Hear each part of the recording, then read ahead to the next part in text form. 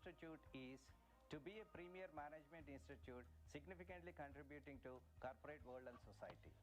We are trying to accomplish and achieve it with the help and support of all our stakeholders.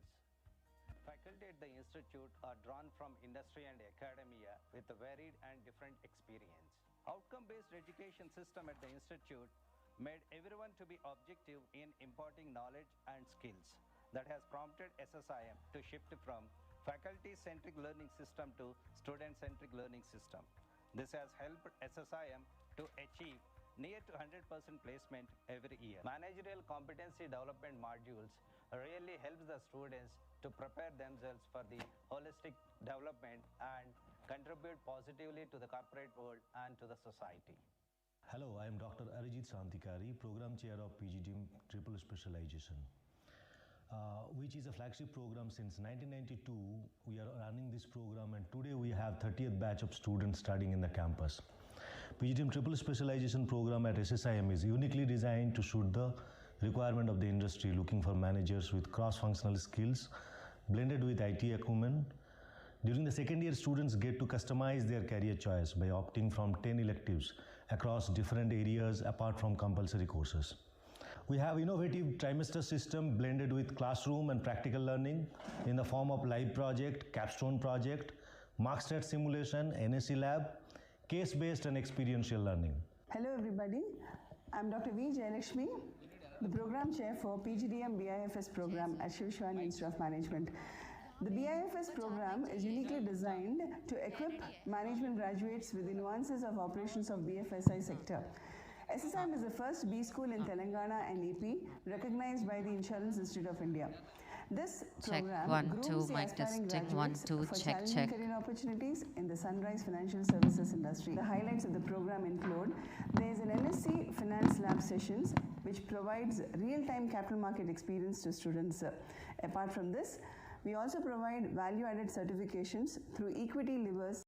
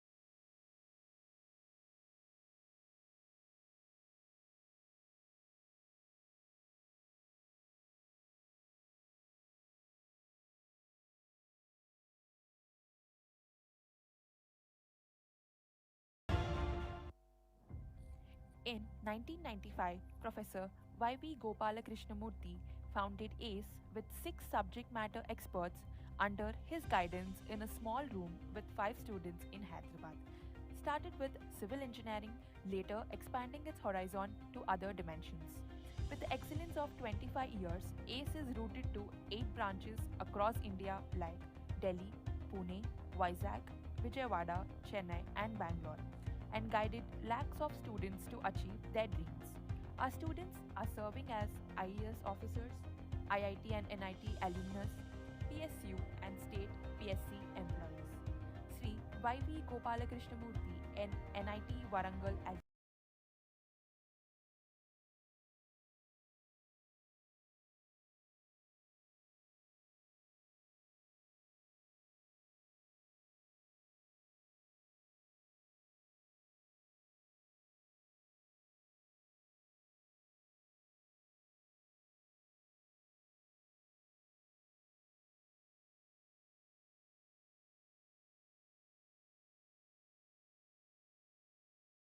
provide access to quality education for students across the nation.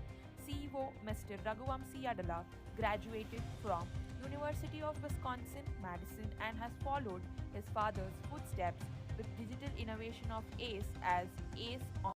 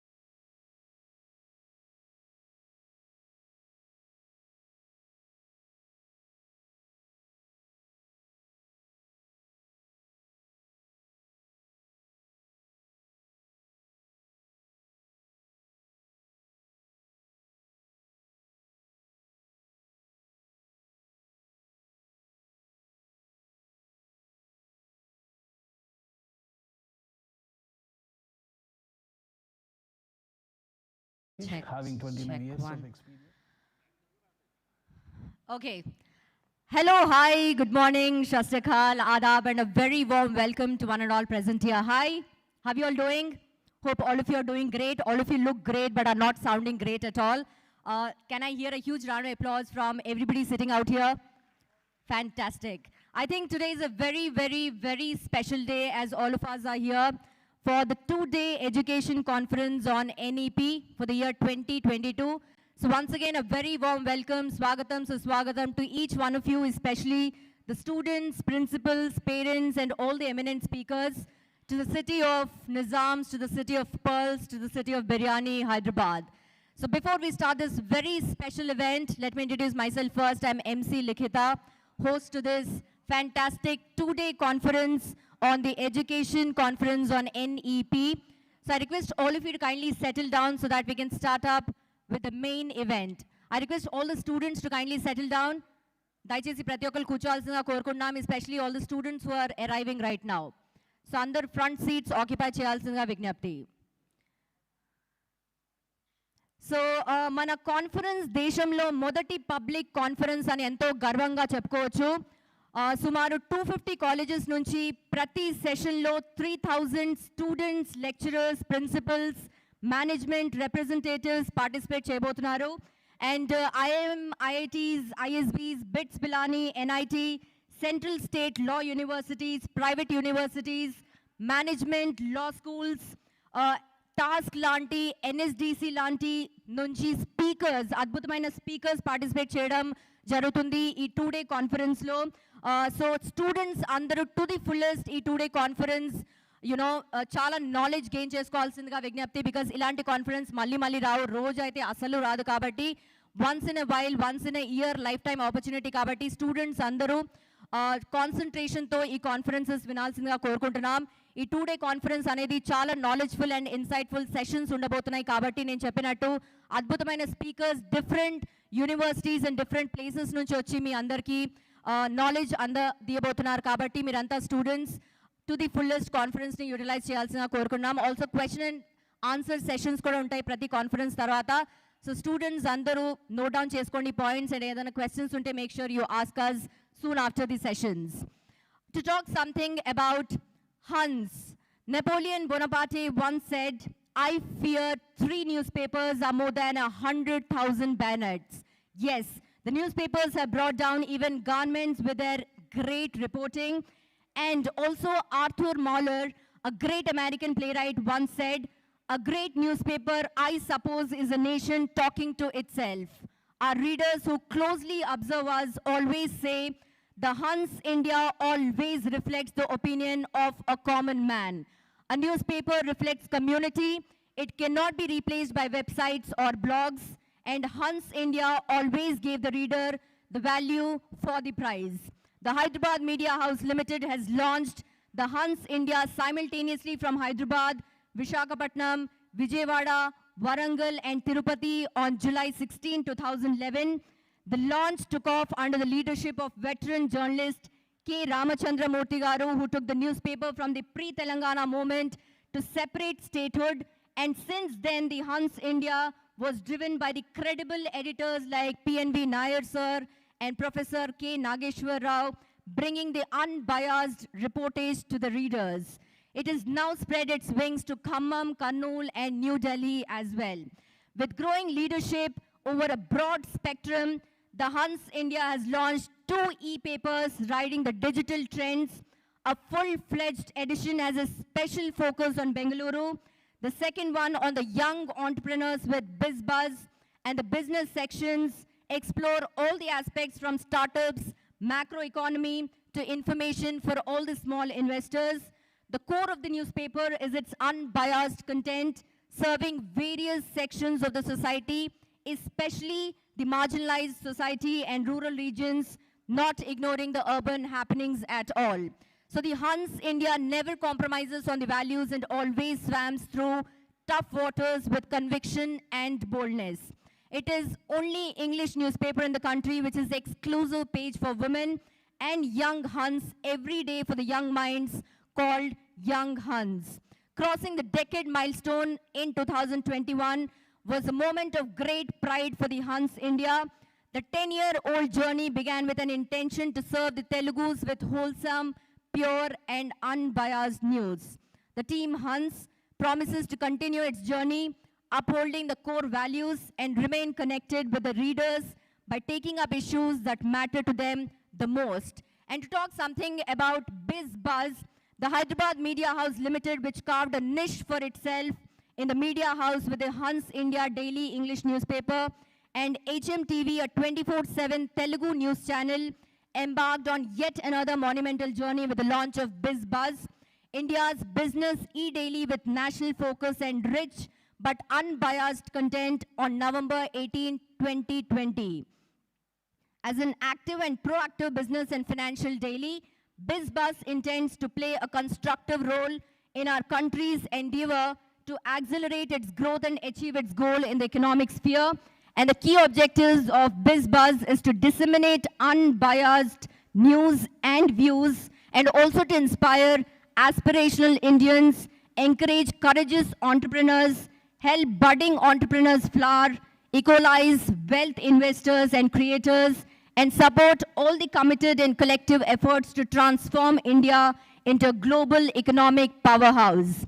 So the national goal of the BizBuzz, which is the third and the most ambitious media project that the Hyderabad Media House has taken up so far, is to play a pioneering and constructive role in enlightening and highlighting the issues of importance and immediacy in the business and political spheres at the national level.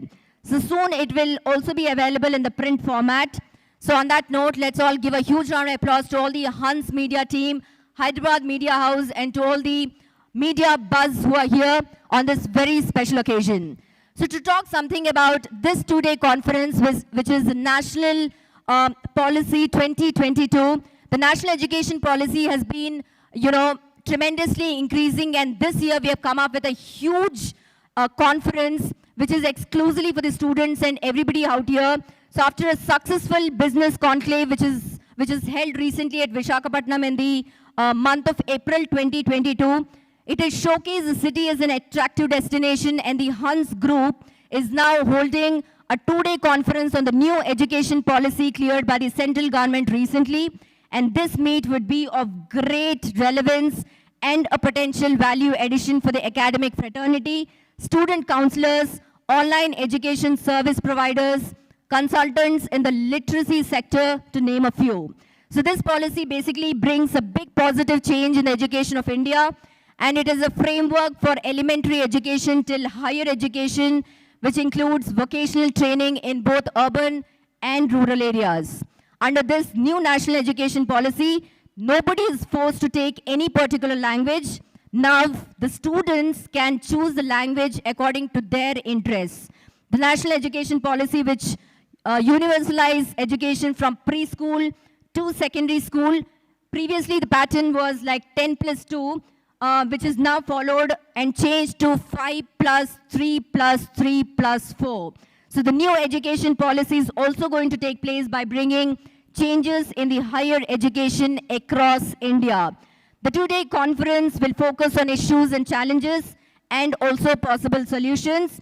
It will also focus on prime areas concerning the policy, which is met with varied reactions and feedback among all the sector specialists. It will also attempt to collate multiple opinions to arrive at a nuanced understanding of the issue. So once again, I welcome each one of you, especially the students, parents, to all our eminent speakers to this two-day conference. Let's all enjoy this conference to the fullest. Let's all gain a lot of knowledge, because such conferences don't happen again and again. So, ఏదైనా మంచి కార్యక్రమం start చేసే ముందు దేవుణ్ణి తలుచుకుంటాం కాబట్టి, before we start this very special event, we would take the name of God. For that, I would request our dignitaries to kindly join us on the stage for the lighting of lamp event. I would request Dr. Shrikant Sinha, CEO from Telangana Academy for Skill and Knowledge, to kindly join us on the stage. Huge round of applause for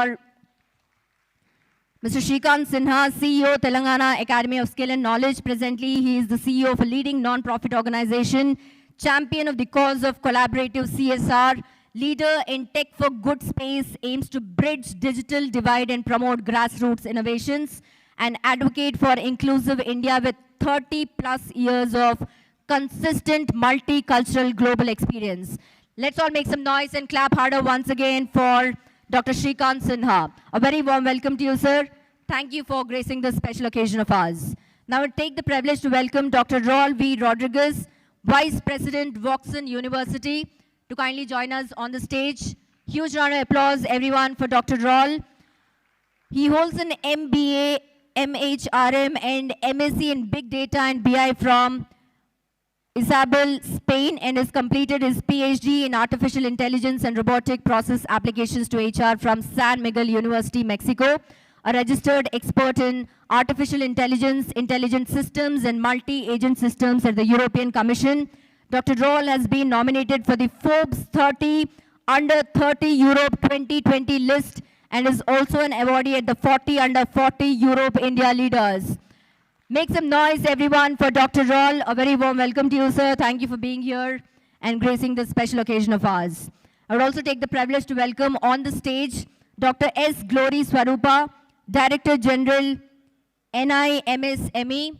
I would request you to kindly join us on the stage, ma'am.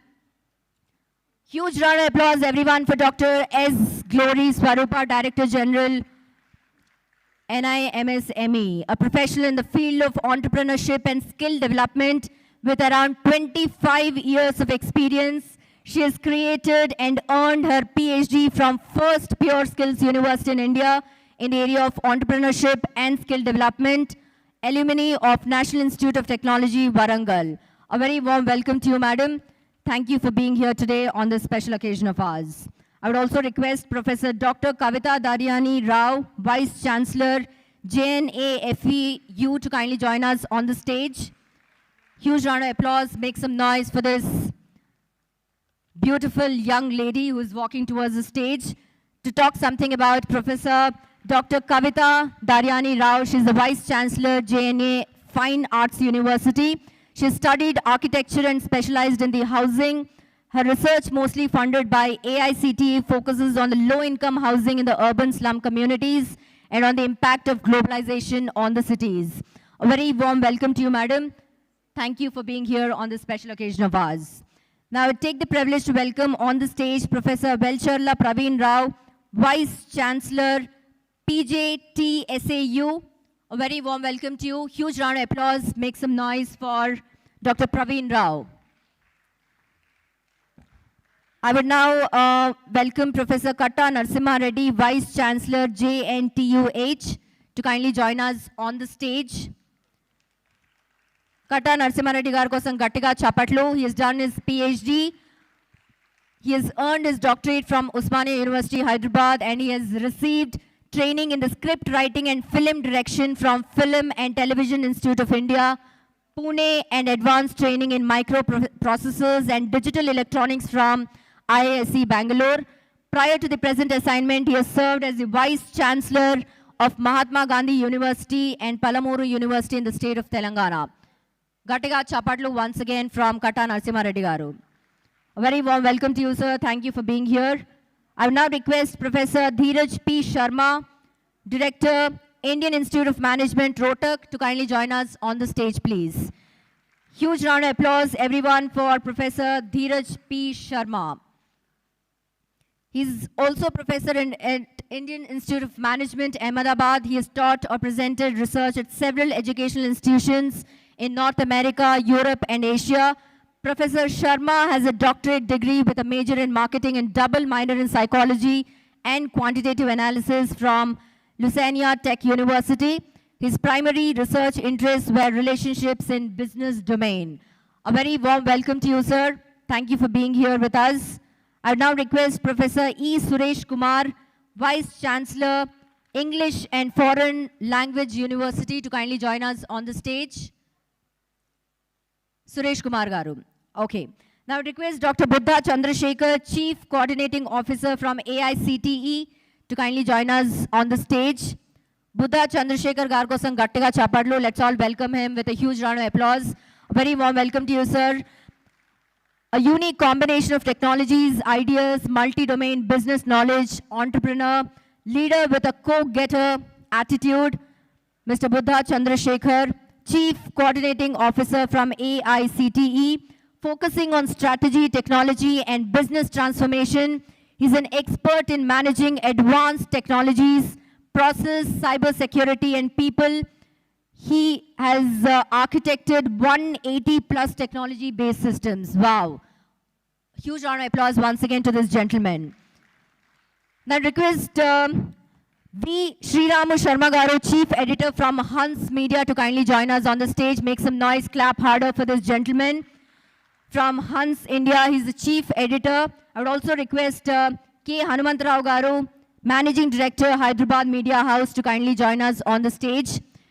Make some noise, clap harder for K. Hanumantarao Garu, MD, Hyderabad Media House.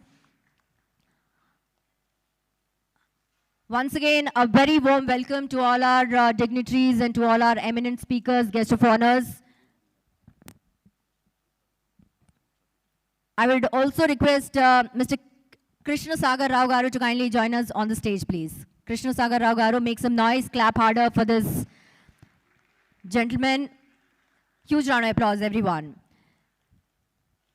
So let's start this very special event, the 2-day conference on NEP. So నేను చెప్పినట్టు ఏదైనా మంచి కార్యక్రమం start చేసే ముందు దేవుడిని తలుచుకుంటాం కాబట్టి గణేష్ వందన song play చేస్తూ మనం lamp lighting ceremony start chedam. I would request all of you to kindly move towards the lamp and light it on this very special occasion. I would request all of you to kindly move towards the lamp, which is near the podium. So I request all of you to kindly join your hands for the lighting of lamp ceremony on this very special event. Talia bajti rahe, everyone. Let's play the Ganesh Vandana song and take the name of God before we kickstart this 2-day education conference on the National Education Policy for the year 2022. This is indeed a very special day, very special event for all the students, especially for all the parents out here.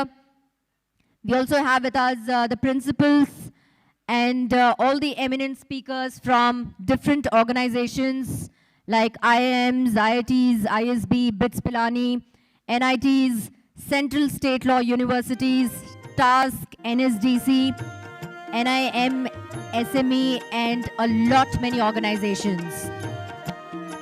So let's all clap harder. Gatiga chapadalto a beautiful event ni start chedam amidst all our eminent speakers and dignitaries on the stage.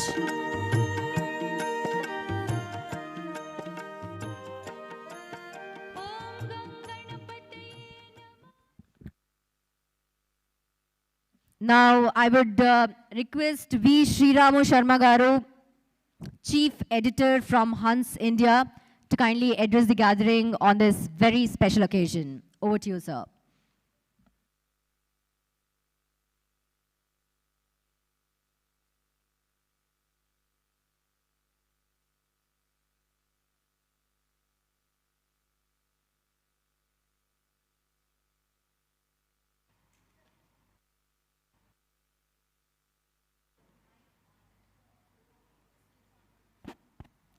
Good morning, everybody.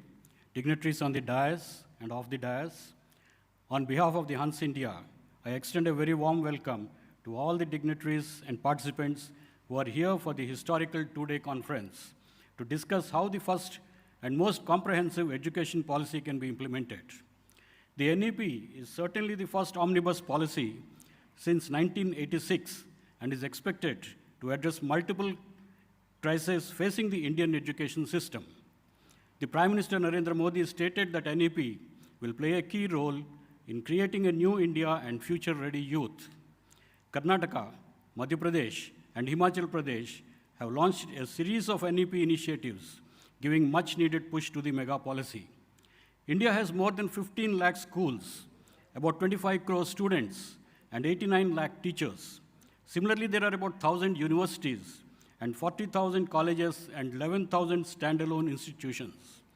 Countrywide implementation of this mega education policy is going to be a mammoth exercise involving multiple stakeholders. As rightly pointed out by the NEP drafting committee led by K. Kasturi Rangan, India's education system is underfunded, heavily bureaucratized, and lacks capacity for innovation and scale-up. What's more, it largely hinges on the cooperation between the states and center. The task ahead is certainly an uphill one. I'm sure this conference will throw up lots of suggestions to overcome the challenges and take forward the NEP. I hope the cream of intellectuals who have gathered here will look at the challenges that are in the implementing policy in view of size and diversity of India's education sector and come up with possible solutions. I once again extend a very warm welcome to all of you. Thank you.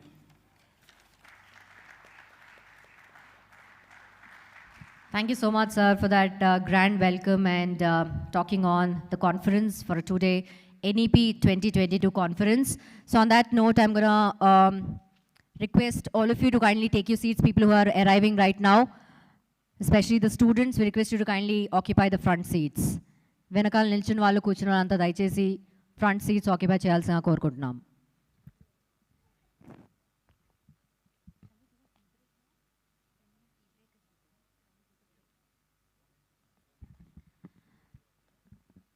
So quickly we'll disperse for tea break. So I request all of you to kindly be back in 10 minutes.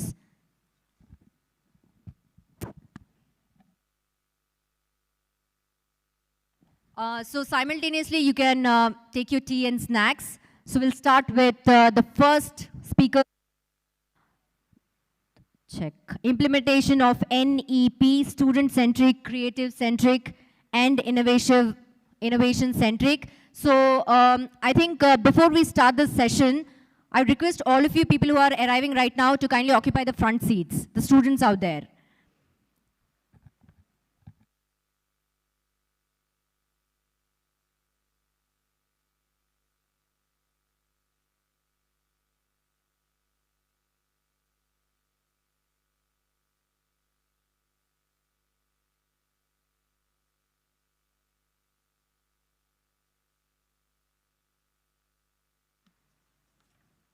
So we're going to start with the first session in like some time. I request all of you to kindly settle down so that we can start with the session. So before we start with the session, I would request our eminent speakers and dignitaries on the stage to kindly say a few words on this special occasion. We have mics being placed on the table.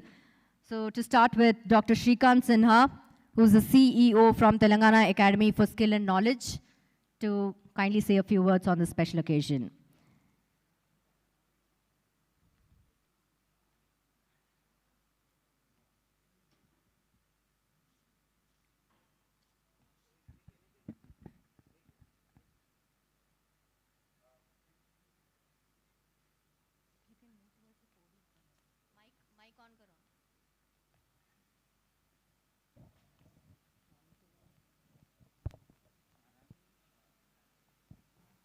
Please switch on. Check this. It's not on, I guess.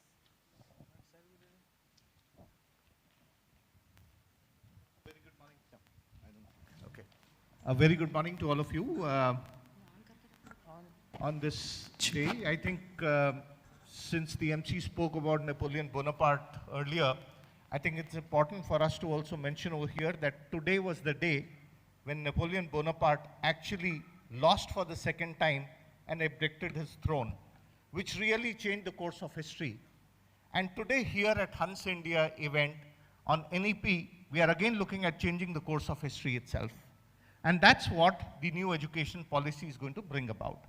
I think it's very, very important to us to understand why this was required. And with your permission to all the dignitaries sitting on the dais, if I'm permitted to use an example, say I'm lying on the operating theater table, right? And the doctor has been trained the way our engineers and other people are trained. What will be my chances of survival? Can anyone give me more than 5% chances of survival? Can I see a show of hands? People who feel the chances of survival are more than 5%? It's very simple. The person, if my appendix is giving me a problem, he will say, but I never studied it because it had come in the last year examination paper. So I've left it this time, right? And that is what is the situation of our current education system, and it was necessary for us to change it. Of course, for the last 2,000 years since the time of Socrates, education itself has not been changed. Thanks to the pandemic, certain things went online, and of course, all of the faculty members, the students, the entire education ecosystem immediately adapted to it in a very, very good manner. I think what the new education policy is going to bring about is a change. And I would request, as the MC said, please, all students, this is going to impact you the most, so please come and occupy the seats, the front seats, etc., so that you don't miss any bit of it.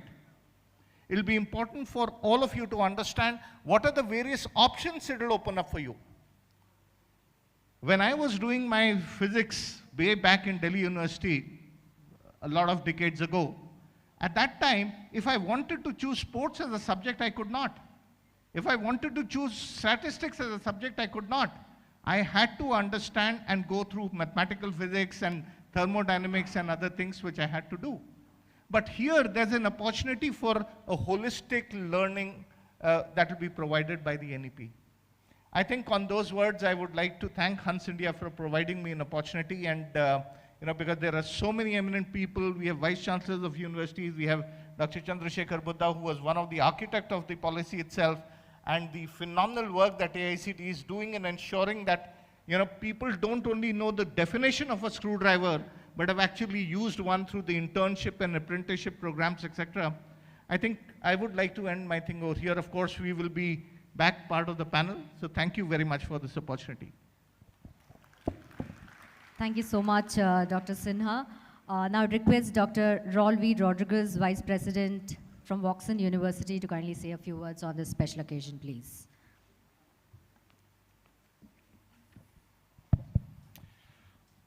First, thank you so much to Hans India for inviting me, and to all the dignitaries here present today. I'll just tell you, because you're going to get substantial, knowledgeable inputs from all of them, so I don't want to bore you on that. I'll speak mostly from a personal perspective. I'm originally, and still, my passport says I'm from Spain, but I've been in this country for the last 10 years now, a decade. I've seen, along with you, education system moving in various directions over the last 10 years. 2 years back, when the national education policy came about, I saw a change. There are various aspects mentioning it, especially for higher education, which concerns me directly, in which bringing global education into the Indian subcontinent is quite critical. However, I have interpreted it in a bit of a different way. It's mostly bringing Indian education into the global spectrum, not the other way around. Because assuming, and this I tell you from my personal perspective entirely, assuming that Indian education is less qualitative than global education will be grown. In fact, if you see, Indian institutions are now ranking on the top end of QS, THE, and other rankings, and this will keep on happening. In fact, as we move progressively, and NEP is more than welcome, in fact, and there is an AICT representative as well here, I believe that the only change that can really change a country progressively and industrially is education from school. But one very critical factor beyond quality is critical thinking, which is internally required, and NEP has really brought it about. So with this, I'll hand it over to the next dignitary. Thank you so much for having me here. Thank you so much, Dr. Raul. Now I request Professor Dheeraj P. Sharma, Director, Indian Institute of Management, Rohtak, to kindly say a few words on this very special occasion.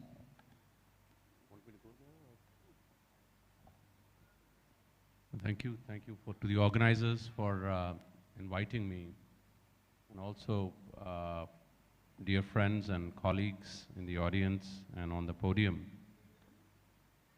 I think one of the most important impacts and possible impacts of new education policy is the improvement and augmentation of the Indian self-esteem. You know, one of the key elements that I have found, having studied it closely, is the use of regional language for education. Now, for time immemorial, we have examined that individual capacity to learn and also to remember and then to recall is probably more, it has been demonstrated empirically when people study in the languages to which they best correlate. I believe that itself could serve as a very important podium for our youth to experiment. Number two, I also think that key to progress in our society is imagination. Can we imagine something? Because all the scientific progress stems from individual capacity to imagine. Again, I think the new education policy provides us an impetus to explore and augment our capacity to imagine. Why? Because it brings back the academic bank of credit, where individuals will no longer be dropping out after a significant number of years that they would have put in. They can always come back. They can pursue diverse subjects. When I studied, I had an opportunity to study in the US. As a student of management, I had the opportunity to take a course in opera. I had an opportunity to take a course in psychology. You know, I could take courses.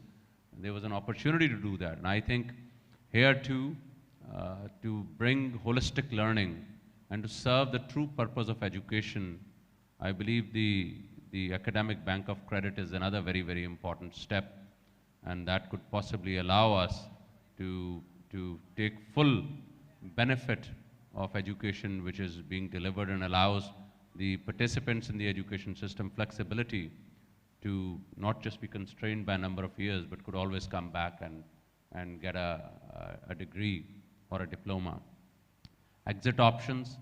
At IIM Rohtak, we have multiple, I would say, implementations we have already done. I have personally written letters to the convener of CAT, which is the examination that people take in India. About 2.5–3 lakh people take that examination for MBA. I've written letters. I've suggested that we move towards providing students an opportunity to take that examination in regional language. That's point number one. Point number two, we are now allowing our students in the integrated program to have multiple exit options in line with the new education policy. So those are two things that we have done at our end. We are encouraging diversity in curriculum. You'd be very happy to know that in our institution, we try to implement non-English literature in one form or the other so that students can have that experience and benefit of implementation of new education policy. I again want to thank the coordinators and the organizers for this conference and allowing me to speak. Thank you. Thank you so much, Professor Dheeraj Sharma, sir. He's a director from Indian Institute of Management, Rohtak. Now I request Dr. S. Glory Swarupa, Director General, NI MSME, to kindly say a few words, please.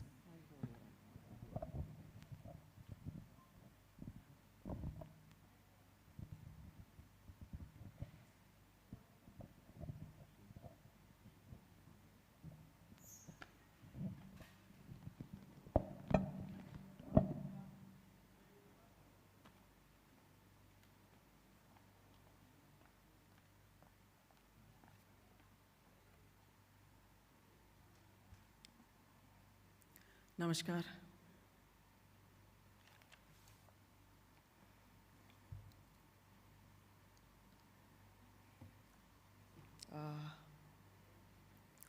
The dignitaries on the dais, Dr. Buddha Chandrasekhar ji, Professor Katta Narsimha Reddy garu, Professor Dr. Kavita Daryani Rao, Mr. Srikanth Sinha, Dr. Rodriguez, Mr. Ram Garu, and other dignitaries on the dais, and the principals, students, teachers, academia, industry, invited guests, esteemed ladies and gentlemen. A very good morning to all of you, and greetings from National Institute for Micro, Small, Medium Enterprises, Ministry of MSME, Government of India. We are located in Yusufguda, Hyderabad.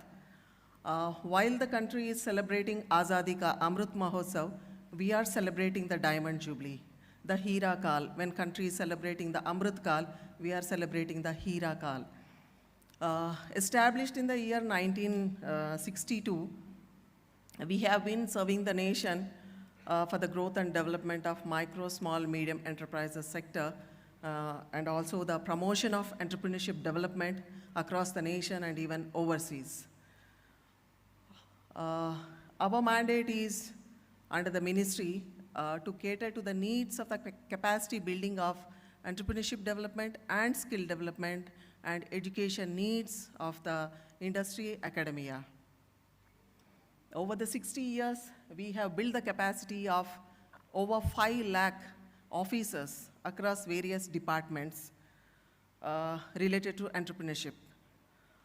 Because MSME sector is one of the very important sector for our economy, because it is contributing for employment generation. 111 million people are employed in our country because of our sector, and we have contributed very largely for the exports, almost 40% and 30% to our GDP.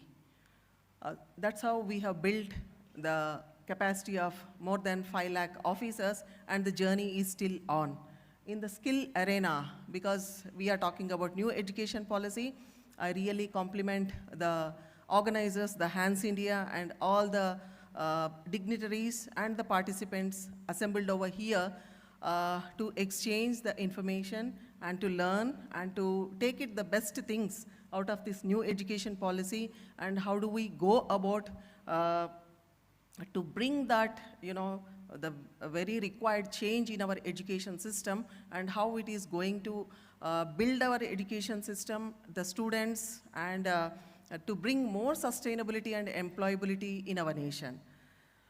In the skill arena, since a decade, since 2009, the institution has built over 3 lakh unemployed youth and women in various skills, IT skills, women-oriented skills, and many technical skills, agri and rural related skills. More than 3 lakh students were trained in the institute. And the institute also contributed very largely for the nation building through policy advocacy, policy research. Closely 1,000 studies have been conducted for Ministry of MSME and various other ministries and line departments. And one of the flagship program of the institute is international executive programs. Apart from 5 lakh officers of the nation, the institution reached 150 nations in Asia and Africa and could train more than 10,000 international executives. Always we think that India is lagging behind, but it is not so. We are much developed, and we have developed so many technologies in MSME sector, and many executives, they come over to India and to Hyderabad to learn these best practices, where we have made positive developments to learn and to go over and implement there. So this is in brief about my institution, and today we are talking about new education policy and the implementation, and how do we go about this. So how this new education policy has come into effect, why we are talking about this. I would like to share a few things. India is regarded as one of the youngest nations because it has world's largest youth population, and precisely 54% of the total population is less than 25 years of age. We know this, but still I am reiterating how this education policy has come into force. India is having second largest workforce in the world, and China being the first. It is predicted that India will continue to enjoy the same trend till 2040. So we have another 18 years more to go, but though China has greatest population, but it is, lessened. It is becoming less and less, and they don't have youth population much in their country compared to India. However, India's formally skilled workforce is approximately 2%. This is actually 4 years old data, but if you see, the skilled workforce has increased to 4%. This is all based on the research, and when compared to China, they have 47% skilled workforce, 52% in America, and UK has gone beyond America, 68%. Japan is 80%, and South Korea, highest among all the countries, 96% of their youth are skilled. So the vocational education has been given a lot of importance in new education policy. In MSME sector, we believe that skilled workforce is very, very crucial for any country's economy to grow and industries to flourish. It is estimated that there will be 104.62 million fresh entrants into the labor market by 2025. So are we ready for this new entrants to be absorbed in the market? So various thoughts has come into government, and a lot of exercise and homework has been done. How to take care of this market needs with regard to skilled workforce. So one of the formula being adopted through new education policy, imparting the vocational skills and building the capacity of the teachers, academicians, and also the industry workforce. One more very important reason why this new education policy is required for India and the student community and faculty fraternity. The unemployment rate in the country is estimated to be as high as 4.9% according to UPS approach report. More importantly, the unemployment rate of the age group between 18 to 29 years is estimated to be 12.9%. In order to absorb the unemployed and new entrants into the job market, India needs to create 115 million non-farm jobs by 2025. Currently, the country has only 75 million such jobs. It is very heartening, and the target is very tall and very high, and we all need to work towards to create the job opportunities for our large section of the youth. The target of such support should be to create additional 40 million jobs by 2025 is the need of the hour. This seems improbable considering that only the additional jobs created during a decade was only 2.7 million. So that is very, very low compared to the target. But as the economy grew in India over the decade, at the rate of 8.3%, but employment grew at very meager rate of only 0.4% per annum. So as per the economy, the employment has not grown in India. It is a point to be noted for all of us. The jobless growth is a concern as it is restricting the country's ability to harness the demographic dividend. Employment and unemployment survey report states that 58% of the graduates and 62% of the postgraduates are unemployed due to non-availability of jobs matching to their education. So this is one of the concerns in our nation, and this is a threat for India because we have such a huge youth population, and if they are not employed suitably or sustainably or profitably, so that is going to cause a great damage for our country. That is the reason, in new education policy, the vocational vocational component has given very much important. The primary reason, so we need to understand why this joblessness is very high. The reason for the unemployment is inadequate skills possessed by the student community or the industry, labor, or work community. So that's how the skill education is very important, and it is imperative intervention to attain the inclusive growth to sustainable enterprise development while addressing the issues like poverty reduction by improving the employability and productivity. In India, the challenges are quite a few, like to meet the skill manpower requirement, to have better synergy between employers and the training institutions, and to make sure that informal economy also have skilled workforce who are recognized and certified and also imparted entrepreneurship training. So experiences of developed countries recommend that investments in skill education will aid economy to scale up, result high growth sectors, break the low skilled workforce and low wage disorders. So these are the reasons. So the vocational education has been given a lot of emphasis in the new education policy. And over the last 2 decades, we have started this exercise for the past 5 years or so, but 120 nations across the globe, so they have started this exercise, and they try to align their education system with the requirements of economy for a skilled workforce by developing narrowly defined competency-based frameworks recognized as national qualification framework. In the global index, when we see the innovations or the startups or the skilled workforce, our rankings are double digit. So this is very, very heartening. And I think all the policy makers, so they have to work towards this, or the practitioners, they have to consider this while implementing this national education policy. And I'm very happy to share that when the new policy on skill and entrepreneurship development has started in the year 2015, in India, the skill universities has come up. So precisely we have 9 skill universities in India, and there is an association for Indian skill universities in India. And I'm very fortunate to conduct research among 2 skill universities which are located in Rajasthan, and we have conducted the research. I would just like to share very significant outcomes which would help all of us how to effectively implement this new education policy coupled with vocational education, and also to take it forward. The research study conducted among the Bharatiya Skill Development University located in Rajasthan and Rajasthan ILD Skill University located in Rajasthan, among 800 students it was conducted.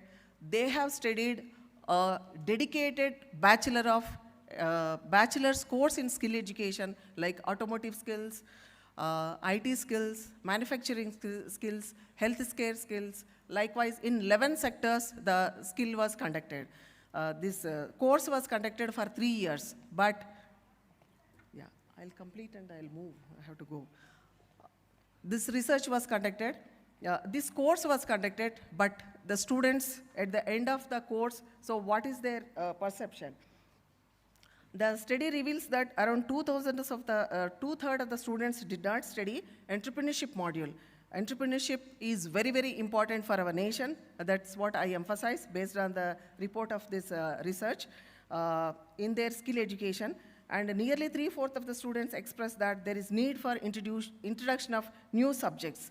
Large majority of the students opined that entrepreneurial inputs, namely achievement motivation, entrepreneurship motivation, business idea generation, case studies, and business idea competitions, and innovation centers, industrial visits, and interface with entrepreneurs are very much crucial for them to complete their skill course and to get a very good remunerative employability in the industry in India or elsewhere. That is what the study reveals. And students strongly agreed that skill education component is required for success in entrepreneurship, as it provides internship in good industry, suitable stipend during internship, absorption in the same industry, a good job, salary, and employment opportunities abroad. So majority of the students were absolutely confident of succeeding in business, West Bengal, Gujarat, Bhubaneswar, and Maharashtra. So we need to come up with several skill universities, and otherwise skill and entrepreneurship development department in all the existing universities. And I'm very happy to share that under the industries department, we have district industry center in every district. So the skill universities and this department should have the convergence and collaboration with this district industry center to hone the skills of the students the academia and the industry labors, and also the department officials, and also to bring out the change in our education system, and also to promote more and more enterprises and spread the culture of entrepreneurship among all the section of the population who are capable and who are able to take up this and to prove to the nation and to prove to the... Coordinate with us. Thank you. Good morning, dignitaries on the dais, the organizing team from Hans India, ladies and gentlemen, students. The common perception about Indians is that we have a great capacity to do well in academics. Unfortunately, what is the common perception that is there about people who are passing out from the academic institutions? It is that they are not job ready. They don't have the skills which will allow them to perform well in companies where they are employed. So obviously there's a big gap somewhere.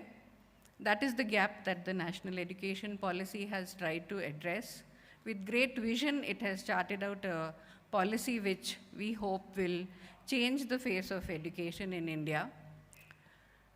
It's targeting, the biggest change is that it's targeting a very holistic development of students, not only limited to domain knowledge which has been learnt by rote, written out in a similar way in the examination, but which will help them to experience, understand the basic concepts, and learn to apply and create with it.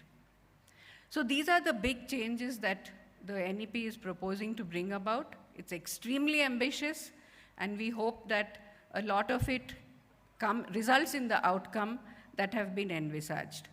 So a holistic person is somebody who's not only familiar with his textbooks, with the readings, but is able to communicate with his colleagues, with his seniors, with the outside society.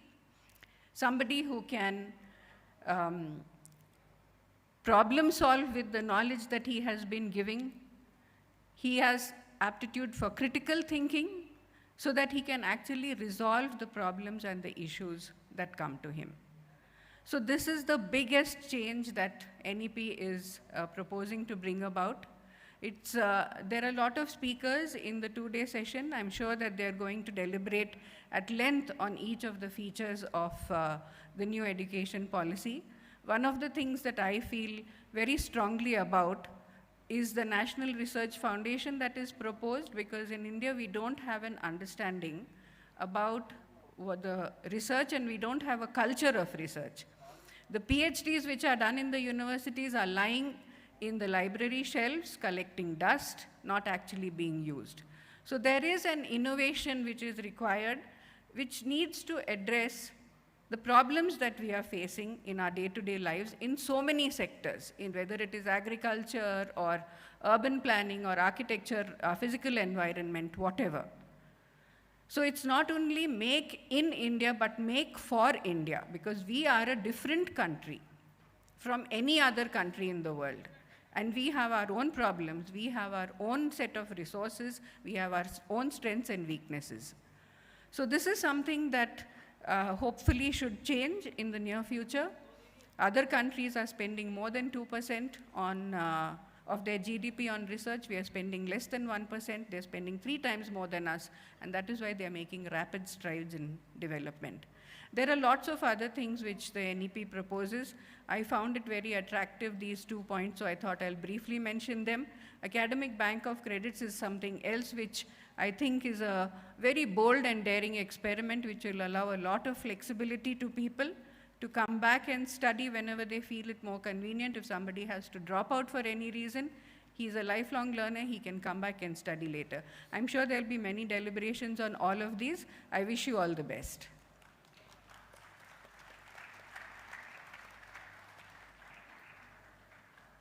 Thank you so much, Professor Dr. Kavita Daryani Rao. She's the Vice Chancellor from JNA FAU. for that insightful session on the new education policy. Now I would request Professor Katta Narasimha Reddy, Vice Chancellor JNTUH, to kindly say a few words on this very special occasion.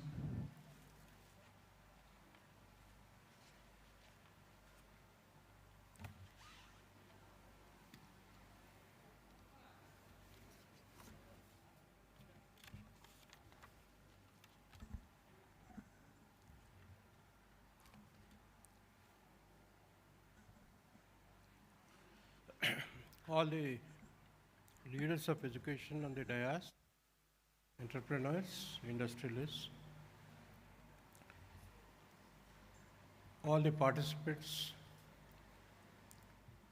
for participating in this 2 days seminar. First of all, let me really thank Hans India to take an initiative in organizing a big program on National Education Policy 2020.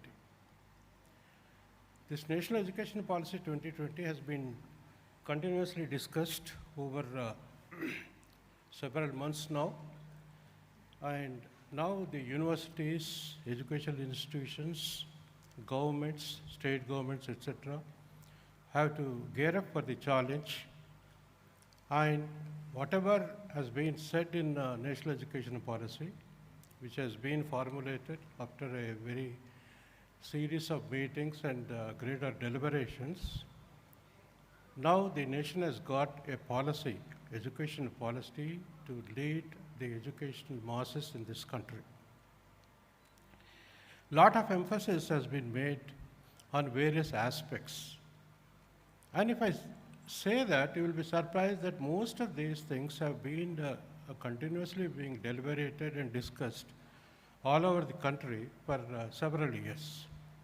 But this is a final culmination of thinking process, which has to be now go into implementation stage, because the world now is heading in a different direction technologically, and the people have got more aspirations compared to the generations where we come from. We never had this kind of a competition, nor this kind of aspirations. But today, the students, those who are getting educated in the universities, need to be more dynamic, more appropriately learn the skills, acquire the skills, not only in one area, but in many areas. Before, really talking about what national education policy is and how this can be implemented, what are the impediments, and what are the advantages, etc., let me briefly tell you how this country has moved on the educational front. What are the different policies has directed the education system in this country. Starting from our independence in the 1947, when we got the independence, the leaders of the country started thinking that the future of this country, the destiny of the country basically remains in the classroom. Therefore, they wanted to give more importance to the education, and in 1948, Dr. Sarvepalli Radhakrishnan was appointed as the chairman with a 10 members committee, out of which 2 from American universities and 1 from British University. And the top educationalists of the country have been pulled up, and they were asked to give the direction to this country how this education should be, developed in this country. What will be the boundaries of development, and how the government should go about.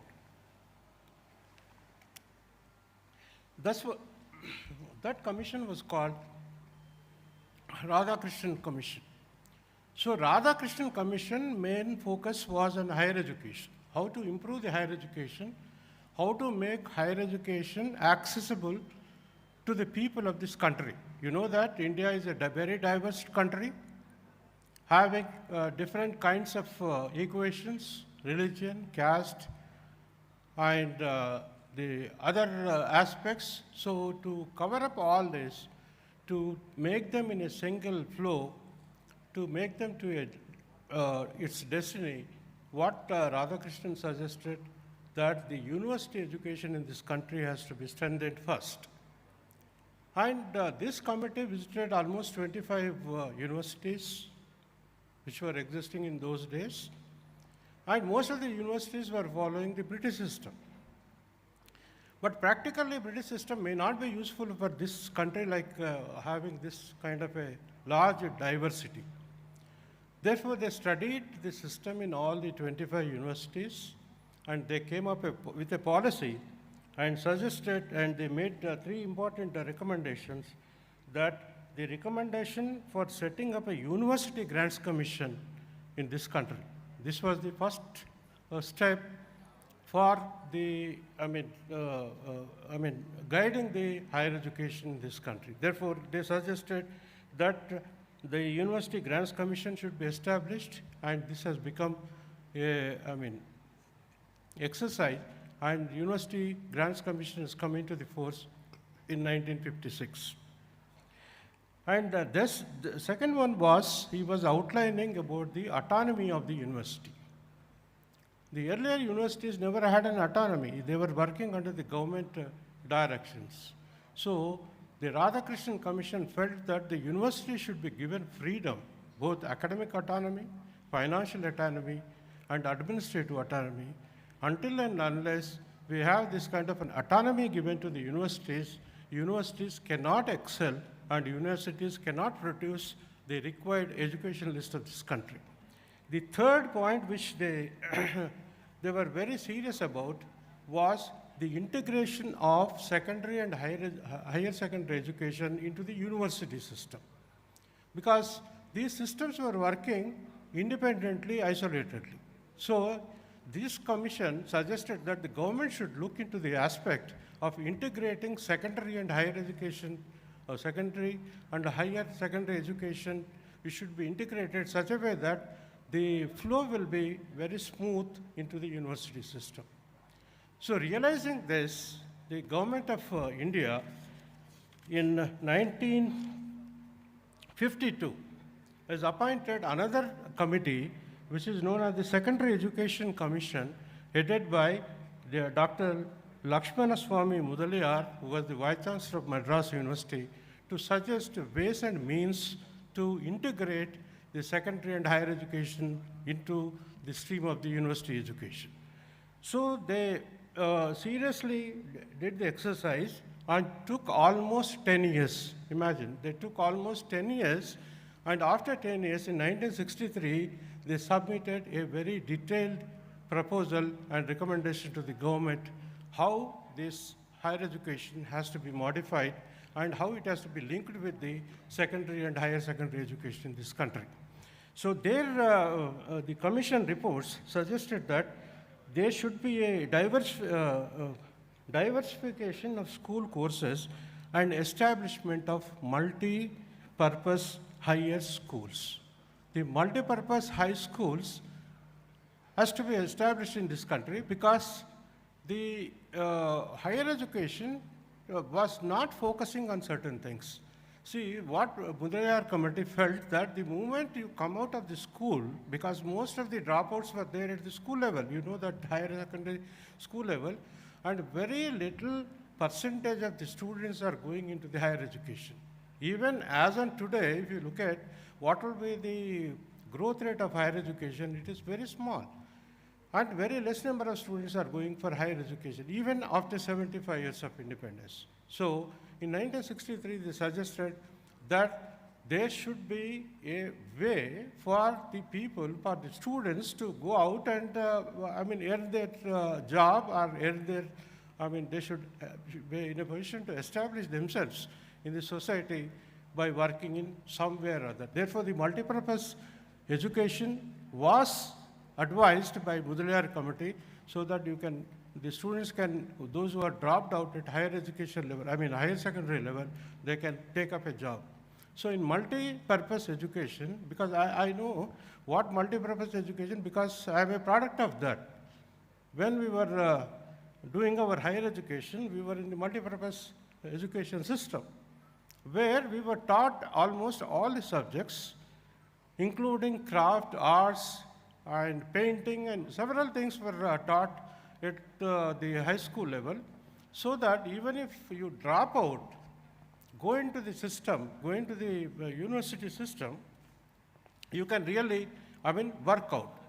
So that was the system which was emphasized by the Mudaliar Commission, and then the Mudaliar Commission also suggested that the vocational course or vocational system has to be developed, like polytechnics and vocational education has to be introduced. And they also suggested that there should be a 3-language policy in the country, so that the students should be allowed to learn the 3 languages, namely English, Hindi, as well as one of your regional language, like Telugu in Andhra Pradesh and Tamil in Tamil Nadu, like that, the regional languages were allowed to be studied. And they also suggested the implementing the examination system, implementing teaching education system, etc. But the focus was not on women education. This was the major drawback of Mudaliar Commission. And outcome of this Mudaliar Commission recommendations, the government realized the importance of how the education system at the school level has to be. Therefore, in order to do that exercise, they started NCERT. When Radhakrishnan, because of committee, you got the University Grants Commission in 1956, and because of Mudaliar Commission, the government has established another feather in the education, that is NCERT, National Council for Educational Research and Training. Subsequently, another commission was formulated in 1964 to 66, and it was headed by the then UGC chairman, D.S. Kothari, and which is popularly known as Kothari Commission.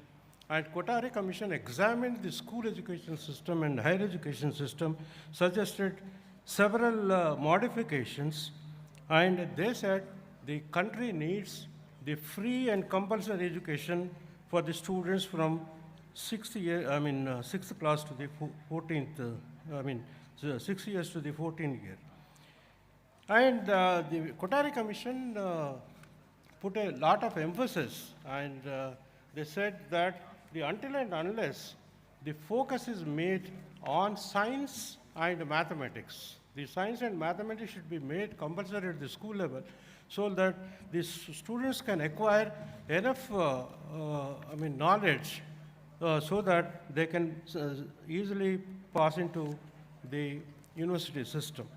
And another policy called the National Education Policy, which was started in 1968, and a lot of discussion was there in the parliament, and because of that, Indira Gandhi proposed that there should be a national education policy. That was the first time they thought of having a national education policy, and they wanted to implement certain things, and very few things were added in that, and they suggested that the education should be imparted in the mother tongue, rather than having a language policy. The emphasis was on to have the teaching in the mother tongue. And this education policy did not take up much very seriously because of the financial crunch in those days and several other factors. But when Rajiv Gandhi came to the power in 1986, they started national education policy under the dynamic leadership of the P.V. Narasimha Rao, who was the MHRD minister at that time. So this policy basically made certain things which has to be focused, and they were the modernization of the role of IT education, IT in the education. So from there on, you know how the IT education has been improved, how the universities are able to impart education through, and so that the many IT professionals are produced today. And it is the restructuring of the teachers' education, early childhood care, then women empowerment, adult literacy, and autonomy to the universities and colleges. And this was the time where real autonomy was given to the universities, and even colleges were also allowed to come under this particular education policy. So culmination of all these exercises, which has been carried out for last 60 years, the final exercise was carried out 2-3 years back when the new government came into power, and this policy is known as National Education Policy 2020. The main emphasis on this is the quality, affordability, equity, access, and accountability. These are the major focus of this committee. And this committee suggested several principles, which are the flexibility, and then you have no hard separation between the subjects, curriculum and extracurricular activities, multidisciplinary education, conceptual understanding, critical thinking, ethical values, teachers as the heart of the learning process, and the strong public education system. These are some of these things which has been emphasized in that, and each one of them has got very, serious thinking, and the implementation takes little more time, but I'm very happy that Jawaharlal Technological University has already initiated the National Education Policy. In recent Board of Studies exercise, we have incorporated all the aspects, most of the aspects which are suggested in the National Education Policy has been incorporated. From this year, from this academic year, the university is going to implement in true spirit whatever the changes we are going to do. And I think this will be not only the Jawaharlal Technological University was the first technological university in the country, but it will be the first technological university to implement National Education Policy in total. Thank you very much. Thank you so much, Professor Katta Narasimha Reddy Garu, who is the Vice Chancellor from JNTU, Hyderabad. He has wonderfully spoke on the National Education Policy, the new education policy, and also about the secondary education, the secondary higher education. Thank you so much for that insightful session. So I think there are a lot of students who are here. Chala mandi students vachi gather avadam jarigindi within a span of like 10-15 minutes. A very warm welcome to each one of you, which is in a prati okkalki marokkasari swagatam suswagatam telichestu. Miri 2-day new education policy conference to the fullest utilize cheskoni edana doubts edana questions una next sessions lo adugutarani aashistu, because speakers ane vallu chaala adbhutamaina speakers manto paatu ee roju unnaru ee beautiful conference lo. ఒక 20 minutesలో మన main first session conference start చేయబోతున్నాం కాబట్టి students అందరూ front seats వచ్చి occupy చేసుకోవాల్సిందిగా కోరుకుంటున్నాం. Thank you so much. Now I would take the privilege to welcome Krishna Sagar గారు, author and organizational strategist, to kindly speak a few words on this very special occasion. Huge round of applause everyone for Mr. Krishna Sagar.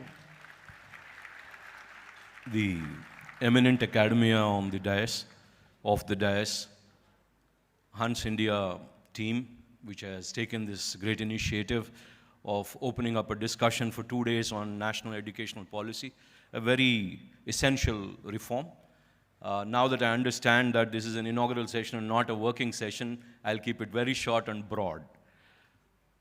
See, I see a lot of students here, and very recently I've been addressing few engineering and MBA colleges. Some of them are top colleges. When I asked this question, who are you? It looked very philosophical for them. They thought it's, who am I? I said, it's who are you? At the final year students who have been placed actually, and they have got their offer letters, and they couldn't answer this question, who are you? And I was looking for a very specific answer. Maybe that's my mistake. And the answer was expected from them as we are professionals. So, ladies and gentlemen, the national educational policy envisioned by Prime Minister Narendra Modi, it has come in very late, but it has come in very forcefully. This reform was due long back, because this is going to orient your futures. You know, there are so many young people here, and the future of this nation. Any nation's destiny depends directly on the quality of education, the method of education, content of education. The social change and the economic change is possible only through a great education reform. Why I'm saying reform, not a system, because it has to keep reforming. While I profoundly feel that this is a great change. It's still short of the content change. There is a method change, there is a structural change. I think obviously governments cannot do everything at one time, so there is a gradual process going on. In short, if you want to understand what is the national educational policy advocating and trying to enforce eventually, is three major things. One is the global integration of the education system, of Indian system with the global education process. Number two is the flexibility of choice. And number three is the portability of your educational degrees and diplomas. So as I said to you, if you're a degree holder, whether you're an engineer or an MBA or whoever you are, and by the end of the program you get just a degree certificate and not a set of skills which will enable you to be a professional, call yourself proudly, I'm a professional in making, then what is the value of that piece of paper? So that gap of what the industry anticipates from you as a professional and what is the educational system readying you with, just a piece of paper or a structured curriculum or the outcome of some tests, if that is what the education system is doing and not imparting you great skills which are efficient for the industry, then that gap is what the NEP is trying to close.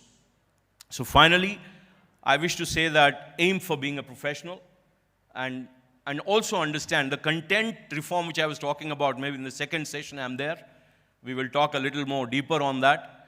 There are machine skills and there are human skills. And the entire Indian education system is so focused for the last 1 century on machine skills. The skills which deal with the cognition. And what about the emotion? And if you don't have this set of emotional skills, then you'll not be able to actually be empowered. And all education is not just for employment. And if somebody is thinking all education is purely for employment, you can be employed, but you can ruin yourself socially, emotionally, mentally, physically, and even within your family or organizational systems. All the issues, the challenges of the professionals today at the workplace is all because we are completely lopsided in our content. That's all I have to say over this inaugural session. And I know most of the eminent speakers have given right inputs. And the next 2 days is going to be very exciting interactions. I wish all of you stay and enjoy and carry home some important inputs. Thank you very much. Thank you so much, Krishna Sagar Garu. He is an author and an organizational strategist. He has spoken wonderfully on, the emotional skills, the quality and method of education, and also about the vocational education. Thank you so much, sir. Now request Dr. Buddha Chandrasekhar, Chief Coordinating Officer from AICTE, to kindly say a few words and address the gathering on this very special occasion. Good morning all. On behalf of Ministry of Education, I welcome everyone for this very much needed National Education Policy 2020 2-day event. My name is Buddha Chandrasekhar. I'm a Chief Coordinating Officer for AICT Ministry of Education. I'm from Andhra Pradesh, Visakhapatnam, so I can speak Telugu very well. But I thank, as it's official event, maybe I will try to stick myself to Tinglish, so Telugu plus English. So I thank Hans Media and the dignitaries on the dais for much needed initiative and inviting various stakeholders in one place, including the major stakeholder is students. And dear students, I don't see you as a students, I see you as a innovators, I see you as an entrepreneurs, I see you as a startups, I see you as a researchers, I see you as a job seekers, I see you as a job givers. That entrepreneurship is very, very much important, because I myself question every night that why we have only few Adanis and Ambanis in our country. Why don't we have Adanis and Ambanis in each and every hook of the corner of our country? Because our old education policy is driven us towards the working under someone. I think the basic fundamental difference between the old education policy and new education policy is now it will empower you to think out of the box. It will connect your right and left brain, which is very, very important. See, why Germans are much more brilliant than Indians? Because of just one ingredient, that we only using one side of the brain, but they are using both sides of the brain, and they became #1 in even producing the best of the best engines, which we call it as cars or automobiles, or you take it like aeroplanes or anything, So that's I think that is the missing piece in our old education policy, which we are trying to fulfill. So in this, now if you see the physical world, right, the entire physical world become a digital village. What it means is, you can access anything. Even if you want to access the Boston City disaster management system, you can access it from here from a click of a button. So it means the world became a digital in nature. Don't you think Indians, every student, every faculty needs to digitally empowered? The answer is yes, right? But how you will do with the old education policy? So that's where the ingredients come into picture. If you want to create a very best of the best sambar, what you will do? You will mix so many things together, right? So this a national education policy is also what a beautifully crafted. I mean, if you ask me, this is the best of the best crafted educational policy system in the world, and the best brains, not only from India, the best brains across the world was churned through and try to understand what is that best we can give to our students and our faculty institutes as well as the industry. Because we see as a Ministry of Education and Government of India, there is a huge disconnect between the degrees what we give and the course curriculum what we have and the outcome. The outcome is unemployed youth, right? This is the result of the old education policy. I think now let us all get rid of it. I think, this is a time we need to move from a developing nation to a developed nation. When I say the developed nation, what I mean by developed nation, imagine a student comes out of the with skill and with knowledge and with jugaad and with innovation, with entrepreneurship. Don't you think we can reduce unemployment in our country? Imagine reducing 5% of unemployment in our country. It will change the course of our country. That is what the vision we need to make in our mind. And today, after 2 days, I request everyone, let us take something back to our place and share this knowledge with all our friends and families. And trust me, in one movie called Tagore, Chiranjeevi says, I will help you, you help 3 other people, right? In a similar manner, today you take up this, I know here we have only few hundred, but this few hundred can send this message to few hundred of WhatsApp messages, in few hundred of Facebook and various social media platforms, and that will change the country. I mean, yesterday I was reading in newspaper, they are saying that there is one incident happened in Secunderabad. This were pre-planned in social media. When can a disaster can happen in a pre-planned in a social media? Don't you think the development of our country can happen in a social media? Of course, the answer is yes. The only thing, the right side, right brain needs to be get connected and motivated. And let us create more innovators, more entrepreneurs. When I did my MBA from Maryland University, I finished my MBA there, sir. I paid $50,000. The last end of the day, they gave me one small book, said, this is the best of the best book, which has all the solutions. So I was so curious, and I'm not able to stop myself. I rushed to the restroom, and I opened that book and get shocked because when I'm 7 years old, my grandmother taught me the same, that is called Mahabharata book. He gave it to me, saying that after I paid 50,000 rupees, I think, one thing which the ingredient missing, till now in our old education policies, we forgot our basic roots. Because we as an India, as ancestors who are greatest scientists. So they are, we used to call them as a rishis or, whatever the books they written, unless until you see it, you don't write it, right? So imagine, someone written it, what it really means is it really happened. But we ourselves basically doesn't recognize, and the Germans and various others recognize. They have decoded all that, including the Tesla, and created best of the best solutions for the country, I think, which we must do. So we have included the Indian knowledge systems into the system, which is very, very important. Along with that, as I said, I'm from Andhra. I really love my language. When I first think to speak, I first interpret the entire thought in the language which my mother taught me is Telugu. So first I think in Telugu, I reinterpret in my operating system called my brain. And I speak in English, and again, when someone gives me some input, I will again reinterpret back in Telugu, because that's a language, and the language of great of the gods, that's what they call it. I don't know whether it's really great of the gods, but one thing I can tell you, that if you speak in Telugu, 75,000 nadulu. ఒకేసారి కదిలించగల ఏకైక మాతృభాష మన తెలుగు. ఇంత అద్భుతమైన భాషను మనం వదులుకోకుండా దాన్ని పరిరక్షించుకోవాల్సిన బాధ్యత కూడా మన దగ్గర ఉంది. కాబట్టి I request everyone, along with our advanced technologies, because I'm a technologist, I speak technology, I sleep with technology, but at the same time, I love my culture and tradition and language. I think, we need to manage this both. So I thank everyone for, lots of points. I'm sure we are going to discuss lots of points here. So skilling, reskilling, digital skilling, because not only the skilling, we have identified 30 technologies, emerging technologies, which can rule the world for next 15 years.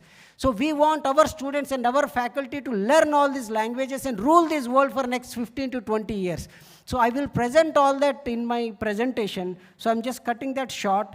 But basically, it is the NEP is not only about the building your career and future. It is about the building the character also, which is very, very important. We are seeing in last few years very disturbing incidences in our country, just because there is a gap, on character building in our education policy. I think that also we are trying to fulfill and creating a well-rounded individual which can equate with the 21st century skills. As sir said, ABC, UBC, there is along with ABC, we have UBC now. I mean, why only the academic bank of credits? Don't you think we need to create a universal bank of credits? So we are slowly working towards that. And we are working on one nation, one data. Till now, the data is decimated everywhere. There is no decision-making systems. Now we are creating a decision-making systems, which is not only useful for the government, which is useful for the institutes, for the faculty, for everyone. Imagine a father or a student wants to pursue a PhD in mechanical engineering. Do you have any system which can help you? No. So we are creating a system where you can key in all this information and retrieve this information and take a best of the best decision. As I said, the government of India intention is very simple. Sabka Saath, Sabka Vikas. So now we are opening up colleges in various backward districts. Because, that is where we can fulfill the gap. Why the villagers are moving towards city? Why don't we spread the development towards villages? I think this is the thought process we need to carry. And as ma'am is there, I request madam to please be here, the MSME ma'am, so that she can go through the presentation which I have created, because it's not only about the national education policy. The presentation is about the country development, how we can include all the stakeholders in order to develop our nation to a Vishwa Guru. Because we as an Indians, we see this country as a Vasudhaiva Kutumbakam. It means the entire world, every citizen in this world is our brothers and sisters. That's the beauty of our country, So let us create this national education policy in a way that let the other students of other countries will come to our country, like how they used to do in 18th centuries. They used to come to our country and they used to learn, acquire the knowledge, and they used to go back and become a spiritual gurus. Some maybe name it as Jesus or whatever it is, So they all learned here and went back and decimated the knowledge, shared the knowledge.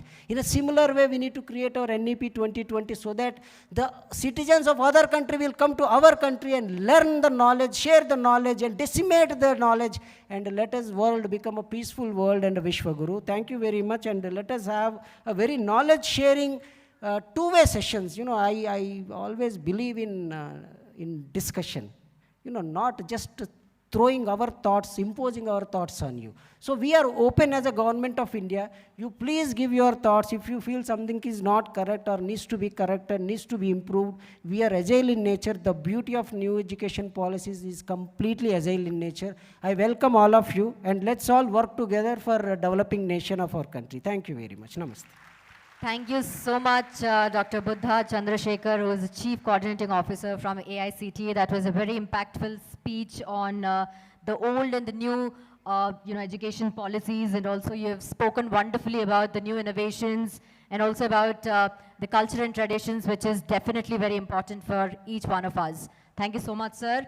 Now, I would request the team from Hans to kindly hand over mementos to all our eminent speakers and our delegates on the stage. I would request the entire team from Hans India to kindly come forward and hand over a quick token of appreciation to all our dignitaries on the stage. So once again, thank you so much to each one of you for being here and for gracing this very special occasion of ours. We're going to start with the first session within 15 minutes. So appadi varaku students evaraithe vastunnaro vallanta dayachesi front seats occupy cheyalsina korukunnam.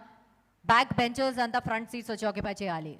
Andarkanta last seats lo velli kurchunaru. Mottam tough fully occupied undi last seats. But we request all of you to kindly occupy the front seats so that you can shoot out questions while the speakers come out with the very interesting and innovative sessions on the very interesting topics. So దయచేసి వెనకాల కూర్చున్న వాళ్ళంతా ముందుకొచ్చి కూర్చోవాల్సిందిగా కోరుకుంటున్నాం. So once again, a very warm welcome to all the students, to all the principals, to all our parents, and to all our eminent speakers for this beautiful, fantastic two-day conference on the new education policy. So నేను చెప్పినట్టు మన conference దేశంలో మొదటి public conference అని ఎంతో గర్వంగా చెప్పుకోవచ్చు. హైదరాబాద్లోని సుమారు 250 కాలేజెస్ నుంచి ప్రతి సెషన్కి అరౌండ్ 3000 స్టూడెంట్స్ పార్టిసిపేట్ చేయడం is seriously appreciable and it's definitely going to be a great milestone in the history of the two-day conference which is going to happen today and tomorrow at Shilpakala Vedika.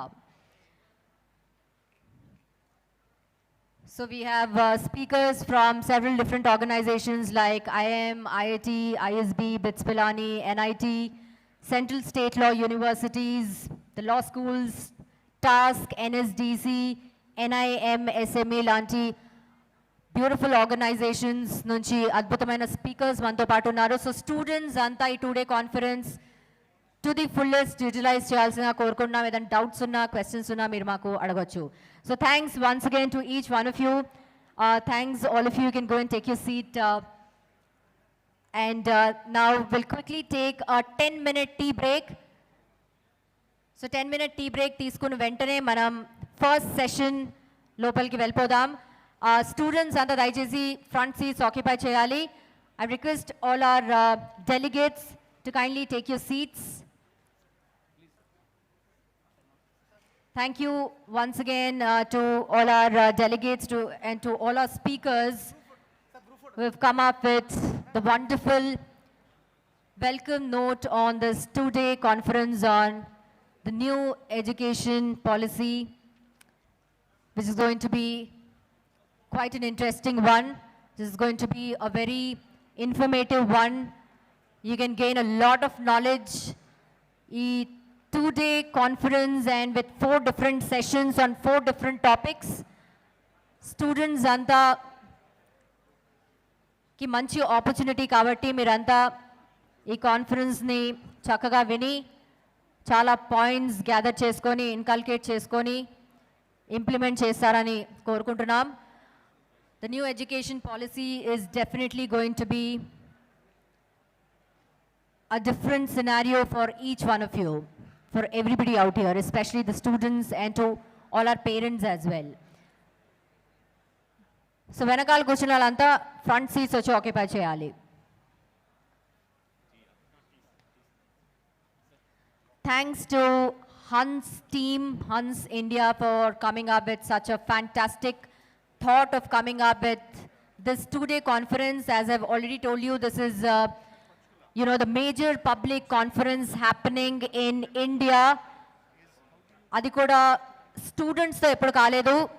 So mana ee conference lo intamandi students unnaru anante chala సంతోషంగా ఉంది, చాలా ఆనందంగా ఉంది. Because students అంతా gain చేయబోతున్నారు knowledge అని తెలుసుకోవడం is get some kind of confidence among the students, and also hoping that you're going to implement all of these in the real life and gonna shine brighter in the near future. So students anta front seats vachi occupy cheyali.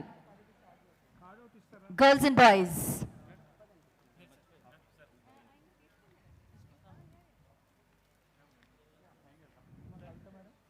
So before we start with the first session is going to be a very interesting session, implementation of the new education policy, student-centric, creative-centric and innovation-centric. So ఈ topic పైన మాట్లాడడానికి మనతో పాటు చాలా మంది eminent speakers ఉన్నారు. But before I call all of them onto the stage, we're going to take a quick 10-minute tea break. So tea Premulanta, tea lovers anta, you can have your tea. Make sure you be back at this same place within 10 minutes. 10 minutes lopala meer vachi కూర్చోవాలి. Tea తాగిన వాళ్ళంతా please make sure you take your seats at the same location.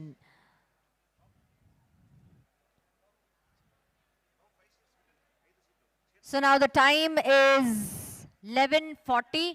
Sharp 11:50 ki manam first session start cheyabothunam. So students anta okavela meer disperse ainappatiki make sure 10 minutes lo meer vachi కూర్చోవాలి. 11:50 sharp మీరంతా వచ్చి కూర్చునేటట్టు చూసుకోండి. Girls and boys, everyone. Kind attention. Thank you.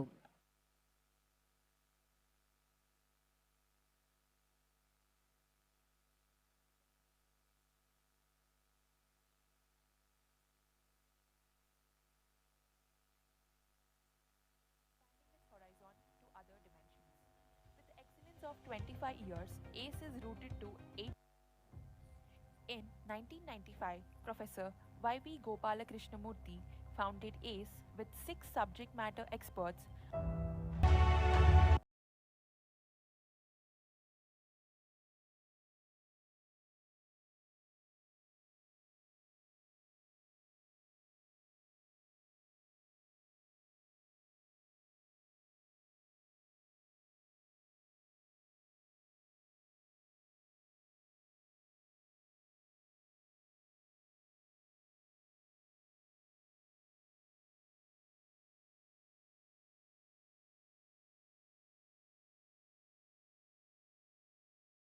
These programs are AICTE approved, and 3 of these programs, PGDM, BIF and IB, they are also NBA accredited.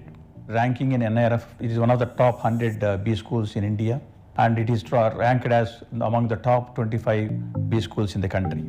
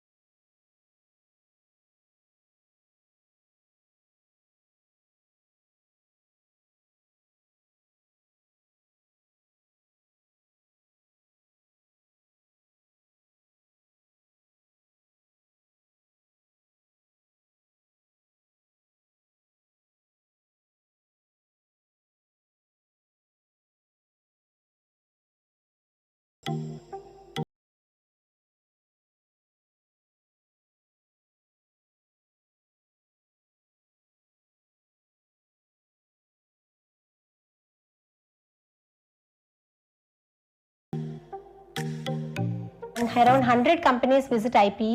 To mention a few: Deloitte, TCS, Cognizant, Accenture, Genpact, and HDFC Group, ICICI Group, HUL, Mondelez International. In such a way, there are many companies, around 100 companies, reputed brands, visit IPE for their talent requirements.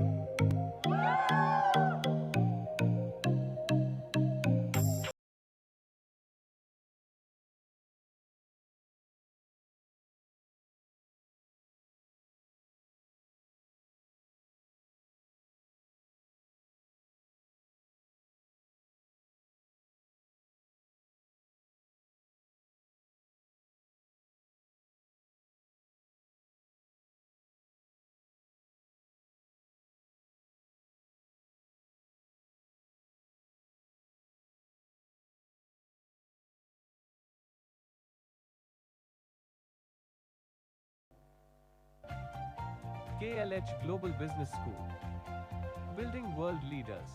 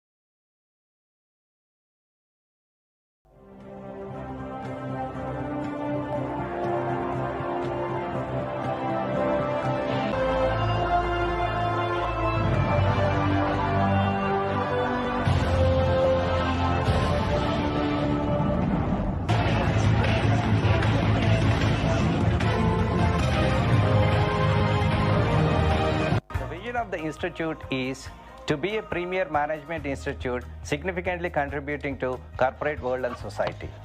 We are trying to accomplish and achieve it with the help and support of all our stakeholders. Faculty at the Institute are drawn from industry and academia with a varied and different experience. Outcome-based education system at the Institute made everyone to be objective in imparting knowledge and skills. That has prompted SSIM to shift from faculty-centric learning system to student-centric learning system.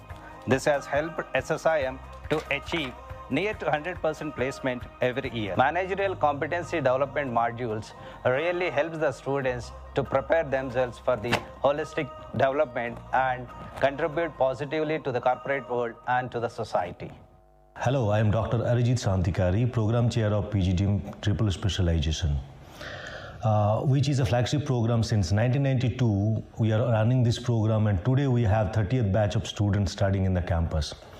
PGDM Triple Specialization program at SSIM is uniquely designed to suit the requirement of the industry looking for managers with cross-functional skills blended with IT acumen. During the second year, students get to customize their career choice by opting from 10 electives across different areas apart from compulsory courses. We have innovative trimester system blended with classroom and practical learning in the form of live project, capstone project, markstat simulation, NSE lab, case-based and experiential learning. Hello everybody, I'm Dr. V. Jayalakshmi, the Program Chair for PGDM BIFS program at Shivashivani Institute of Management. The BIFS program is uniquely designed to equip management graduates with the nuances of operations of BFSI sector. SSIM is the first B school in Telangana and AP recognized by the Insurance Institute of India. This program grooms the aspiring graduates for challenging career opportunities in the sunrise financial services industry. The highlights of the program include there is an NSC Finance Lab sessions which provides real-time capital market experience to students. Apart from this, we also provide value-added certifications through equity levers capstone projects. Last but not least, on completion of the PGDM BIFS programs, the students are awarded licentiate certificate from Insurance Institute of India, Mumbai. Hi, I'm Kumari Sandhya, student at Shivashivani Institute of Management. SSIM always put efforts to shape students into corporate management professionals. Apart from placements, SSIM also offers summer internship opportunities as a learning platform for the students to work with big brands in the market. Most of the companies that come for the summer internship in our institution provide attractive pre-placement offers as well. I'm happy to share with you all that I got selected for Deloitte US summer internship. I am Shreyashi. I am a student of Shivashivani Institute of Management. I got placed in ICE Data Services as a trainee associate, which deals with financial data services. SSIM is the first B school in 2 Telugu-speaking states offering 2 years of full-time AICTE-approved PGDM Business Analytics course. Hi, I am Dr. Harish, having 29 years of experience and working in SSIM as a faculty since 2006, and I am Program Chair for PGDM Business Analytics. This course will build strong foundations relating to emerging fields like Big Data Analytics, artificial intelligence, advanced machine learning, algorithms, cloud computing techniques, and blockchain applications. This is a unique course blended with knowledge of business acumen, technology, and statistics embedded with the Harvard Online Business Analytics program. This is Ian Shalini from Shivashivani Institute of Management, one of the top B schools providing quality education and a practical approach using different teaching methodologies. The practical teaching approach adopted by the college is very much useful and gives us a kickstart to give our best during our internship program.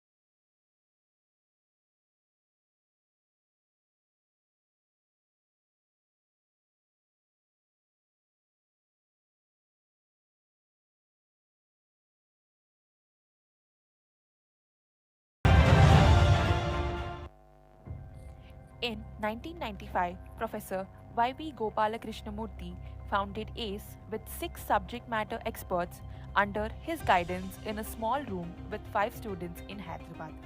Started with civil engineering, later expanding its horizon to other dimensions. With the excellence of 25 years, ACE is rooted to 8 branches across India like Delhi, Pune, Vizag, Vijayawada, Chennai and Bangalore, and guided lakhs of students to achieve their dreams. Our students are serving as IAS officers, IIT and NIT. Yeah, number 4, mic number 4. Okay, so I request all the students to kindly take your seats. Dayachesi students anta front seats occupy cheyalsina korukuntunnam. Students andaru. So we're done with the tea break. Next session chala interesting session undabotundi kabatti ప్రతి ఒక్కరు వేచి ఉండాల్సిన కోరుకున్నాం. All the students ఇప్పుడు వస్తున్న వాళ్ళంతా దయచేసి front seats occupy చేయాలి. So let's start with the session 1, which is going to be on the implementation of the new education policy, student-centric, creative-centric and innovation-centric. To come up with this very interesting presentation, I would request our speakers to kindly join us on the stage. Dr. Buddha Chandrasekhar, Chief Coordinating Officer from AICTE. Let's welcome him with a huge round of applause, everyone. I request Dr. Buddha Chandrasekhar to kindly join us on the stage. We have with us Dr. Shrikant Sinha, CEO from TASK. A very warm welcome once again to you, sir. I would request you to kindly join us on the stage, please. I would now request Dr. V. Balakrishna Reddy, Registrar, Nalsar University of Law, Hyderabad, to kindly join us on the stage. Huge round of applause, everyone, to our speakers. We're going to start with a panel discussion now. Panel discussion aina ventane edana doubts, edana queries unte meer adgochu. Students anta so dhyasa meeda vinandi. Chala interesting session kabatti edana queries una you can ask our speakers. They're going to clarify all your doubts. I would now request Dr. Ramashankar Yadav, Assistant Professor, HRM, Indian Institute of Management, Rohtak, to kindly join us on the stage. I would now request Ms. Anju Sharma, Principal, Phoenix Greens International, to kindly join us on the stage. Huge round of applause, everyone, to all our speakers, please. So we have with us the 5 eminent speakers who are going to discuss on the implementation of the new education policy, which is going to be student-centric, creative-centric, and innovation-centric. So over to the chair, Dr. Buddha Chandrasekhar, COO from AICTE, our co-chair being Dr. V. Balakrishna Reddy. So once again, a very warm welcome to each one of you, to all our speakers, and especially to all our students. So all our students, make sure you hear this conversation, the panel discussion, in a very concentrative manner. Please call up your friends and your co-colleagues. Andarki call chesi lopala vachi kurchomani chapandi, because the first session is definitely going to be a very informative, a very innovative one for each one of you. Chala informative session undabotundi. Boys and girls, వస్తున్న వాళ్ళంతా front seats వచ్చి occupy చేయాలి. బయట ఉన్న వాళ్ళంతా లోపలికి వచ్చి కూర్చోవాలి. బయట ఎవరైనా ఉన్నారు అని అనిపిస్తే make sure you call them up and ask them to take the seats inside the hall. So let's start with the panel discussion.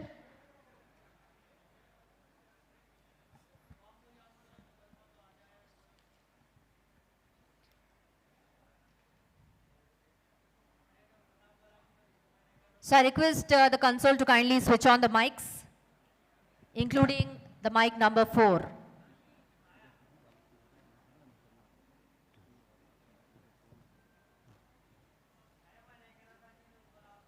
Can we start, ma'am? Yeah, let's start with the first session, please. Thank you.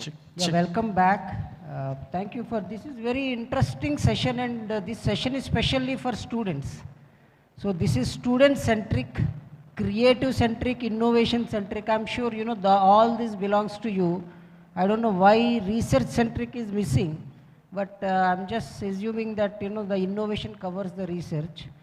So first I would like to invite Shrikant Sinhaji from CEO Task to share his thoughts on, as Shrikantji, as you know, we as a government of India, we are facilitators. You know, we facilitate. We are like a pipeline, you know, not the water.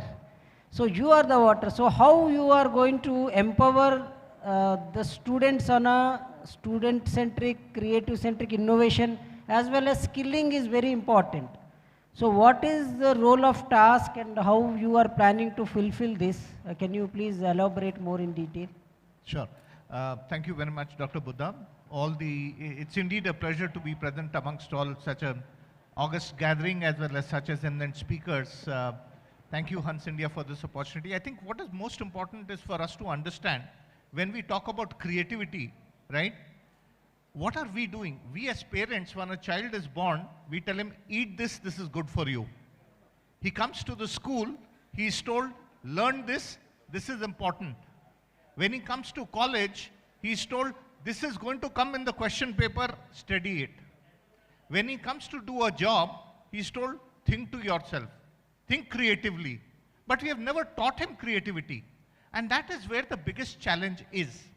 Second thing, during our day and age, Dr. Buddha, we used to play with something called mechano. Then it became mechanics. Then our children played with something called as Lego, those building blocks. But today everything has become let go. Everyone is busy playing with their mobiles only, right? And that is where the biggest challenge is. How do you encourage creativity? How do you get people to create things from their hands? As I said earlier also, people don't employ you for knowing the definition of a screwdriver. Today when we say that people are not employable, the biggest challenge is you should also know how to use a screwdriver, and that's where the biggest challenge is. So what Task does is Task ensures that our students not only understand whatever are the gaps, what the industry wants vis-a-vis what our academic curriculum is offering as of date, we try to fill in the gap in between, right? Instead of creating skills universities which will compete with the existing universities, it is important that all universities should have some kind of a skilling curriculum over there, right? And there are two things. One is, of course, for good music, you need musicians. But at the same time, you also need people who can write good music, and therefore research and PhD, etc. is also important.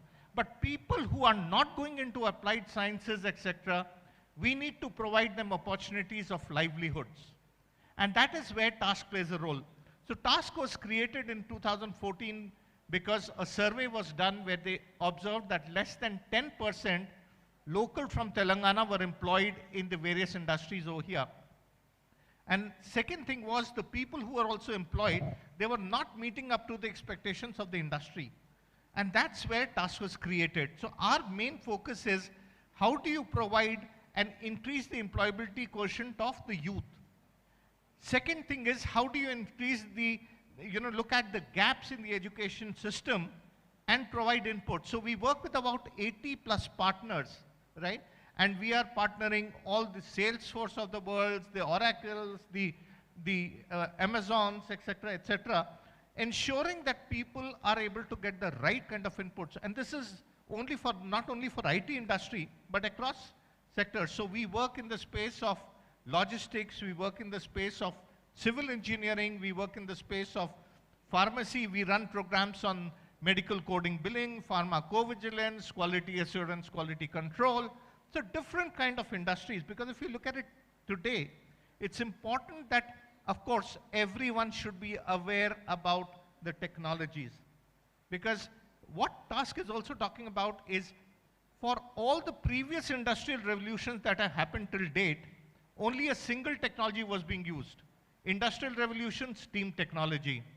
The information revolution, internet. But this is the first time where multiple technologies have come in together for creating IR 4.0. And therefore, it becomes very crucial for everyone to understand that kind of thing. So Task ensures that all our students are aware about, if not competent, but at least aware about. So even a person who's doing BCom should be aware about artificial intelligence, should be aware about blockchain, should be aware about machine learning, should be aware about these emerging technologies. Second thing is we also look at, what is important today. If you look at it, technology is with everything, EdTech, MedTech, AgriTech. So it's important that you also focus, apart from that, people will change jobs, right? And people shift industries. In fact, if we ask people how many industries they have shifted, especially people in the industry today, they've gone from one industry to another. What they carry with them are certain soft skills, which are also called the 21st century transferable skills. So we look at also transferable skills. We also look at entrepreneurship, which is towards social and rural innovation. So those are some of the things that we have been doing. And we feel that with the new education policy coming in, I think vocational education, which has been lacking today, would also get an importance. So it will be, a holistic education, which will be provided, which will make people more, not only job seekers, but job creators also. And that's what the role task plays as of today. Thank you. Thank you, Srikantji. But I would like to understand one basic fundamental, because in India there is one gap, very few know about this. The number of patents we have is very less. I think less than 1.2%. So I would like you to throw some light on it, how we can improve the patenting process in our country. I think that's a very, very right question. As I said, the thought process has to change. Today, if you look at it, why we don't have patents, etc., is because we have patents, but not the numbers that should be there. I think we need to encourage creativity, right? I'll take a simple example. One of my heroines today is a young schoolgirl from a village in Telangana. What she has done, Dr. Buddha, is something remarkable. She has tied two sticks on one end with a string. She has created a wedge in between, kept it over a bucket, which is slightly higher than two utensils she has placed below that. When her parents come in the evening from the farm carrying the lemons, all she does is rolls it down. So she's created a lemon sorter. Earlier, these people used to sell the lemon at 5 rupees standard, but just by this small innovation, she has created this thing. I think such innovation sparks exist across India. It is important to nurture them. It's important to ensure that we are able to give them the space. If you look at Telangana itself, Telangana has got a very, very strong innovation and entrepreneurship ecosystem, right? And that is what needs to be nurtured. But since we are talking about new education policy, my suggestion for the new education policy to include one thing is, while all institutions, and I'm sure all of the principals, management, etc., sitting over here, first of all, I'd like to welcome you to this discussion. But my question to you is, how many of you are actually, apart from placements, talking about numbers of startups that you have created? I don't think even the IITs talk about it. And that is where we need to encourage such things so that people start looking at research very, very seriously. Once we go in for serious research, then only patents can come. Second thing is industry. Industry has to support this thing. Today there is a dichotomy because industry wants research to be done, academic institutions do those research, but they don't match. Hackathons today probably is the only thing which is happening today where academia, industry, everything comes in together to do very quick research on topics and come up with solutions. Now that is happening, but should that be the only thing? No, we need to have institutions of, and if you look at Hyderabad, we have got institutions of national repute over here. I think I would like to encourage all our students to move towards research because that is important. As I said right in the beginning itself, for good music you need musicians, but you need people to create, Beethoven's to create the music, and that is what can get patented, and that's what is required over here. In the space of materials technologies, today we need people, right? We need to have new materials developed. If you look across sectors, there are so many things to be done. And as part of course, Dr. Katana Narasimha Reddy was there earlier. I am also part of the Executive Council of JNTU. Over there, just to encourage this, we have started the concept of major and minor, right? As per AICT norms, where we are saying a civil engineer can also learn and utilize artificial intelligence, right?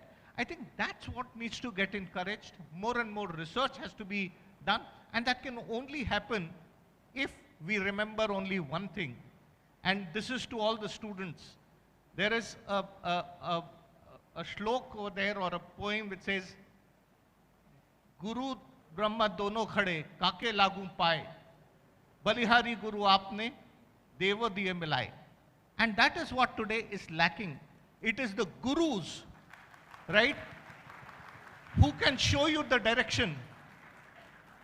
And so many years ago, Kabir said, you know, that is what it is. If a guru is there, then you can get guided. And my humble submission to all educators today over here is 60% of our students today in our colleges are first generation learners.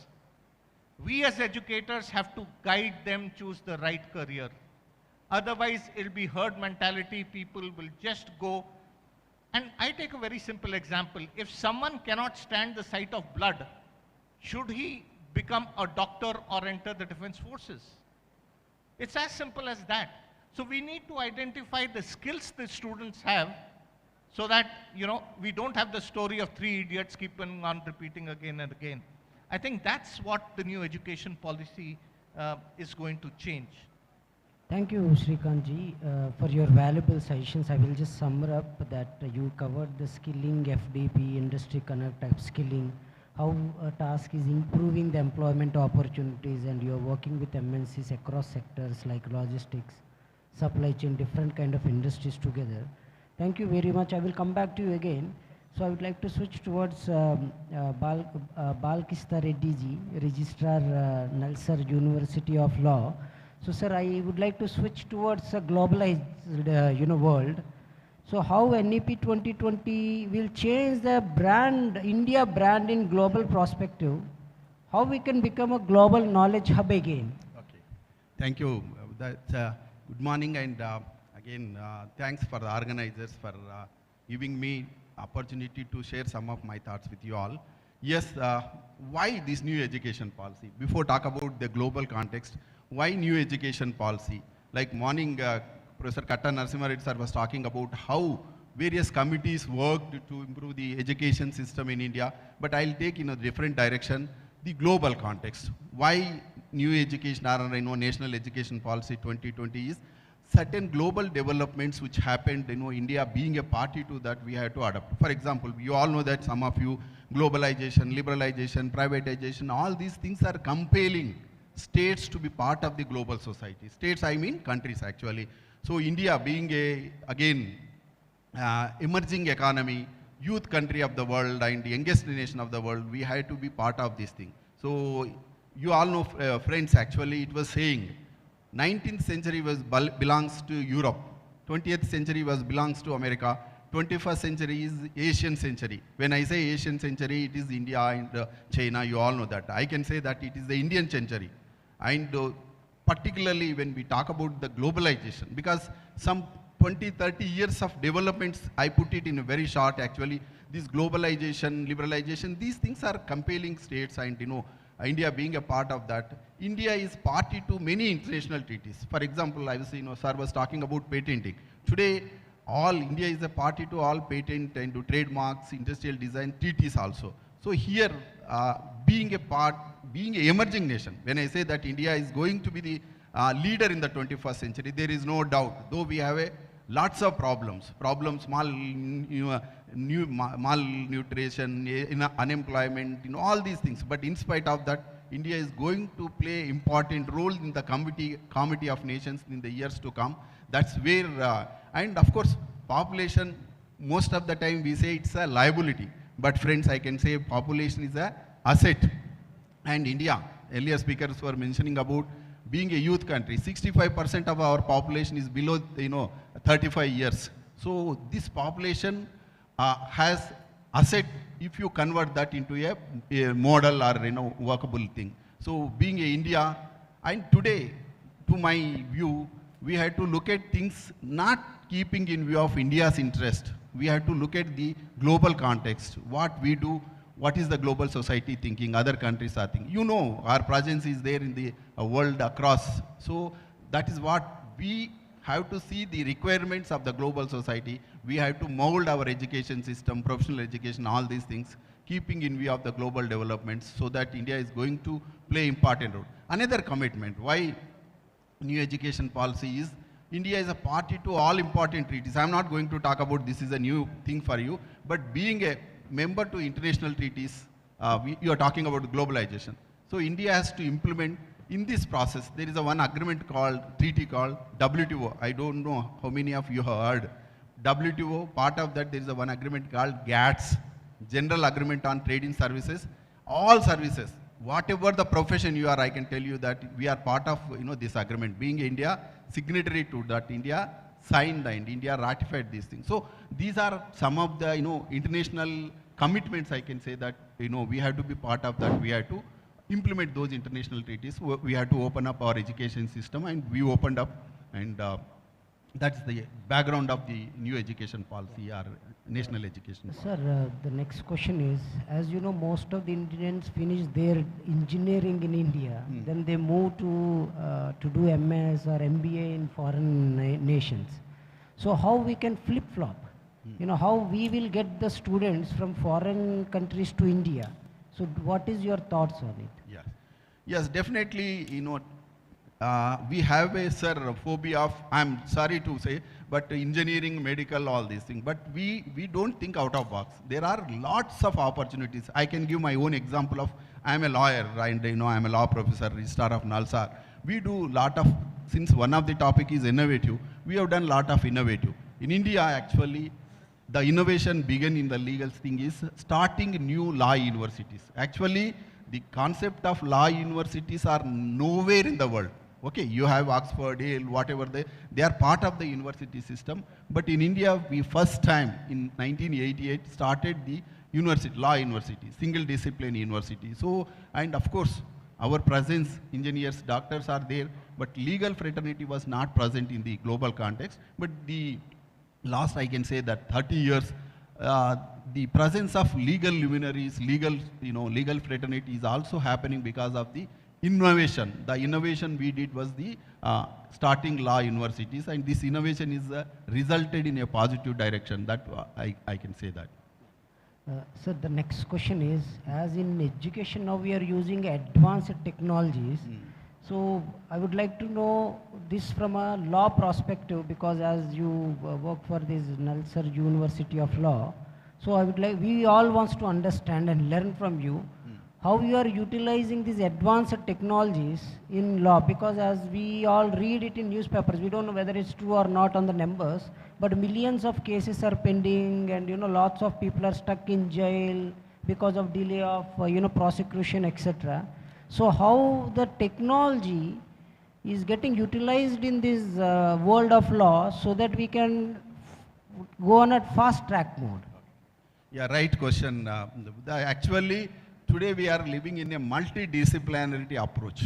Law not is going to, one discipline is not going to help you. You have to be. In NALSAR, we have done some innovation, because this is a topic is relating to innovation. I'll give you examples how NALSAR did some innovative things. So recent past, we have introduced some innovative courses combining law with management, law with the technology. You asked a question about the technology. Sir, today technology is imperative. Whether I'm a lawyer or engineer or doctor, but technology we have to use. And earlier speaker was talking about these new technologies, emerging technologies.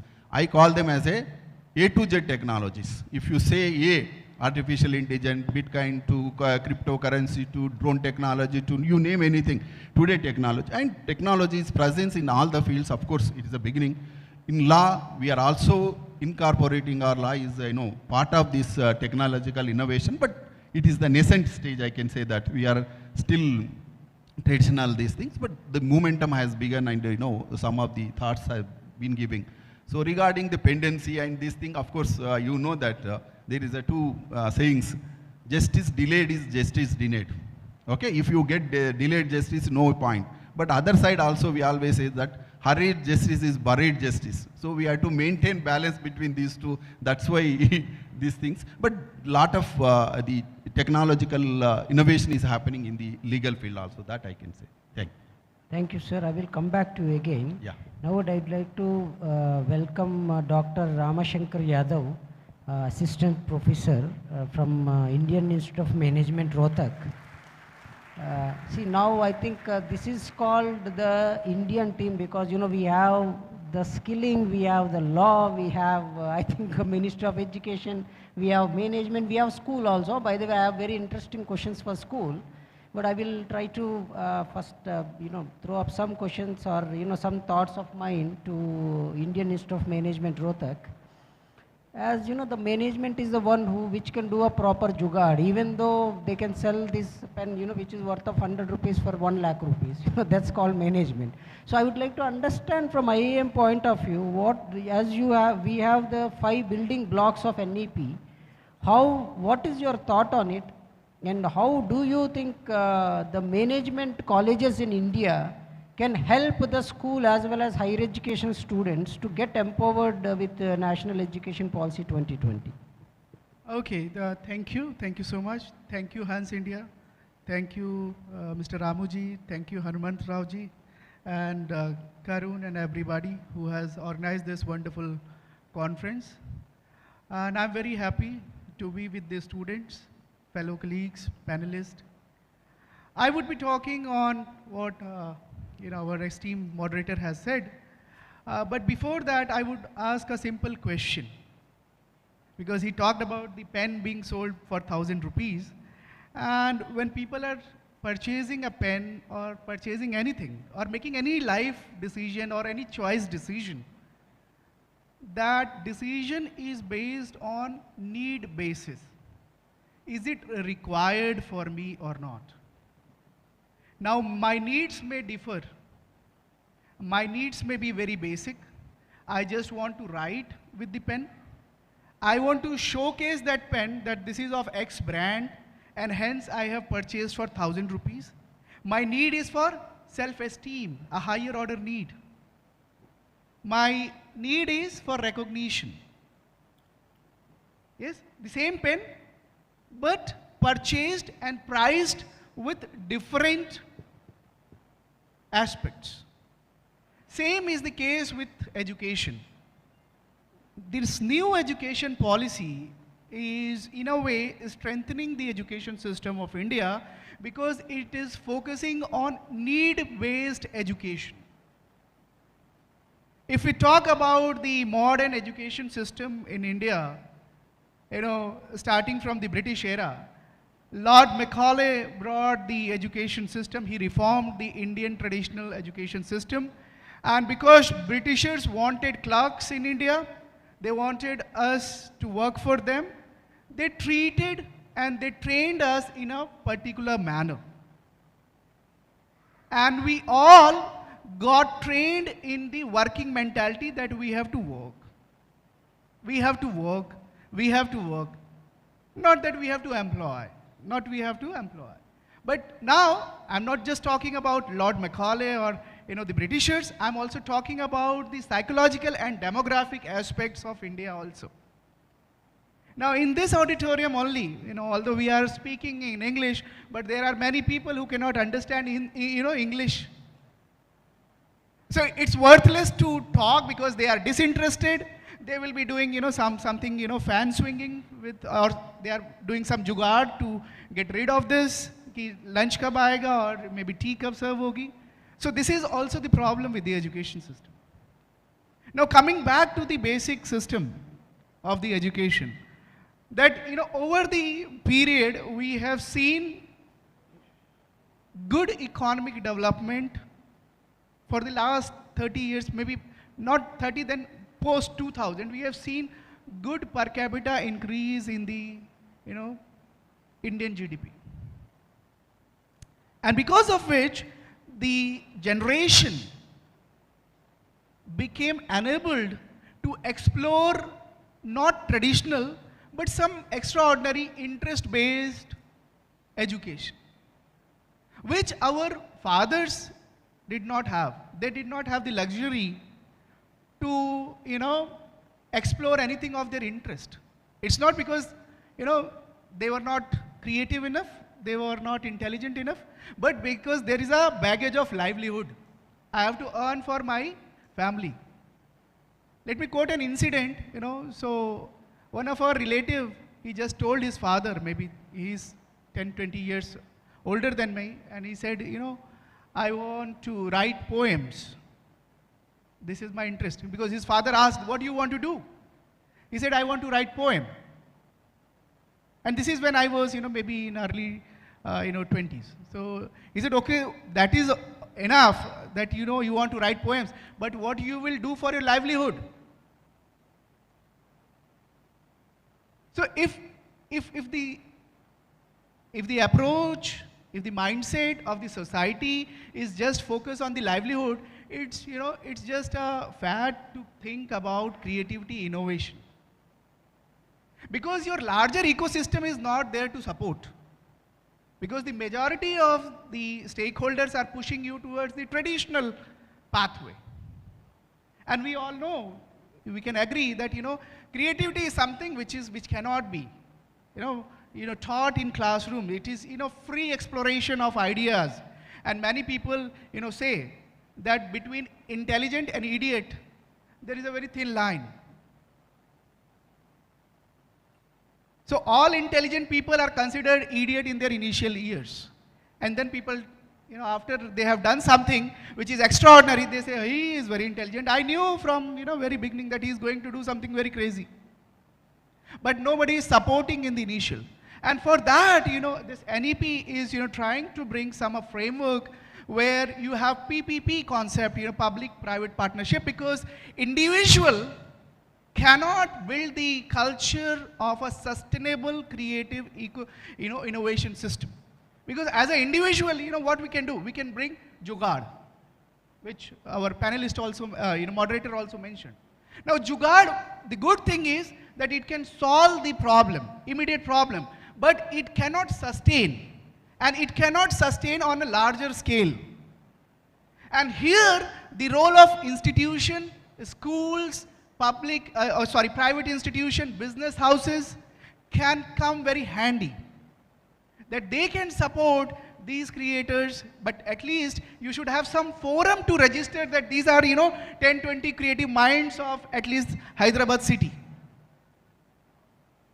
If you are not recognizing them, so the point number one is the initiation stage of creativity.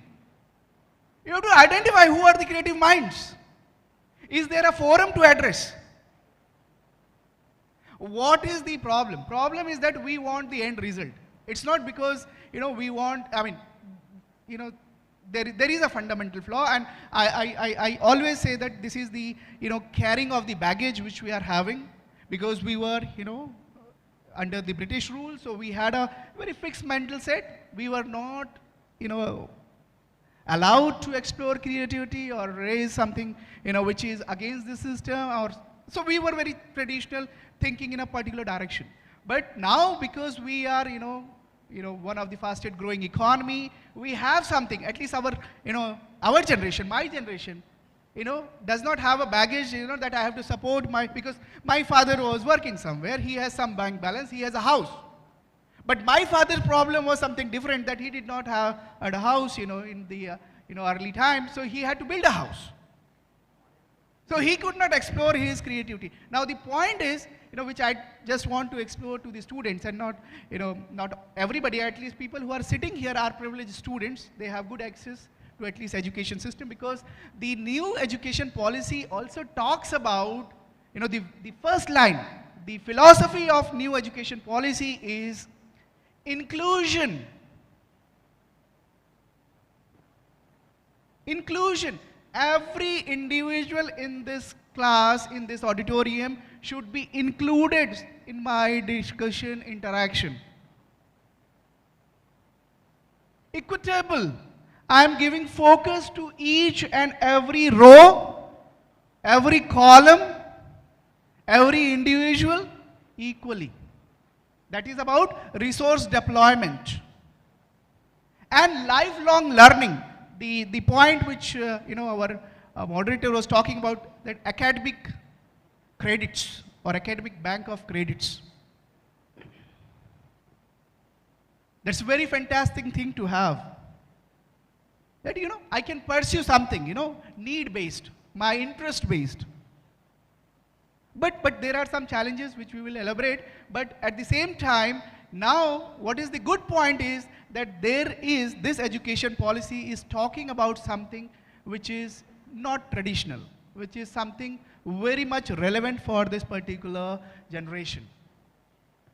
Yeah, thank you, Ramashankar thank you so much. Sorry, due to lack of time, because I need to go back. And by the way, I request the event organizer to put up my presentation also, because I also need to speak and share some thoughts, as I'm also one of the panelists in this.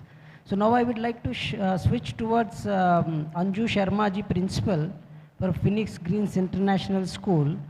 I came to know that it's a very well-reputed school here in Hyderabad. Ma'am, as I have two naughty little Krishnas at home. Okay, one is 6 years old and second one is 1 year old. So I see their learning capabilities are unique. I mean, my elder son learns in a different way than my younger son. So what I realized is every student is unique and their learning methods are unique. I think this needs to be built at the stage of school system, not on the higher education, because that adaptability and the capabilities of learning is much larger when they are in school. Okay, even my 1 year old kid is not in school, but so very soon he is going to be. So I see that children is open for learning and they can adopt multiple languages and multiple skills. And even I realized, my 1 year old started singing, da da da da something, I don't know what he's singing, but he's trying. So what I understood is they have that kind of a open mind, where they can adopt things. So how you, as using the NEP 2020, making the school is more adaptive, personalized and customizable in nature, so that our students will adopt things much faster. Maybe a big question, but maybe I hope you got the point, right? Yeah, thank you. Yeah, and ma'am, before you start, I request the organizers to set up my PPT on the background once I finish. Okay, thank you. So first of all, let me take this opportunity to thank Hans India Group for inviting me on this forum. And I'm really honored and humbled at the same time to be a part of this esteemed forum. So thank you so much.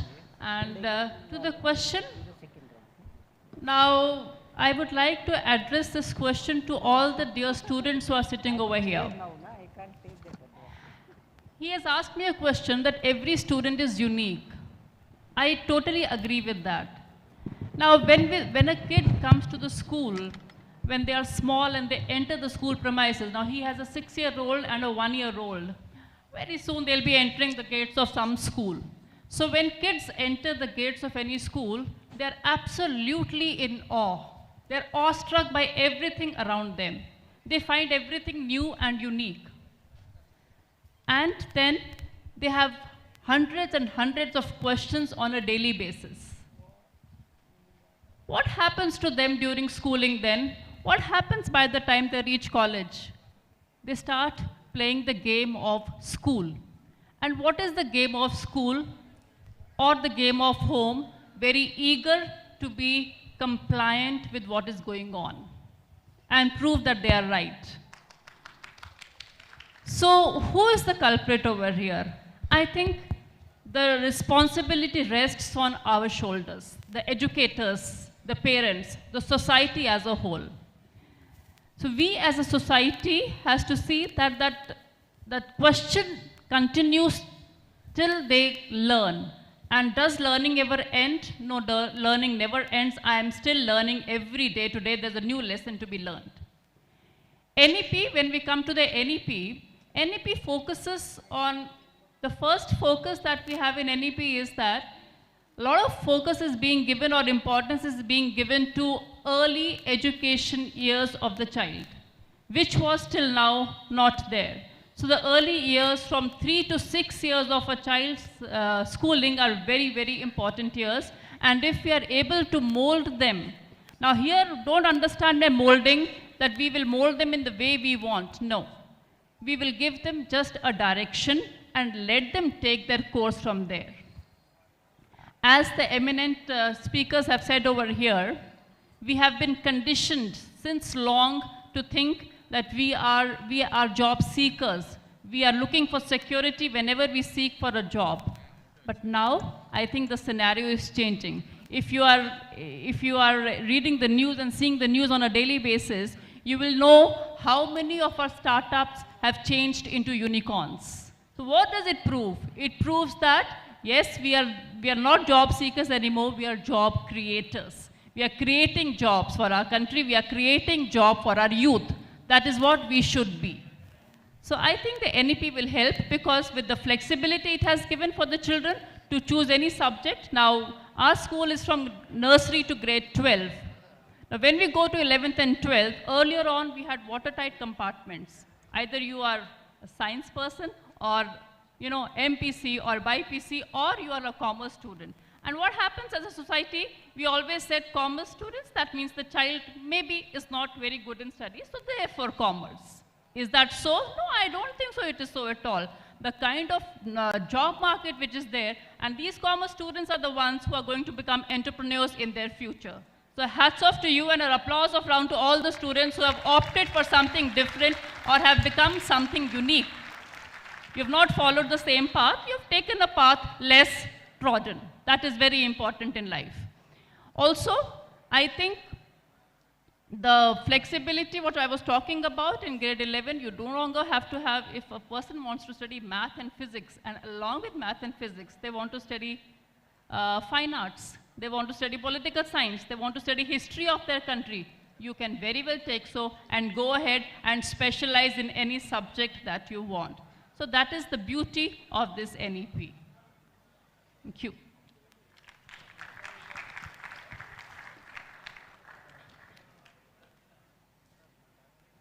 Thank you, ma'am. One more question I would like to ask you. Because, see, I think in the older education policy, the creativity piece is missing. I mean, let me be very frank with you. If you ask me, I was so much interested on social science, okay, but I became an engineer because I have no choice. So now I would like to understand the creativity plays a major role, on the innovation and research. So how we can increase the creativity of a school children at the school age, on the earlier age, so that, they will become more like a researchers, innovators, startups and entrepreneurs than a job seekers. To make them more creative, I think right from the beginning, if we as parents and as teachers, we don't have those expectations, the normal expectations that we have from them, I think we should walk away from that. And also, now when a child is there in grade pre-primary, and you make the child just sit and write the whole day or teach him how to hold a pencil and how to write ABC, I think that should not be done. What we need to do is let the child develop, because the research says that the most development is between till 5 to 6 years of age of a child. So let the child have that liberty to imagine things, to do things in his or her own way. Also at the same time, right from the beginning years, I think we should be teaching them the goodness of our culture, our heritage, because that is how the children, when they grow up, they have some kind of, respect, and they are proud to be called as Indians, which is, I think, was lacking some years back, but I think it is coming back of late now. So we should be very proud of our culture and heritage, and as you very rightly said, the language development, children, we find so many cases where children are not able to understand the subject. Why? Because they're not understanding the language. So if we teach them in their mother tongue, definitely they'll be much better off. And they, they won't be thinking, what is it that has come upon me and why am I not able to understand things? So that is that. Plus one more very important aspect of NEP, if I may be allowed to speak, is inclusive education. Inclusive education has two meanings. One is that you include everybody in the fold of education. I'll give you an example. Now suppose in our school we have we put a lot of emphasis on communication activity. Why do we do that? Because you have lots of knowledge in your mind, you can't express yourself, that knowledge is nowhere to be seen. So that communication activity right from the beginning is important, and we don't exclude anybody. Everybody has to do that. Another meaning of inclusive is there are special children in the society. Those special children have to be brought into the mainstream fold. How do we do that? NEP says, okay, we will train the staff, the support staff, the teaching staff, experts will be there. Get them into the mainstream. But for that, before we get them into the mainstream, now all the students sitting over here have to think, when we get them into the mainstream, we have to show them compassion and acceptance. Everybody cannot be same. Different people have different needs, different requirements, and they're differently abled and unique in their own way. So that is how we should go about it. Thank you, ma'am. Thank you very much. So with everyone's permission, I would like to start my presentation. My apologies, I'm the chair, but I thought I will share a couple of my thoughts from Minister of Education point of view. So basically, I don't want to complicate things, I don't like complicated things. Very simple. Why Katappa, killed Bahubali, you know the answer in second version, right, in 3 hours, but I want to make it in 5 minutes. Katappa Bahubali endu champadu 5 నిమిషాల్లో చెప్పేస్తాను మీకు straight గా. So what is this national education policy is all about? I don't want to talk about technological things, what we do on the background. No, this is of no use for you. మీకు సింపుల్గా ఒక student కింద మీకు దీనివల్ల లాభం ఏంటి, ఒక ఫ్యాకల్టీకి దీనివల్ల లాభం ఏంటి అనేది నేను స్ట్రైట్గా చెప్తాను. Next slide please.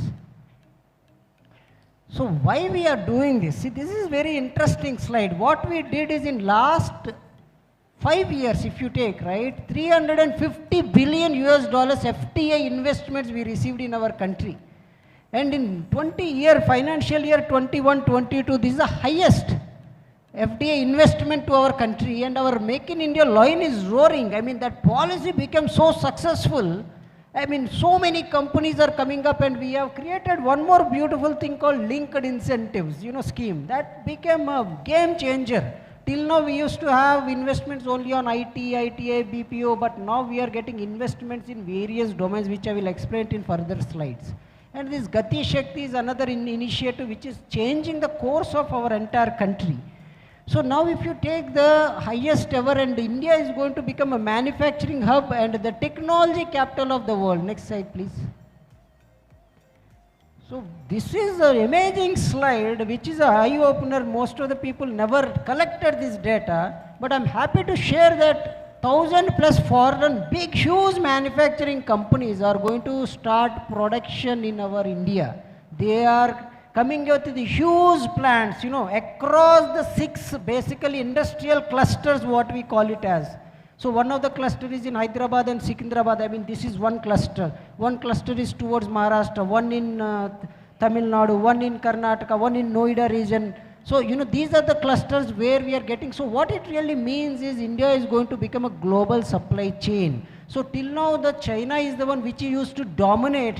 Now slowly companies are moving out from the China and coming towards us. So we are going to become a global supply chain for the world. So that's the reason if you see what government of India is doing, they are upgrading our ports. When I say ports, the shipping ports, the airports, the supply chain and logistic systems are getting upgraded so that we can produce the goods within our country, we can sell this good within our country, we can sell these goods out of the world, and and India will become a production house for the entire globe of 21st century. Next slide please. So these are the various opportunities. I mean, I'm sure you all agree that we are pretty good in IT, ITAO, BPO, KPO, right? But now I think the things are changed. Now we are pretty good, going to be very good in automobile components, automobile production. IoT is going to change the game. I mean, the entire game of this thing called Industry 4.0. I think this is going to change it's going to create millions of opportunities for our students as well as for the faculty. So for the faculty also, we are doing faculty development programs on all the emerging technologies because of this reason, that we want the faculty to be empowered along with the students so that they can also collaboratively work with the industries. And various things like, now the chip making as well as the toys also we are going to produce. We are going to produce solar based, medical Yoga is also, we are pretty good. The clothing, nano-clothing technology is coming up, so that is where we are going to emerge into the market, Ayurvedic and various others. So millions of opportunities for Indians across the globe. Next slide, please. So most of the people never notice this also, because no one collected this kind of information, but I'm interested on collecting information. See, the Indian government in last 7 years come up with 6,835 huge projects across the country. These projects itself is going to create millions of job opportunities on banking and finance, food and grocery, energy, data clubs, space, education, innovation, transportation, communication, water, health, defense and security. Huge opportunities within the government. That is where the Honorable Prime Minister ji announced 10 lakh opportunities recently, I think a week back. So huge opportunities from the government point of view. So this is where again we have taken up a couple of initiatives where you as a student and faculty can work with the government. So I will explain that in further slide. Next slide, please. So world needs a skilled workers, entrepreneurs, startups, researchers, innovators. I mean, when I was in US, I see that out of 10, 3 are Indians, and they are working in either IT or doctor or a nurse. But why not teachers? Why not the why not the mechanical engineers? Why not the oil producing experts? Why not the pharmaceutical experts? I think, we want, Government of India wants to capture each and every segment, by Indians across the globe. So in order to do that, we have come up with various other initiatives which I will explain further. But 95% business across the world are digital.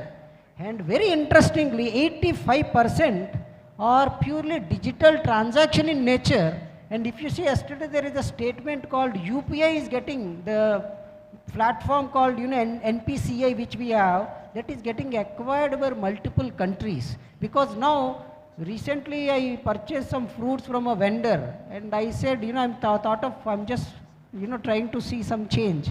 He said, "Arey Paytm kar do sahab." I was shocked. I mean, so see the way of transformation in our country, the way of adaptation.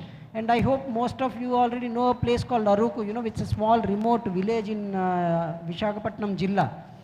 So there, ma'am, the internet connection, I was under impression that I may not take the call at all, but I'm so happy to see that they have a 3G level connection, not the 4G volt, but at least 3G based connection, and I have finished the WebEx session of 45 minutes without any interruption. So then I realized the power of broadband technology. The technology is already moved to each and every village. I think now it's our responsibility to empower each and every citizen of this country. So all these opportunities are waiting for our Indians, and we are the youngest of the young, as already the other dignitaries on the dais already shared. So I'm not going to cover that point, but we have that opportunity window to capture. Next slide, please.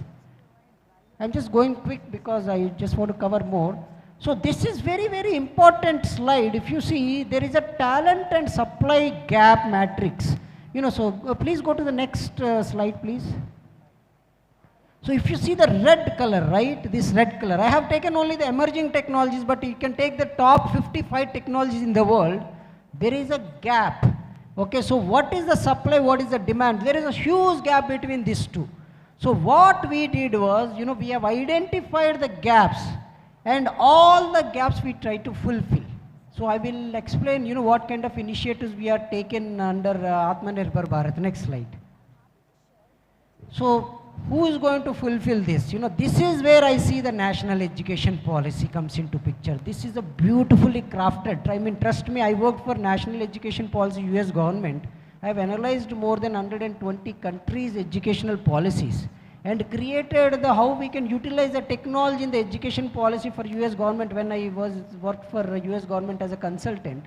Then I realized lots of strengths which we can utilize in our country, because our country is a very unique country. If you go to Kanyakumari, the language, the thought process they have is completely different than if you go to someone in Delhi or in a Northeast, or if you go to a Mumbaiker, right? So we are a very special human beings. Maybe, I don't know, I always strongly believe that, maybe we are the advanced human beings called aliens, because, we don't agree with each other.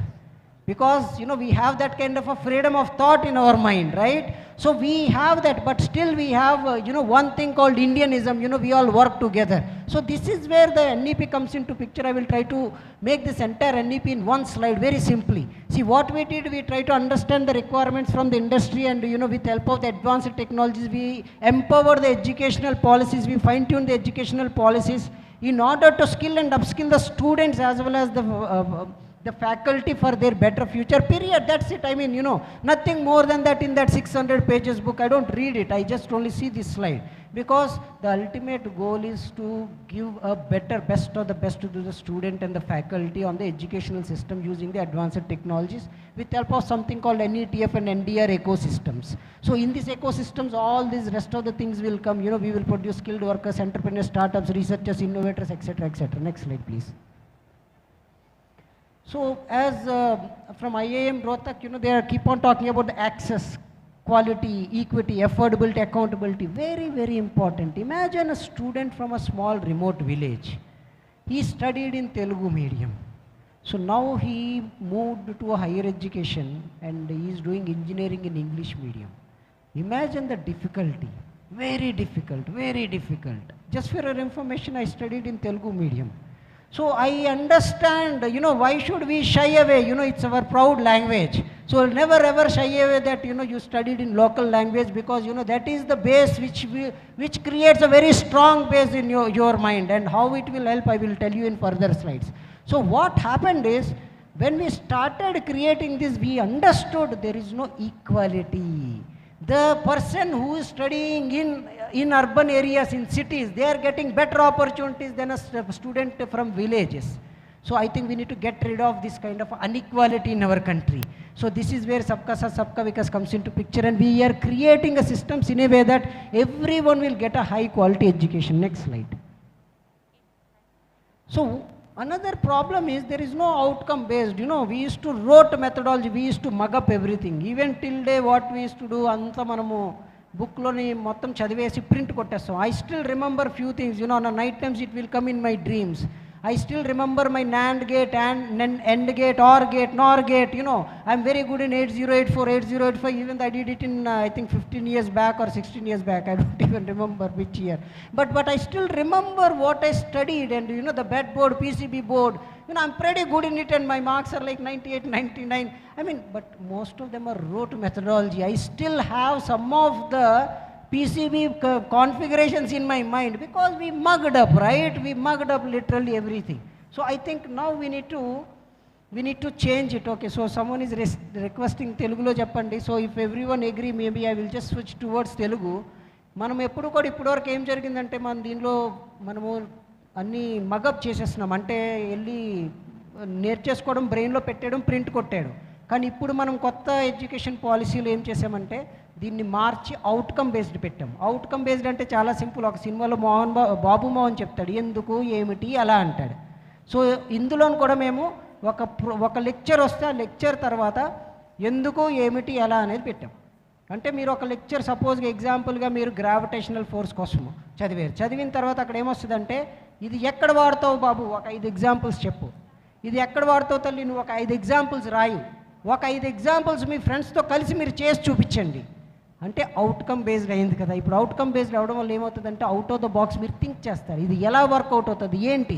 ఇప్పుడు Newton కూడా కనిపెట్టే ముందు gravitational force లేదా ఏంటి, ఇక్కడ ప్రపంచంలో gravitational force ఉంది. మన పూర్వీకులు ఎప్పుడో గ్రావిటేషన్ ఫోర్స్, గురుత్వాకర్షణ శక్తి అని చెప్పి కనిపెట్టి మన సంస్కృతంలో పుస్తకాల్లో రాసి ఉంచారు. Gravitation force exist long back, but the problem matter of the fact is someone has written it on the books.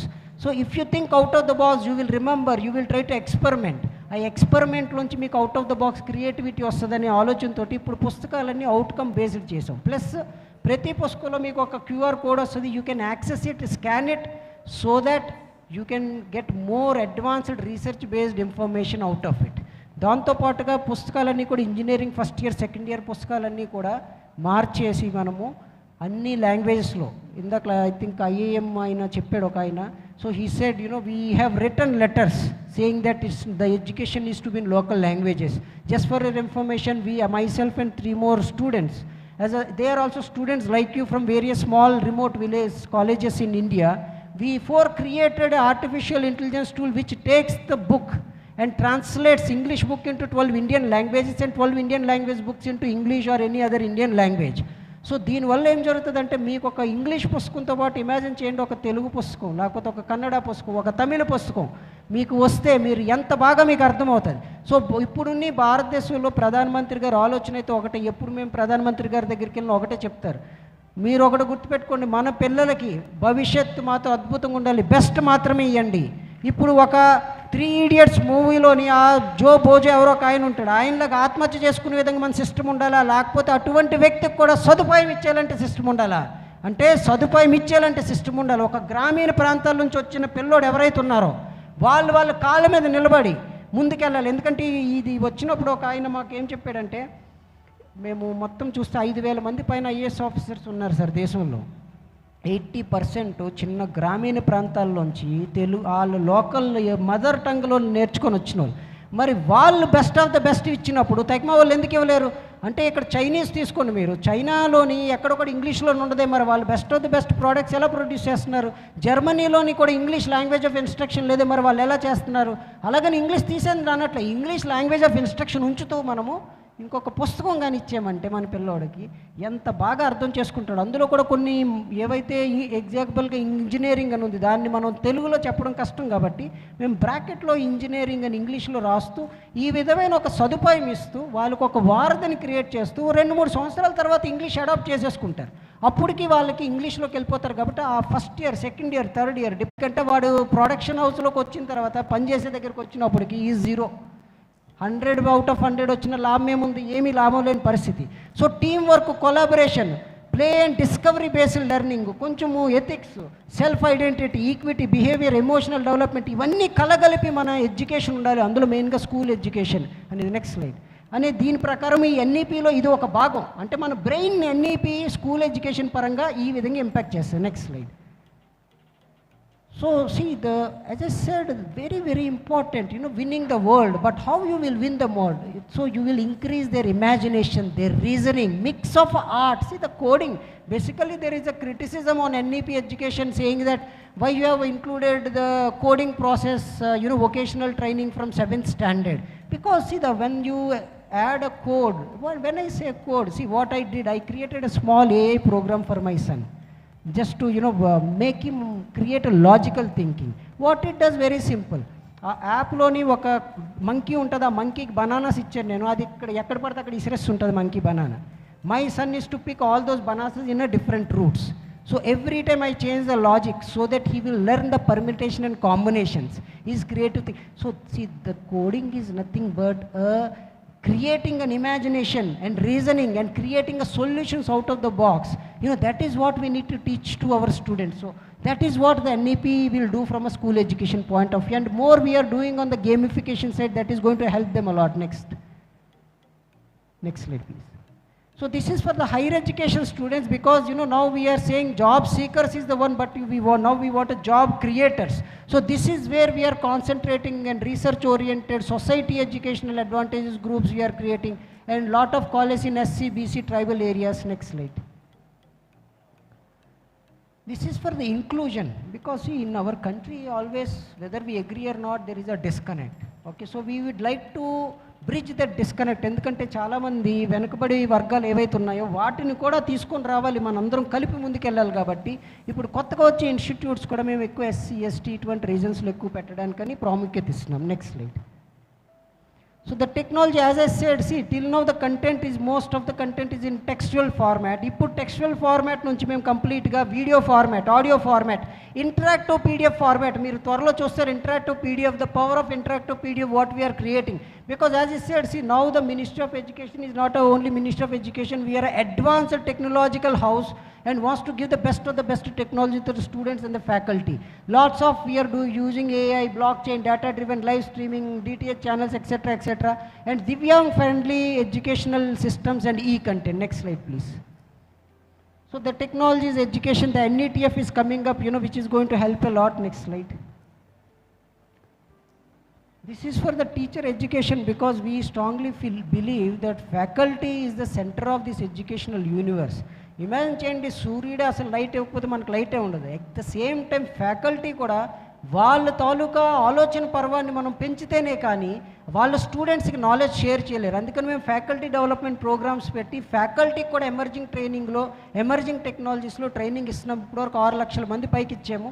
ఎవరికైనా ఫ్యాకల్టీ ఏదైనా ట్రైనింగ్ కావాలనుకుంటే you feel free to contact us. We will try to empower them with any kind of a technology you want. Next slide.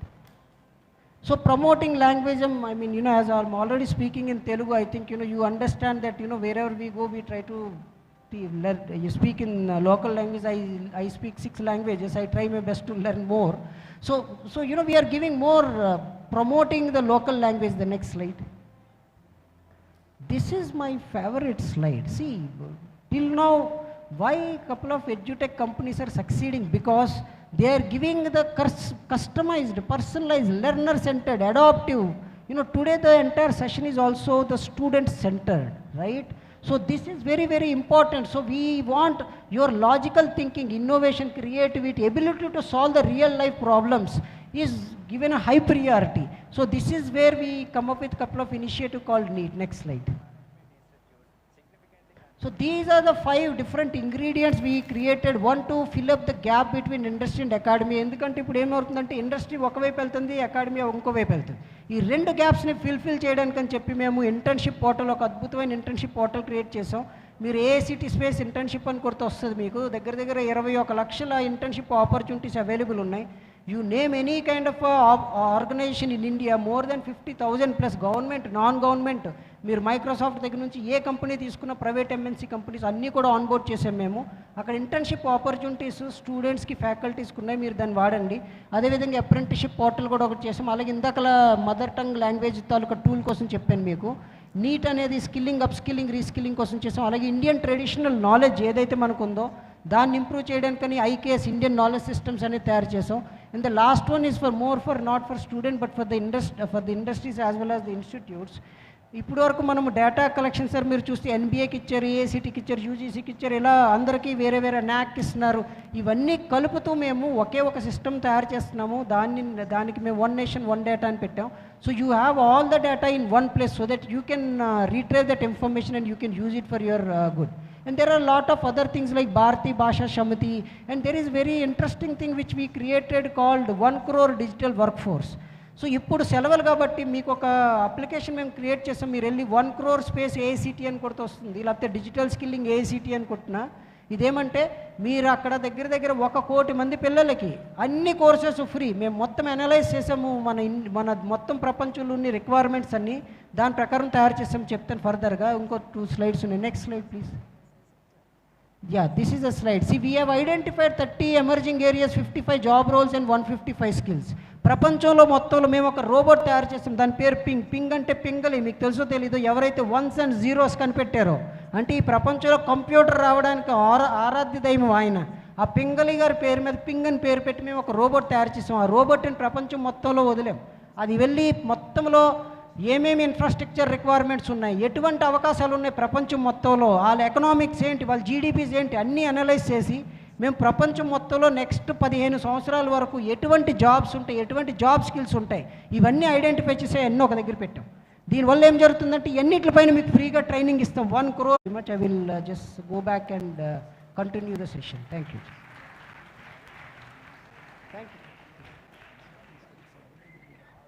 So I would like to ask one closing questions to everyone. So I will start with the task. So sir, what is your suggestion to the students?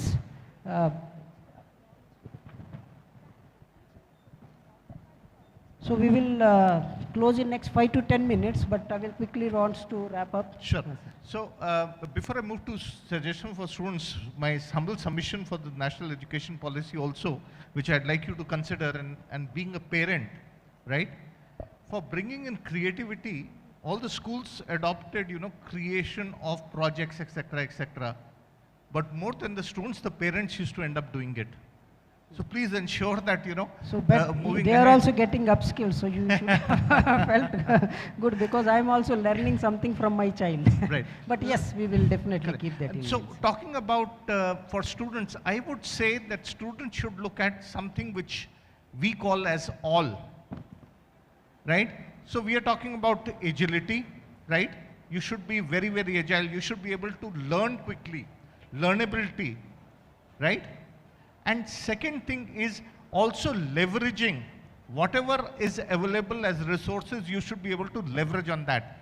So my Guru Mantra to all the students is, for the new education policy, you have got all the pieces over there, right? Ensure that learnability, because as everyone said, you know, it's lifelong learning. So if some of you are thinking that, you know, you do your BTech or your BSc, etc., and then that's it. I'm sorry, it's not 17 plus 4 plus full stop. It is 17 plus 4 plus 40. And that is what it is. So lifelong learning will continue. So adaptability, agility, learnability, and leveraging all the resources and the knowledge that is available, I think that's where it is. Just to give you an example, earlier, for example, when I look at something, I say Google, I go to Google and search. While my friend's son, for doing his homework of the 7th class, said, Siri, can you tell me something about Tenali Rama? And Siri started narrating and he started writing it down.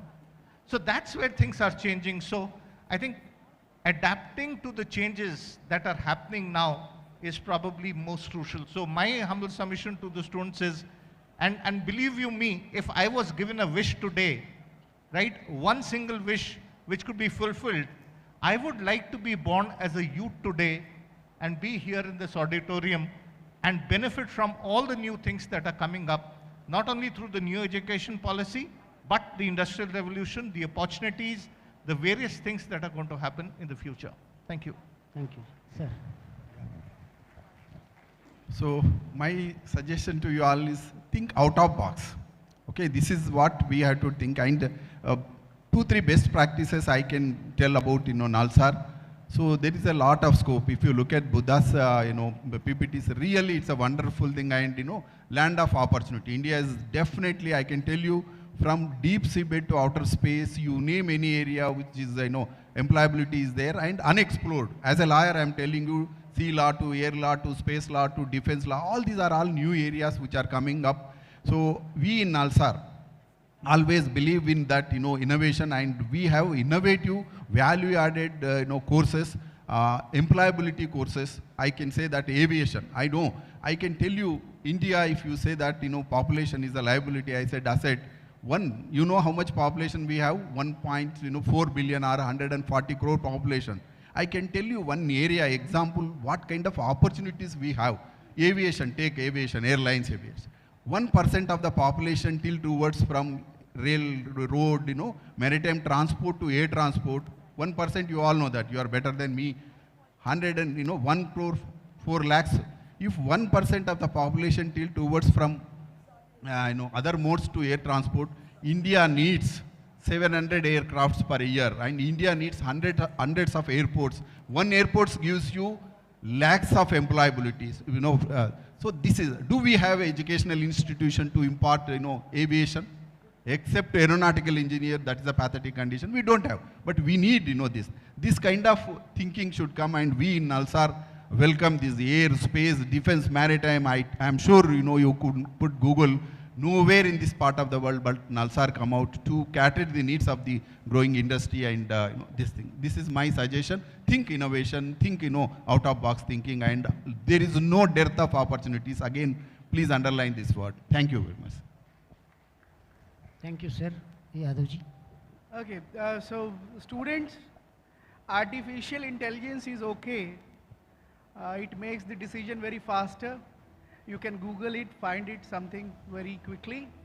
But don't follow artificial emotions. Try to stay connected with the society, the surrounding. Try to find real problems which you can solve in a creative way.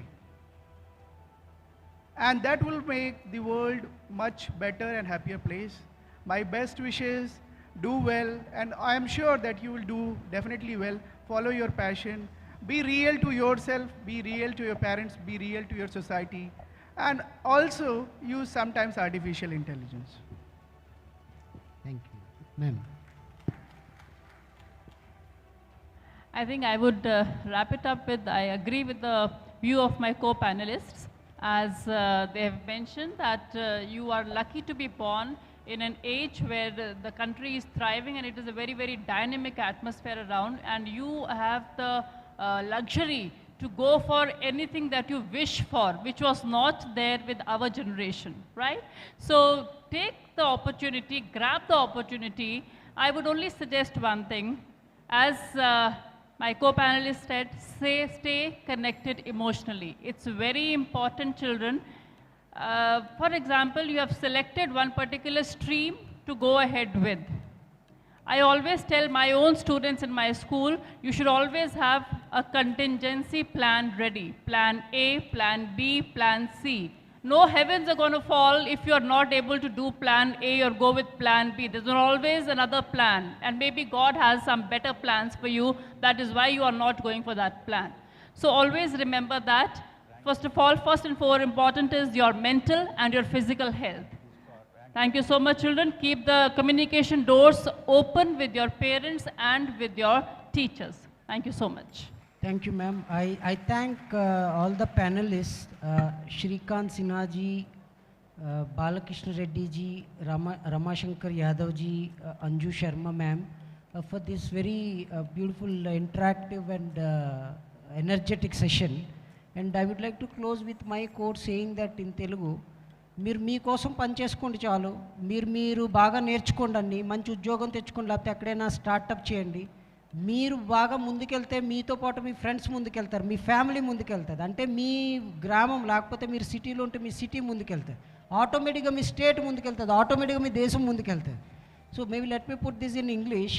See, you work for yourself and empower yourself so that you yourself will move forward, your family will move forward, and your family will get empowered and your society will get empowered. And when your society will get empowered, your district will get empowered, your state will get empowered.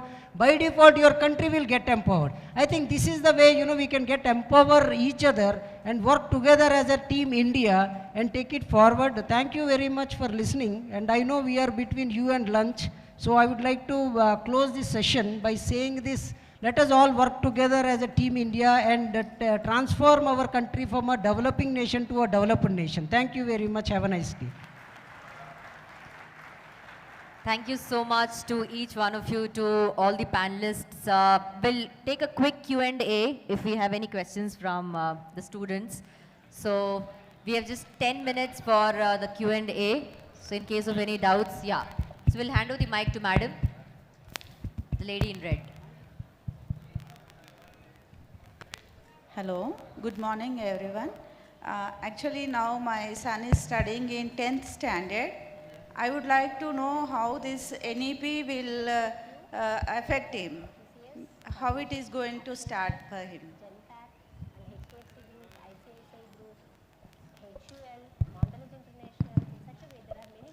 Yeah, thank you, ma'am, for this question.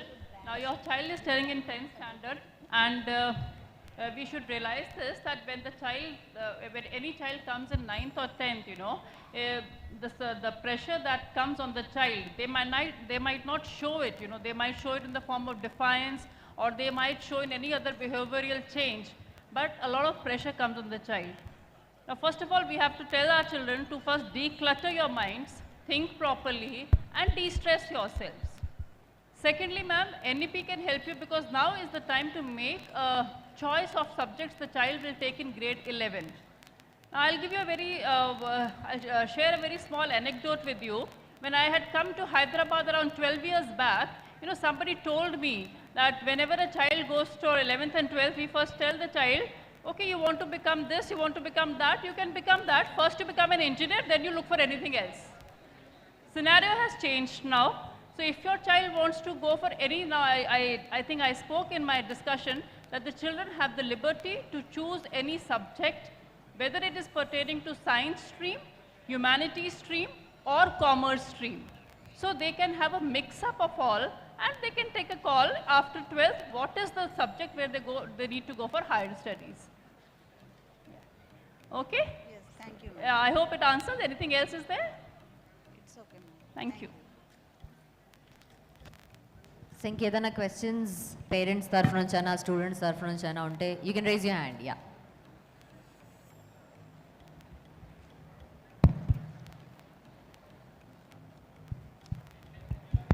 Please switch on the mic.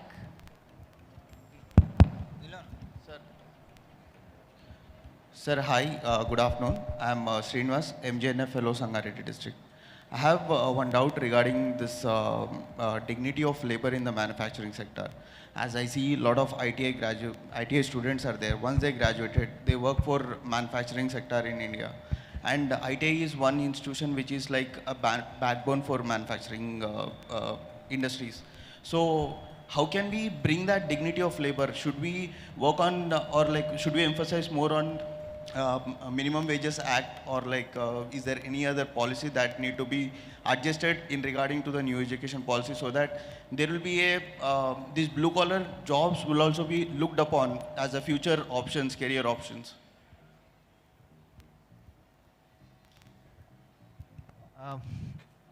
Good question, and I think what is most important is today vocational education, right, is looked upon as a stepchild.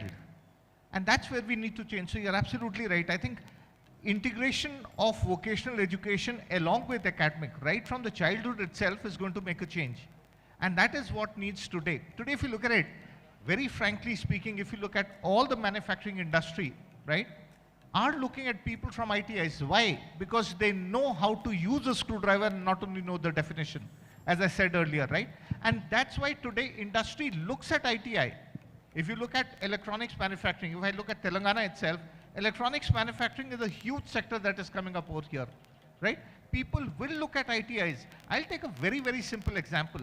A company set up their plant over here in India and in Telangana, which was for manufacturing aircraft engines. As rightly said, you know, if you go to aeronautical engineering colleges, they are using World War II engines, right? So the training given on that is not sufficient. So we took the people to the polytechnics and the ITIs. Polytechnics more, because there's a diploma there. We introduced them to different polytechnics in the districts, right, across Telangana. And we looked at mechanical and electrical and electronics diploma holders. We trained them. We didn't select them through a normal test, because hand dexterity for aircraft engine manufacturing, hand dexterity is important. 3D visualization and spatial thinking is important. So what we did is we gave them nuts and bolts, how quickly you can fasten them, unfasten them. So we looked at the skills, we looked at what they have been doing. We didn't give them a paper pencil test at all. How you can fold a paper 8 times without having a crease in it. So we looked at these things, and depending on their skills, they were given a 45 days training program. I'm happy to say 51 of those people are still working with Safran engineers, over here in Hyderabad, creating aircraft engines, cables for the aircraft engines. So that is where it is. So we need to look at the opportunities, right? I'm happy to say that, if I'm given one word to say about new education policy, chala bagundi, because it has got everything in it, right? Especially for people. So vocational education is going to get integrated. As I said in the beginning, we have never created anything with our hands. Here will be an opportunity for them to associate themselves. So ITIs also are going to be an integral part of this. And at this forum, probably I'd also like to mention that our discussions with, and especially I'm talking from task perspective, we are for creating employability for the youth.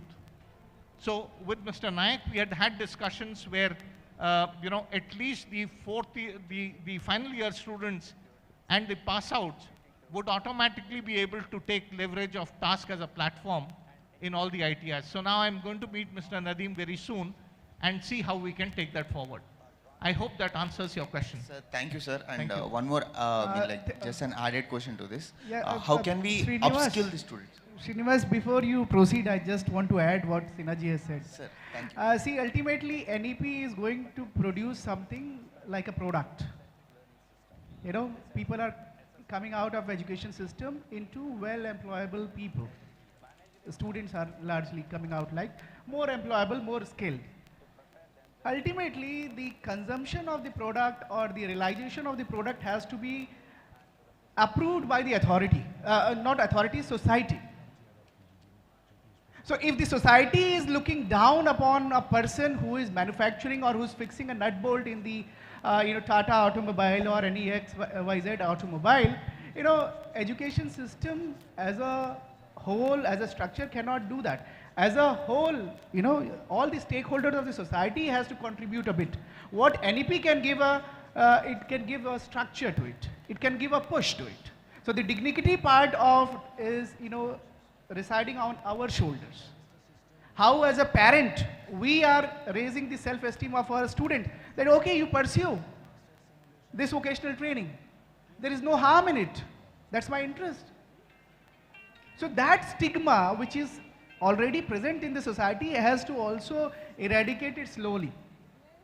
Okay, so the dignity cannot just come from one structure. It has to be ultimately approved by the society, entire stakeholders. Yeah, I just want to add, Yadavji, because this is very interesting question, so I'm not able to, see, the thought process here is, till now we are a degree-based society. Let me be very frank with you. If you finish your degree, you will get X number of dowry. This is a simple system, right? What we have in our India. We never recognized or respected skill-based society. I think this is a matter of the fact. Yes, so now the NEP is changing this, saying that along with the degree, you will have skill, and that to multiple skills. See, this is very important because the world is changing very fast. Imagine today you have skill 1.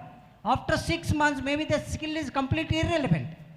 So now what we are trying to do is, we are not only identifying the need of the industries and trying to translate that into a skill with respect to the student, and trying to give them not one skill, we are trying to give them multiple skills, so that the student will empower with the degree along with the skills, so that he can survive anywhere. See, the matter of the fact here is, we need to create a skilled workforce, period, right? So we mean by skilled workforce is the one with the degree plus multiple skills. So from now, that's the reason from 7th standard we started these vocational courses, so that the skilling thought process will start in the minds of the young chaps, and they will take up the skills as a high priority, and they themselves will become more empowered in the society and become a skilled workers. Yeah, please go ahead with your next question.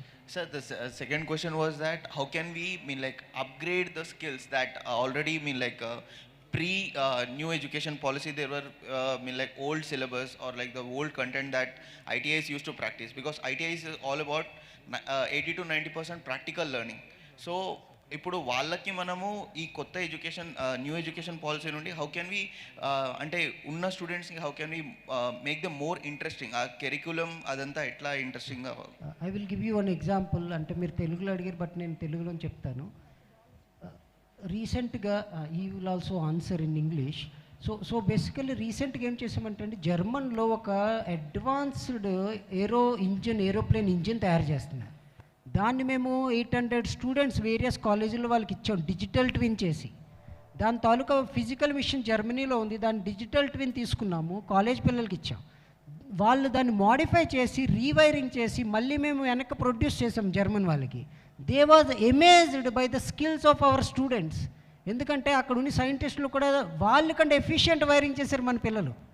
చేస్తే దాన్ని తీసుకొని they are implementing now. Then we realise, see technology plays a major role here. One is the simulation, the second one is virtual labs. So ఇప్పుడు NETF, NEDR అని ఇందాక నేను కొంచెం ఫాస్ట్గా cover చేశాను. బట్ ఇందులో ఏమవుతుందంటే IITs, polytechnics, engineering colleges, research ఏదైతే నేషనల్ రీసెర్చ్ ఫోరం ఏదైతే రాబోతుందో, ఇవన్నీ కూడా మేము స్కిల్లింగ్ స్కూల్స్ ఇంటర్కనెక్ట్ చేసి, ఎవరైనా high quality content simulation based కానీ వర్చువల్ ల్యాబ్ బేస్డ్ కానీ తయారు చేస్తే అది అందరికీ అందుబాటులోకి వచ్చేటట్లుగా ఒక ప్లాట్ఫామ్ క్రియేట్ చేస్తున్నాం. సో ఎగ్జాంపుల్గా చెప్తాను, ఒక సోలార్ ప్యానెల్ క్రియేట్ చేయాలి అంటే, మీకు ఒక వర్చువల్ రియాలిటీలోని సోలార్ ప్యానెల్ ఎలా క్రియేట్ చేయాలి, దానికి ఏమేమి కాంపోనెంట్స్ కావాలి, దానికి అవుట్కమ్ ఏంటి, దీన్ని ఏ విధంగా చేయొచ్చు, ఇంగ్రీడియంట్స్ ఎక్కడ దొరుకుతాయి, మొత్తం ఇవన్నీ కూడా మేము వర్చువల్ రియాలిటీలో చేసేసి దాన్ని వీడియో బేస్డ్ చేసి దాని కంటెంట్ మీకు ఆన్లైన్లోనే పెట్టేస్తాం. సో దాన్ని మీరు డైరెక్ట్గా యాక్సెస్ చేసుకొని చూడొచ్చు. అందరికి కూడా ప్రతి వాళ్ళు కూడా ఇటువంటి ఉపయోగించుకునే విధంగా NDR అని చెప్పి national digital architecture for education అని వస్తుంది. ఈ ప్లాట్ఫామ్లు ఇవన్నీ ఇంటర్కనెక్టెడ్ వస్తే పిల్లోడికి కావాల్సిన అక్కడికి వెళ్ళి సెర్చ్ చేసుకొని డౌన్లోడ్ చేసుకొని దానివన్నీ కూడా వాళ్ళు చేసుకోవచ్చు. ప్లస్ ఒక శాండ్ బాక్స్ కూడా ఇస్తాం పిల్లోడికి. ఎగ్జాంపుల్గా మీ దగ్గర స్టూడెంట్ ఉన్నాడు అనుకుందాం. So trust me, it's going to be a very beautiful, well crafted. We all will feel proud that, you know, we all part of national education policy. I think Yadavji wants to say. Yeah, just to add on what Mr. Buddha has said. So when we talk about innovation, no, there are two types of innovation. One is incremental and one is radical innovation. Now incremental is bit by bit innovation.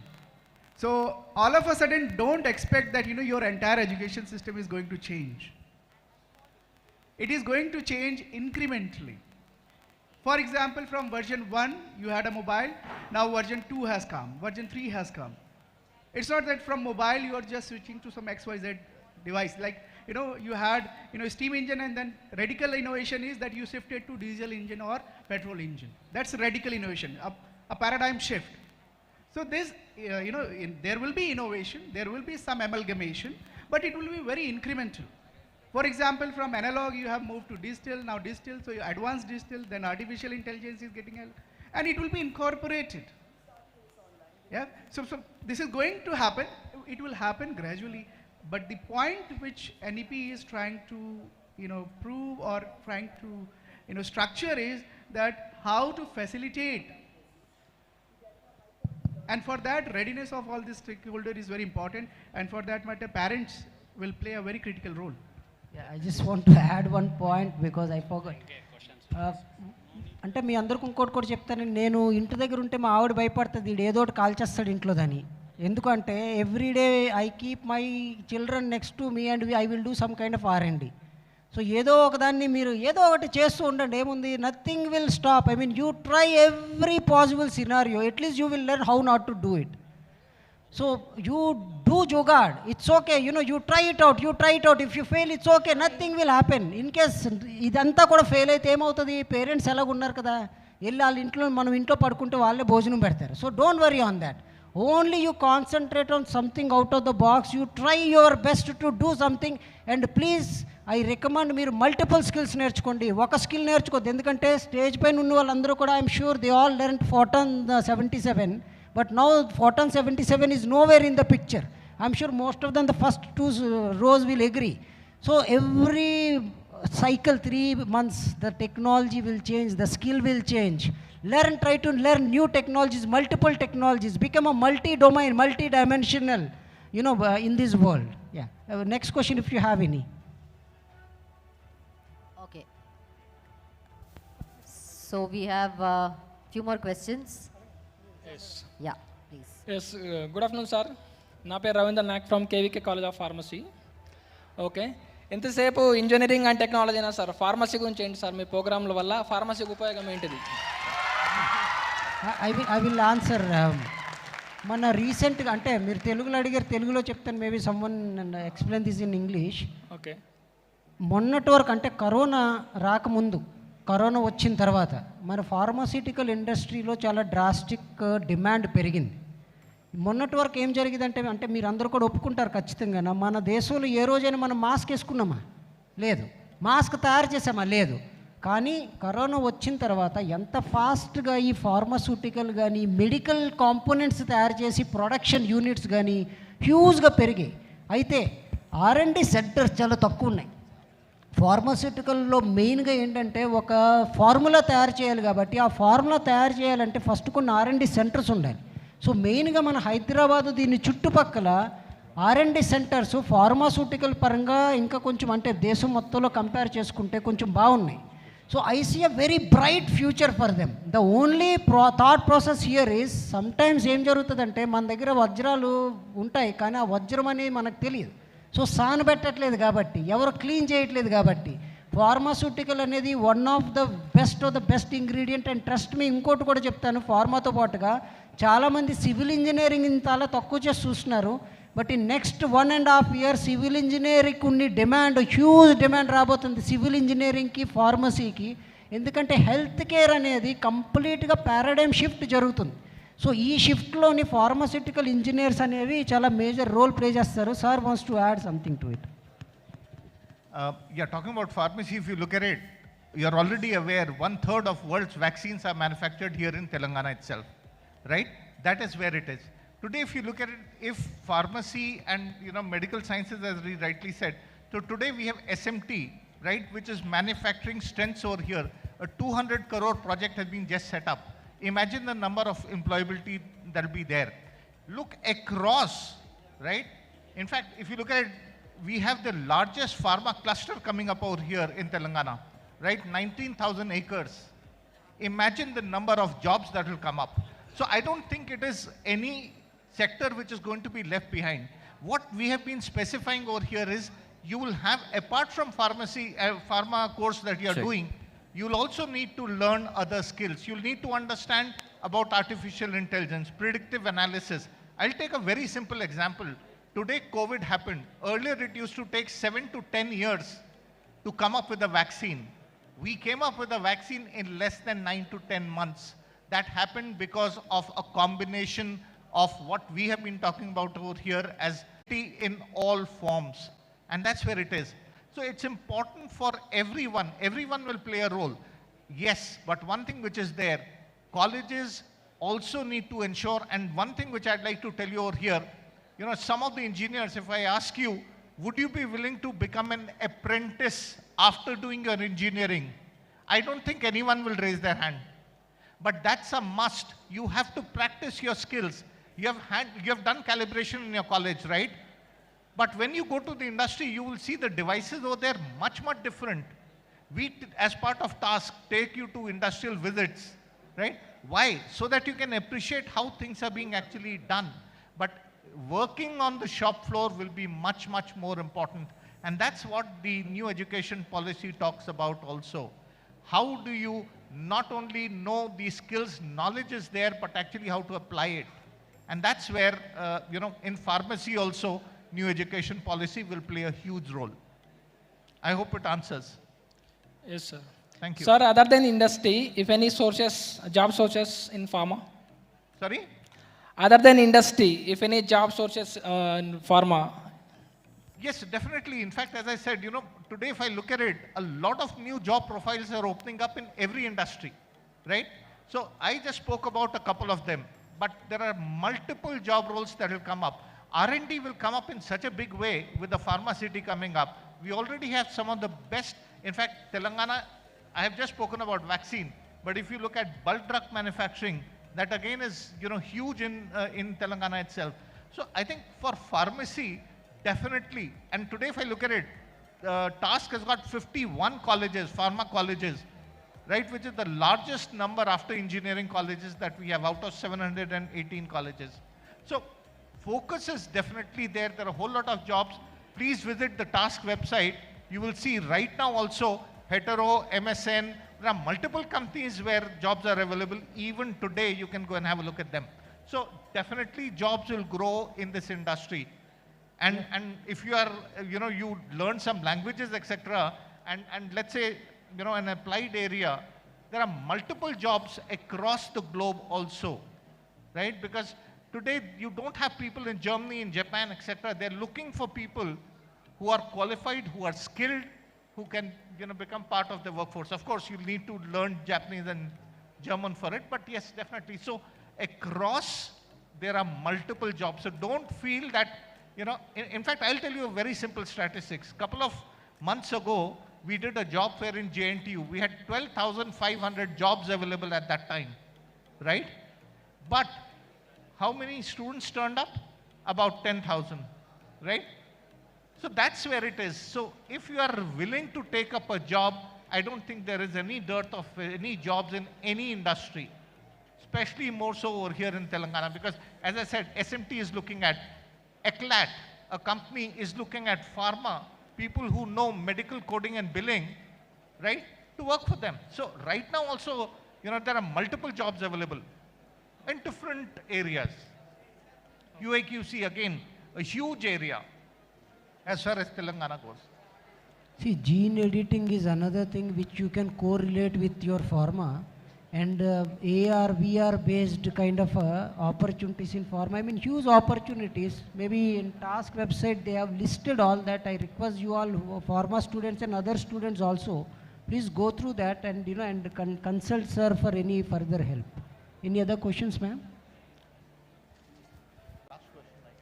We have two more assume questions. it's the last Quickly question. we'll I take, know we'll take everyone one is more. waiting for lunch. So, yeah. Respected dignitaries, may I? Hello. Yeah, my name is Jaydeep and I am the student from KVK College of Pharmacy. So I just want to add up a question to our faculty, like how will NEP help us in pharmacy? Like I am a pharmacy final year student, how will the NEP help us with that? See, as I said, NEP is a framework. Okay, so don't consider this only from a pharmacy. I understand you are a pharmacy student, so you are thinking from that perspective. But it will facilitate you to learn multiple skills. It will facilitate to give you the best of the best knowledge as well as the best of the best high quality content. So that is where the NEP comes into picture. You know, as I said, the NEP is like a pipeline. See, మీ ఇంటికి water రావాలంటే ఒక pipe line ఉండాలి కదా. కానీ ఆ water అనేది మీరు తాగుతారు, కానీ పైప్ లైన్ ఏ రోజు మీరు గుర్తించరు. ఈ ఎన్ఈపీ కూడా ఏంటంటే ఒక పైప్ లైన్ లాంటిది. కానీ ఒక దగ్గర చెరువు ఉంటే అక్కడ నుంచి ఆ పైప్ లైన్ ఒక దగ్గరికి వెళ్ళి ట్యాంకులు అన్నీ శుద్ధి చేసి అక్కడ నుంచి చిన్న పైప్ లైన్లు మీ ఇంటికి వస్తుంది కదా. ఈ మొత్తం వ్యవస్థని మేనేజ్ చేసేది ఎన్ఈపీ అనుకుంటే మీరు ఆ తాగే నీరు ఏదైతే మీకు బెటర్ నాలెడ్జ్ అంటే మంచి నీరు ఏదైతే వస్తుందో అది better knowledge, better skilling, multi skilling, మీకు కావాల్సిన ఫెసిలిటీస్ అన్ని మీ దగ్గరికి తీసుకొచ్చే విధంగా ఎక్కడ కావాలంటే అక్కడ ఏ ప్లాట్ఫామ్ పైన కావాలంటే ఆ ప్లాట్ఫామ్ పైన మీరు నేర్చుకునే విధంగా చేసే ఫెసిలిటేషనే ఈ న్యూ ఎడ్యుకేషన్ పాలసీ అనేది. Hello sir, very good afternoon to all the dignitaries. We are from Maitri College, Medipatnam, and my question is as per the earlier commissions of education in India, English has been the connecting language, has been considered as the connecting language. And now as per the new education policy, the students can be taught in the regional languages as you people are saying. So means how are we going to get globally connected then? Yeah, when their English is not strong, right? We will be like question, confined I will answer the question. I got the point, and I'm so happy when women empowerment people say that, you know, in India women empowerment never happens, but I see out of 6 questions 4 were raised by women. I'm so happy for that. So let me come back to you on this. Let me be very frank with you. We never said we will disconnect the English period. We are going to the language of instruction is English. Along with English, imagine we will give you one Urdu medium book. You know, where we have a created compiler which can, you know, you can read from right to left as well as left to right. Imagine a student studied in Urdu medium and now moved towards college, and now he is facing problem with English. So this will bridge that gap. See, that is what we are talking about. We never discounted, because see, the language of communication, business communication is English, which we understand, we value it. We never discount it. And we want our students to be globally, you know, empowered, not locally. Along with locally, we want to empower globally. But at the same time, I will give you one sample example. Let's say within the Telangana, there is a small remote village. There, imagine the person who graduated speaking only in English. Don't you think there is a disconnect and, you know, and there is not an equality, right? Because your patient, imagine he's a doctor, he is speaking only in English. Then what happened to the person who is, you know, who wants to express? So that is where the problem comes, right? So we are trying to bridge that gap. So आपको इतना मैं बोल सकता हूँ कि आपको खुद multiple language आ गया तो उससे क्या होगा, आपका खुद का दिमाग भी बहुत जोर से चलेगा, आपके सामने वाला क्या बोल रहा है वो भी समझ में आ जाएगा आपको, आप भी उसका हिसाब से समाधान भी देंगे, तो दोनों जगह फायदा है ये. Madam, basically sometimes what happens, we don't understand the value. Example, we don't understand the value of our mother. It is similarly we don't understand the value of our mother language. See, when the mother speaks a language, you know, when you born, trust me, that is the language what you speak, you know, at the end of your day. Because, you know, when you are dying, you will say Amma only, you know, you won't say something else, you know, not in a French or any other language. You know, if you speak in Urdu, then, you know, you will say Amma in Urdu only, you know, Ma in Urdu only. So that is the beauty of the local language. It will connect it to your senses. It will connect your base operating system. So let us not forget our mother. Let us not forget our mother language. You know, both are equally important, and at the same time, communicating with the external world is also important. So we need to take an example of Tamilians, you know, who respect their language, culture, at the same time, they are very, very good in English. I think we need to adopt this 3-language policy and take it forward. And I strongly believe, you know, if you want to learn, let's say, Odia, let him learn Odia as a 3rd language. You know, who is stopping you? I think this is the pattern what we need to take up. Freedom of choice is what we need to give it to the student. Yeah, I think this sir is waiting for last few minutes. Maybe we'll take one last question. Sir, may I? So quickly we'll take 2 questions. Question one to from Buddha. this lady and one from sir. Technology, artificial intelligence anta baagundi. Artificial intelligence మీద excessive depend అయ్యి original intelligence, brain intelligence కోల్పోతున్నాడు అని భయపడుతున్నా. So దాని మీద react అండి, number 1. Number 2, technology దానివల్ల ఫ్రస్ట్రేషన్లోకి పోతున్నారు, డిస్ట్రెస్లోకి పోతున్నారు, ఆత్మహత్యలు చేసుకుంటున్నారు. సో మనం మన ఎడ్యుకేషన్ టెక్నాలజీ ఎటువైపు తీసుకెళ్తుంది, towards the suicides. So my question, 1 minute, my question to Balakrishna Reddy గారు, 1 more. Justice delay is justice denied. ఇప్పుడు ఇది అవాయిడ్ చేయడం ఎలాగా? కొన్ని వందల వేల కేసులు హైకోర్టు, సుప్రీంకోర్టులో పెండింగ్ ఉన్నాయి కదా. ఈ లీగల్ సిస్టమ్ టెక్నాలజీ యాడ్ చేసి మనం ఏదైనా సొల్యూషన్ చేయగలమా? నేనేమో student of law, Balakrishna Reddy is my teacher of law. I'm from the civil service 87 batch, joint secretary government of India, additional director general is my designation. Doctor P J Sudhakar. Thank you sir. Sir first I will answer, then sir will, ఎందుకంటే law పరంగా నాకేం తెలియదు, sir answer చేస్తారు. But మీరు first అడిగిన క్వశ్చన్కి sir, మీరు ఇందాకలు కూడా అక్కడ అడిగారు, అదే చెప్పాను. నెక్స్ట్ జనరేషన్ ఏమవుతుందో మాకు తెలియదు. ఐ థింక్ ఇక్కడ ఉన్న దానిలో యంగెస్ట్ నేను, నాకు 39 years. నేను ఒకటే అనుకున్నా, నేను బతుకున్నంత వరకు మాత్రం ఎడ్యుకేషన్, మినిస్ట్రీ ఆఫ్ ఎడ్యుకేషన్ ఉంటే మన సంస్కృతి, మన కల్చరు, మన లాంగ్వేజ్. మన లాంగ్వేజ్ అంటే నా ఒక్కళ్ళ లాంగ్వేజ్ కాదు, అద్భుతమైన లాంగ్వేజ్ మన దేశంలో బోల్డ్ ఉన్నాయి, అన్రికగ్నైజ్డ్ లాంగ్వేజ్ కూడా ఉన్నాయి. ఇవన్నిటిని పరిరక్షించాల్సిన అవసరం కూడా మనకు ఉంది. అదేవిధంగా టెక్నాలజీ కూడా వాడుకోవాలి. ఎగ్జాంపుల్గా చెప్తాను, మేము ఇప్పుడు ఒక కొత్త ప్రోడక్ట్ తయారు చేస్తున్నాం. ఆ ప్రోడక్ట్ మీరు ఆలోచిస్తే మీ ఆలోచన విధానం ఇందులో మారిపోద్ది. అదేంటంటే, ఆంధ్రప్రదేశ్లో గోదావరి జిల్లాలో ఒక రైతు ఉన్నాడండి. ఆయన కష్టపడి ఆ గ్రామంలో ఒక 10 టన్నుల రైస్ పండించాడు, మంచి రైస్. అక్కడ దగ్గరలో దళారీ తక్కువ డబ్బులకి కొనేసుకోవద్దని ఆయన మోసం చేస్తున్నాడు రెగ్యులర్గా.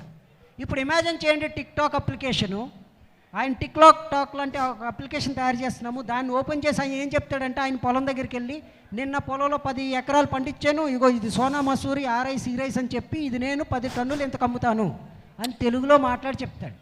మేము టెక్నాలజీ వాడి దాన్ని ఎక్కడో మహారాష్ట్రలో లేకపోతే పంజాబ్లో ఉన్న ఒక ట్రేడరు, పెద్ద ట్రేడరు, ఆయన తెలుగు నుంచి పంజాబీలోకి దాన్ని ట్రాన్స్లేట్ అయిన వెంటనే ఆయనకి పంజాబీలో వినిపించి, ఆయన పంజాబీలో చెప్తాడు, ఆ పంజాబీలో చెప్పింది ఇక్కడికి ఈ రైతుకు తెలుగులో వినబడి, వీళ్ళిద్దరూ కానీ కామర్స్ చేసుకోగలిగి, అంటే బిజినెస్ చేసుకోగలిగితే టెక్నాలజీ అక్కడ పనికొచ్చిందా లేదా? మనము టెక్నాలజీని పాజిటివ్ వేలో వాడుకోగలిగితే ఖచ్చితంగా టెక్నాలజీ మనకి మంచి వారదవుతుంది. అయితే అట్ ద సేమ్ టైం నేను ఇంకొక ఎగ్జాంపుల్ కూడా చెప్తాను, అంటే నాకు కూడా వర్రీసం అది.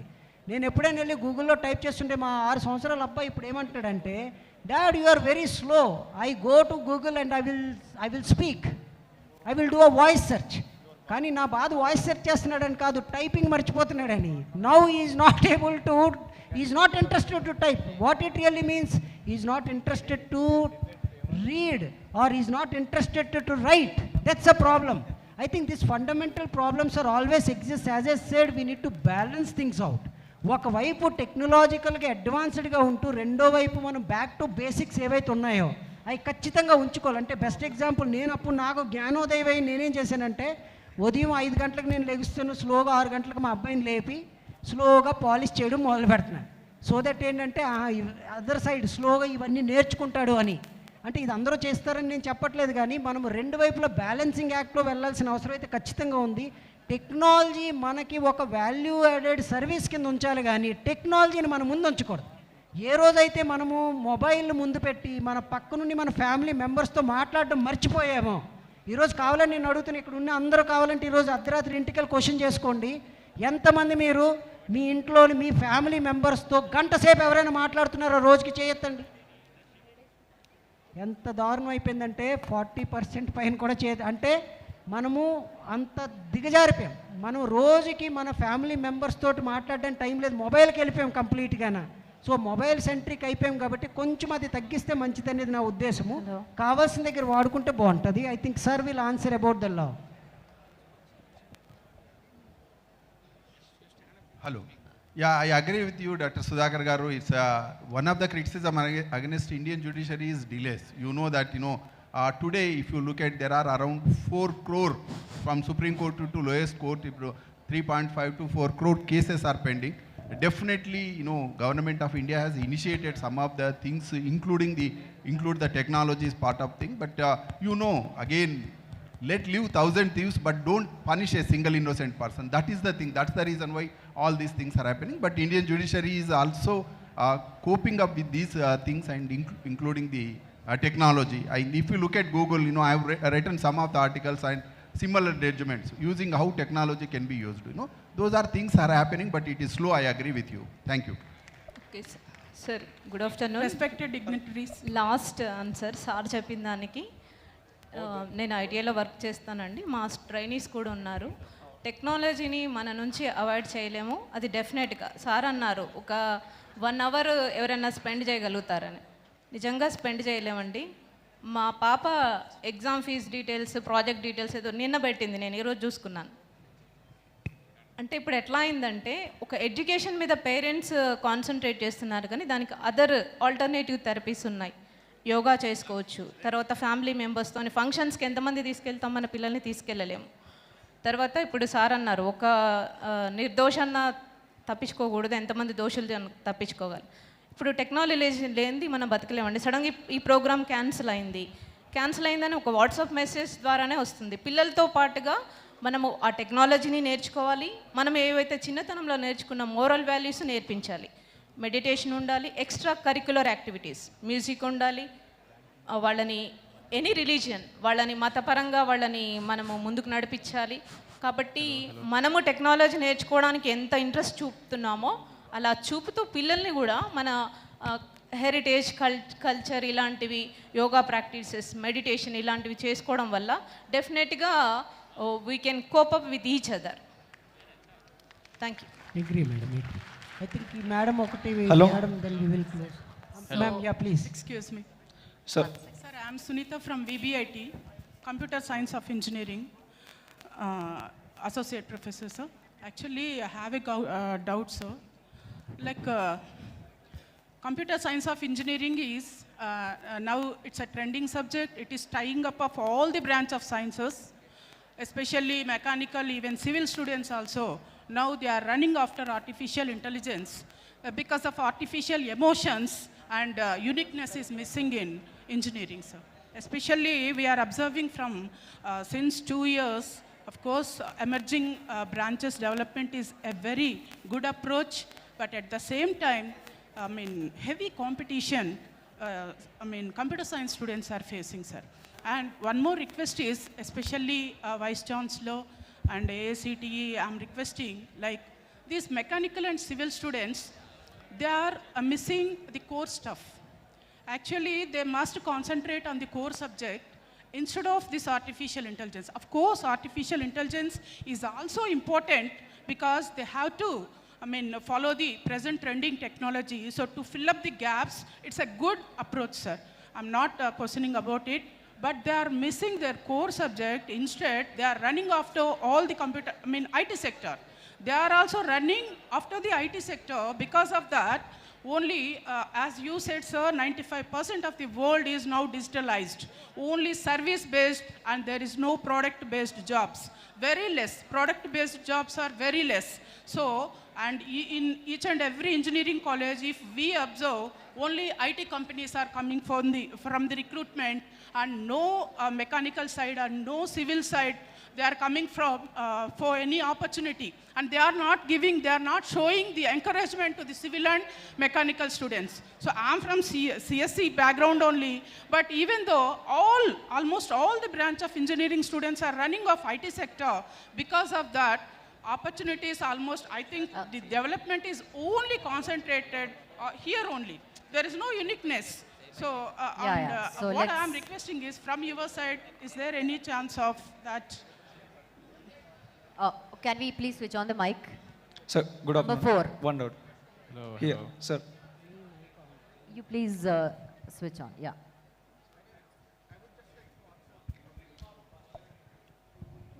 Okay, so what you're saying is right. In fact, if you look at it, only 72,000 seats got filled this, last year, and that's the trend earlier also.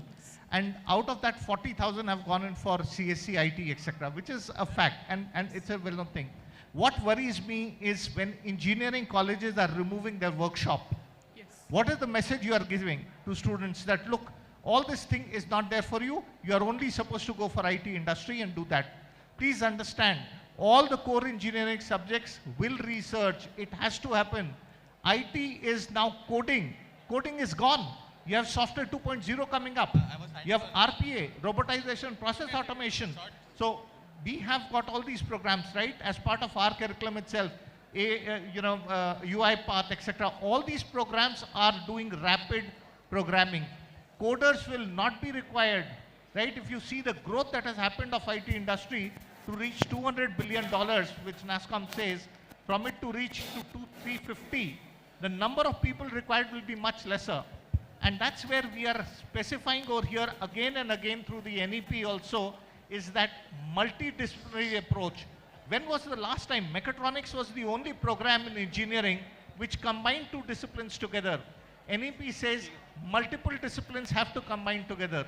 So you would require, and JNTU, as I said earlier also, a civil engineer can do artificial intelligence. And that is what my humble submission to all educators over here is, help your students decide the right career, right choice. Definitely NEP promotes all the core engineering subjects. And my humble submission to all of you is, please don't start giving up your seats, right? You are not giving up your seats, but still they are not getting filled. My humble submission to the youth is, look at it, how you can be part of it. We want to become a developed nation. None of the countries, I repeat, none of the countries has become a developed nation based only on services. Manufacturing has to be there. We need manufacturing. If we were only services and there was no manufacturing, could he have manufactured the vaccine for COVID? Where would it be? Please understand that. Get back core engineering subjects into your curriculums, please. Thank you, ma'am. Hello. Sir, here. Hello. Hello. I think we have already Hello, had sir. a lot of questions. Hello, We are here during lunchtime. Yeah. So I the think last it's- one question, The last one question, related sir. to this topic. Yes, sir. I will Hello. quickly take the last question and we'll finish it within a minute. Yeah. Yes, sir. Hello. Hello. Hello, sir. My name is Ali. I'm from CBIT Chemical Engineering. I'm doing first year. My question is We are really not short able to and hear simple. you. Hello, Keep the hello. Mic. Hello. Talk a bit louder. Yeah. My question is very short and simple. Main question is that how is this policy going to affect the suicides and the depression people students are going in 11th and 12th standard? Because recently in Telangana, a lot of 20 to 22 students have committed suicide because of the pressure due to the education system. So how is this policy going to affect that? See, I think this policy will ease that pressure. Because see, the more it is not only a rote methodology, it is more on the creative in nature. So you will write the answer on a real-time solution based. Let's say if I ask you how gravity works again, you will write it in a real-time scenario that you are trying to catch a bus while you are running. The speed of yours is basically getting pulled with the gravitational force, right? You will write that as an example. That is a real time, so it has nothing to do with your, pressurizing the thing. So this is the kind of a framework what we are building. It will open up your mind. It will give you more empowerment than putting a pressure. So we would like to reduce that kind of a suicidal activities of the students. So this will basically a co-pilot for a students, and it will try to help you, instead of pressurizing you. And Yadavji wants to add something to it. Yeah, thank you for asking the very pertinent question on suicide. So, if you will see that, the recent budget also focuses on mental health. And first time there has been allocation, significant amount of money has been allocated to mental health, and that too for psychological counselors in school and colleges. So the point is very pertinent. Suicide is there, and large number of students are doing suicide because of the education pressure. I think, this is the first, very significant impact, or you can say step where government is thinking on the mental health of the students, and they are proactively trying to address the issues so that suicide, at the stage of suicidal ideation, student could be counseled, and the thought of doing suicide can be minimized and reduced. Just to add one more point to it, right? Earlier, why the suicide used to be there? Because there was always fear of performance, right? It was a summative assessment thing that you had. Now what we are talking about, celebration of learning, which is formative assessment. And that is what is going to be a major change, apart from the various curriculum changes that are going to happen. So moving ahead, you will see a lot less pressure on our students to perform, right? In the single exam, what happens if, God forbid, you have typhoid on the day when your board exam is? What will you do, right? All this thing is because of summative. Formative assessment is a much better method which NEP promotes. Yeah, I think next questions we should take over lunch. Thank you so much hello? for answering all the questions. We'll take the next set of questions Ma'am, post this is lunch. the last question from my side. Post-lunch, Ma'am, here. please. Ma'am, here. This is the last question, please. So, good afternoon, everyone. First of all, I thank the Hands India for giving this opportunity and conducting this great conference. So, I am Arvind Khanna, from a mechanical engineering student from MGIT. So, my question is, what are the opportunities that you are providing from this National Education Scheme policy to the mechanical engineers to enter in the field of emerging technologies like AI, any other? So, what are you providing only for the mechanical engineers? So that is my question. I think we already answered this, but let me reiterate. Okay, sir. See, for the mechanical students have a plenty of co-related opportunities. Example, aerospace is one. Okay, automobile, materials. Material management is going to be huge. Supply chain management, logistics, I think, you have plenty of opportunities. The only thing is you are not looking into it in a right direction. See, the right perspective is important, and as NEP will give you more opportunity to do internship opportunities, apprenticeship opportunities when you are in college itself, so that you will get a real-time opportunity, real-time experience when you are in college, so that you are job ready or industry ready by the time you come out of the college. So I request, please have patience for the mechanical as well as the civil students. They are going to be highly demanded students in next 1 year time. Thank you very much. Sir, okay, sir. If you are saying that I should wait for the next 1 year, sir, what about those who are students are passing out now? Because most of the people are, and most of the IT companies are interested in the software. So no one is caring about the core branches that mechanical or civil. Okay. Only few opportunities are given. Hold on. I've understood your question. Yes, very simply, you can join even, as I said, SMT. SMT, which is a medical technologies company, is looking at mechanical engineering. Please understand, your general best management practices are of mechanical engineering, right? So if you have just passed out or you're passing out, go to the task website. SMT has advertised the jobs over there for mechanical engineers. Please apply. Sir, I'm asking about only few. Sorry? So only few are there for No, there are multiple What opportunities. you can do is, see, Don't as you are go to saying IT. technology, Stick sir, to I your will core. just try to fill in. As you are saying, lots of AI and other things are taking Yes, over. yes. Why, as you are a mechanical student, why don't you learn AI and build a system for your mechanical students or mechanical industry? Yes, I sure, think, sir. see, what I'm trying to say is think out of the box. I think that is what missing. You figure out a solution out of every problem. Don't figure out a problem out of every problem. That is a fundamental thought process problem, with our students. So I request, if you have no options on mechanical, you learn the technology and solve the problem of mechanical industries. I think it's a huge opportunity. Trust me, without a mechanical and civil engineer, the world won't work at all. So that's the fundamental thing, and you try to create a solution out of it. Yeah, ma'am, I think... Yeah. Sure. So, ఇంకేదైనా questions ఉంటే మీరు lunch తర్వాత వచ్చి అడగండి. We'll give you much time for the question and answer round after lunch.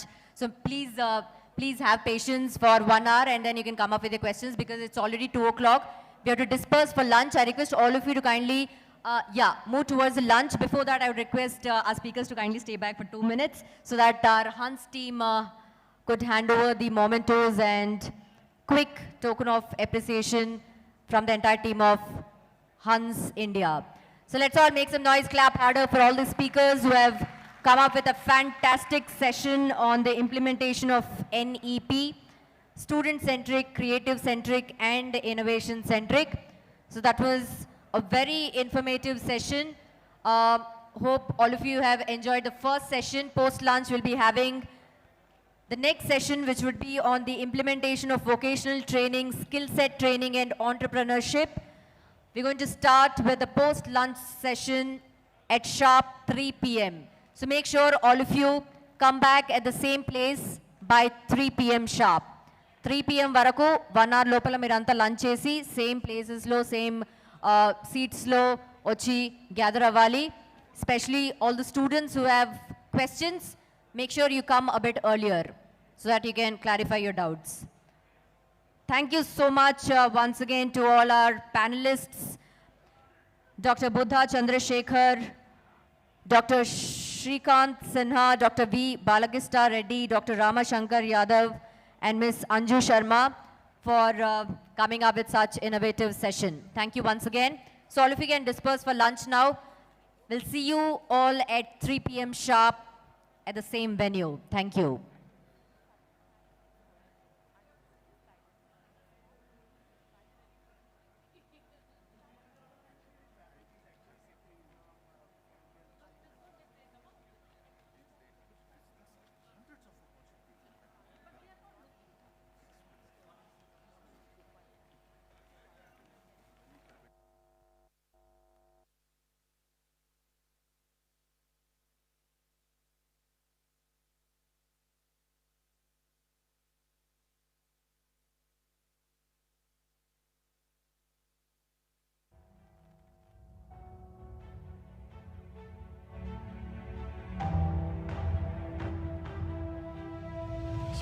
Okay ముఖ్య గమనిక students అంతా ఎవరైతే లంచ్ తర్వాత రాబోతున్నారో వాళ్ళంతా దయచేసి ఫ్రంట్ సీట్స్ వచ్చి ఆక్యుపై చేయాలి.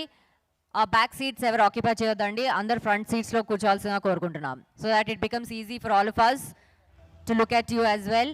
Dining hall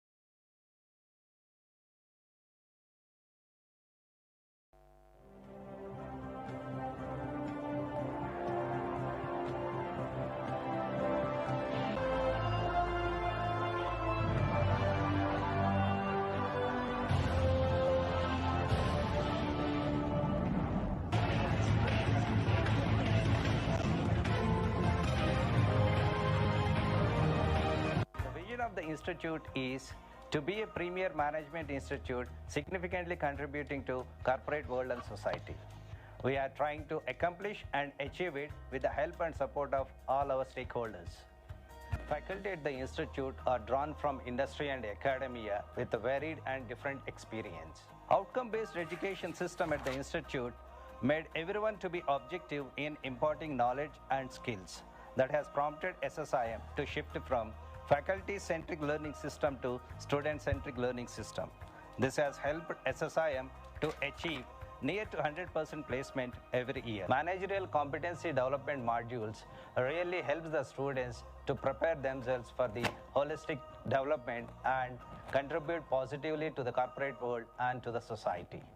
Hello, I am Dr. Arijit Santikari, Program Chair of PGDM Triple Specialization, which is a flagship program since 1992. We are running this program, and today we have 30th batch of students studying in the campus. PGDM Triple Specialization program at SSIM is uniquely designed to suit the requirement of the industry looking for managers with cross-functional skills blended with IT acumen. During the second year, students get to customize their career choice by opting from 10 electives across different areas apart from compulsory courses. We have innovative trimester system blended with classroom and practical learning in the form of live project, capstone project, markstat simulation, NSE lab, case-based and experiential learning. Hello everybody, I'm Dr. V. Jayalakshmi, the Program Chair for PGDM BIFS program at Shivashivani Institute of Management. The BIFS program is uniquely designed to equip management graduates with the nuances of operations of BFSI sector. SSIM is the first B school in Telangana and AP recognized by the Insurance Institute of India. This program grooms the aspiring graduates for challenging career opportunities in the sunrise financial services industry. The highlights of the program include there is an NSC Finance Lab sessions which provides real-time capital market experience to students. Apart from this, we also provide value-added certifications through equity levers capstone projects. Last but not least, on completion of the PGDM BIFS programs, the students are awarded licentiate certificate from Insurance Institute of India, Mumbai. Hi, I'm Kumari Sandhya, student at Shivashivani Institute of Management. SSIM always put efforts to shape students into corporate management professionals. Apart from placements, SSIM also offers summer internship opportunities as a learning platform for the students to work with big brands in the market. Most of the companies that come for the summer internship in our institution provide attractive pre-placement offers as well. I'm happy to share with you all that I got selected for Deloitte US summer internship. I am Shreyashi.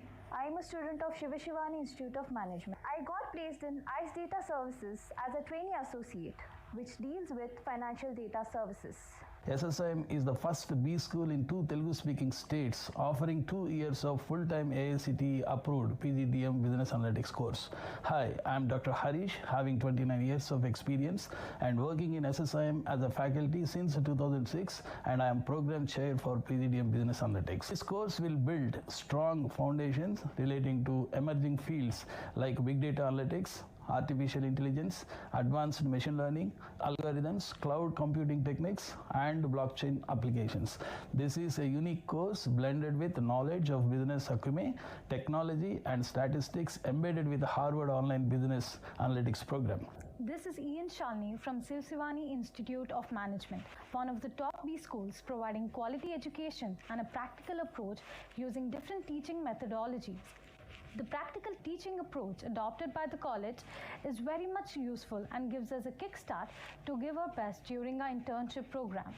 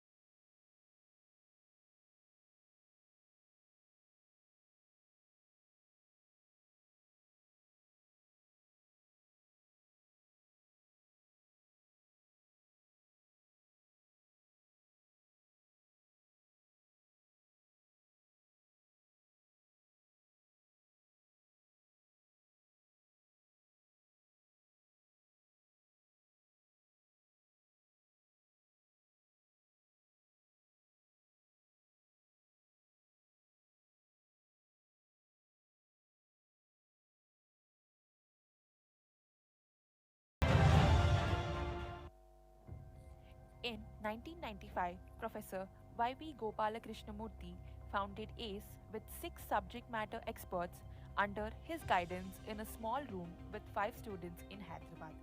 Started with civil engineering, later expanding its horizon to other dimensions. With the excellence of 25 years, ACE is rooted to 8 branches across India like Delhi, Pune, Vizag, Vijayawada, Chennai, and Bangalore, and guided lakhs of students to achieve their dreams. Our students are serving as IAS officers, IIT and NIT alumnus, PSU and state PSC employees. Sri Y.V. Gopalakrishnamurthy, an NIT Warangal alumni and government job holder who quit his job in 2003 and followed his passion and goal in a full-fledged manner, turned CMD of ACE with the motto of imparting quality education to all the students at a reasonable price. With the revolutionary upheaval of technology, ACE stepped forward into digital platform. ACE Online by Mr. Raghuvamsi in 2018, taking the legacy forward to leverage technology and provide access to quality education for students across the nation. CEO Mr. Raghuvamsi Adala graduated from University of Wisconsin, Madison and has followed his father's footsteps with digital innovation of ACE as ACE Online. ACE Online is a digital platform of ACE Engineering Academy which provides online courses for students across the nation at their convenience.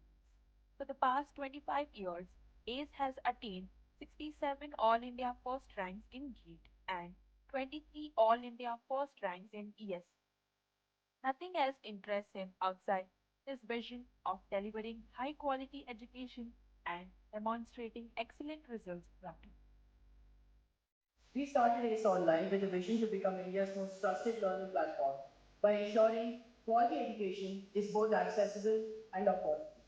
We have launched our platform in 2019 with GATE and ESC online courses to deliver high quality learning outcomes to Tier 2 and Tier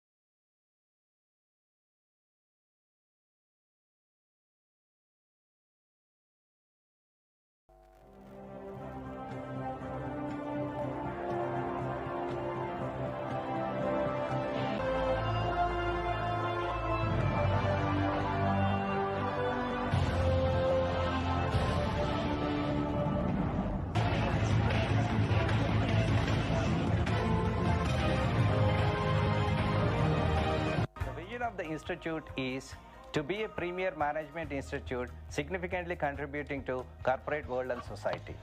We are trying to accomplish and achieve it with the help and support of all our stakeholders. Faculty at the institute are drawn from industry and academia with a varied and different experience. Outcome-based education system at the institute made everyone to be objective in imparting knowledge and skills.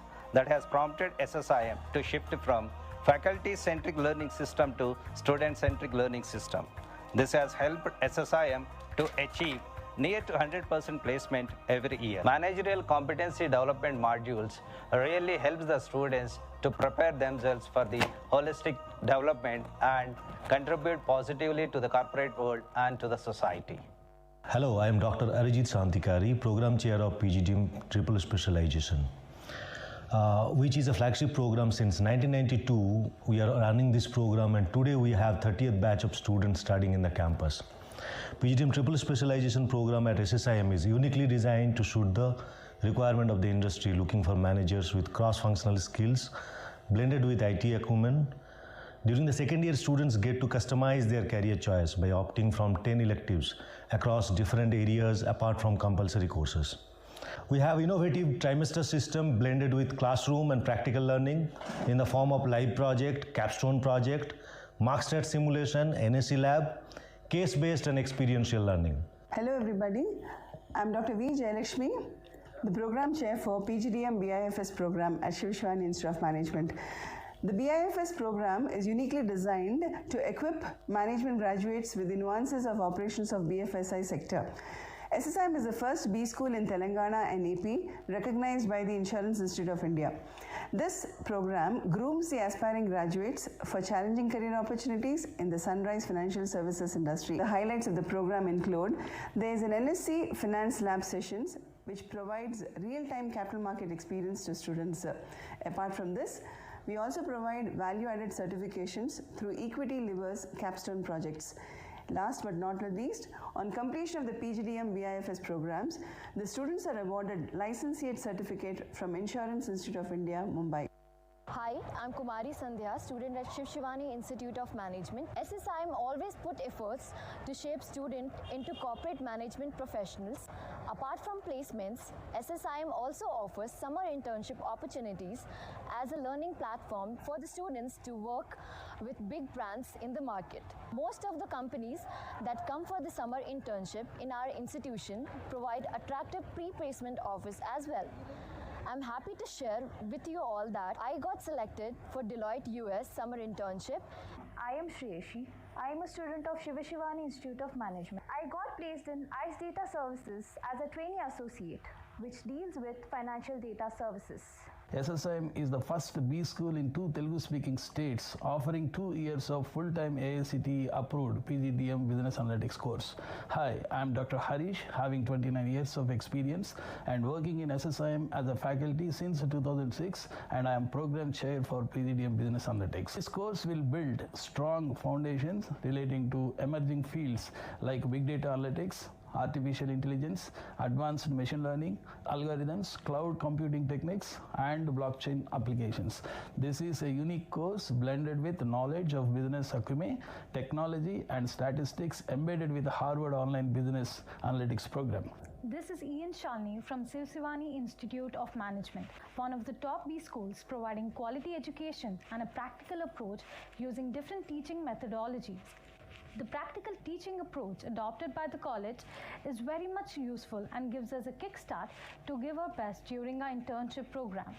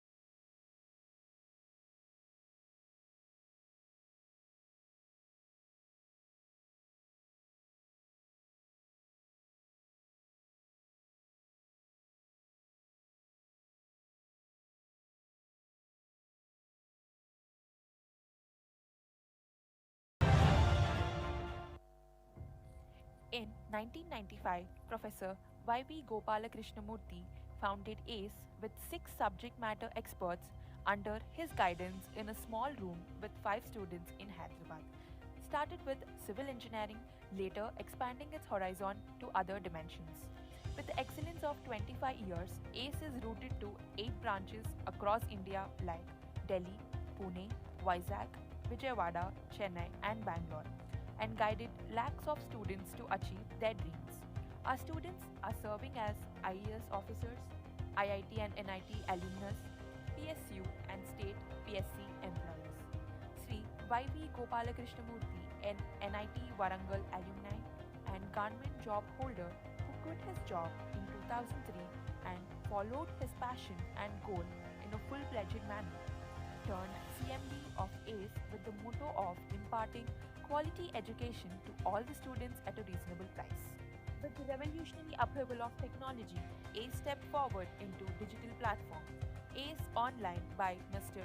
Raghuvamsi in 2018, taking the legacy forward to leverage technology and provide access to quality education for students across the nation.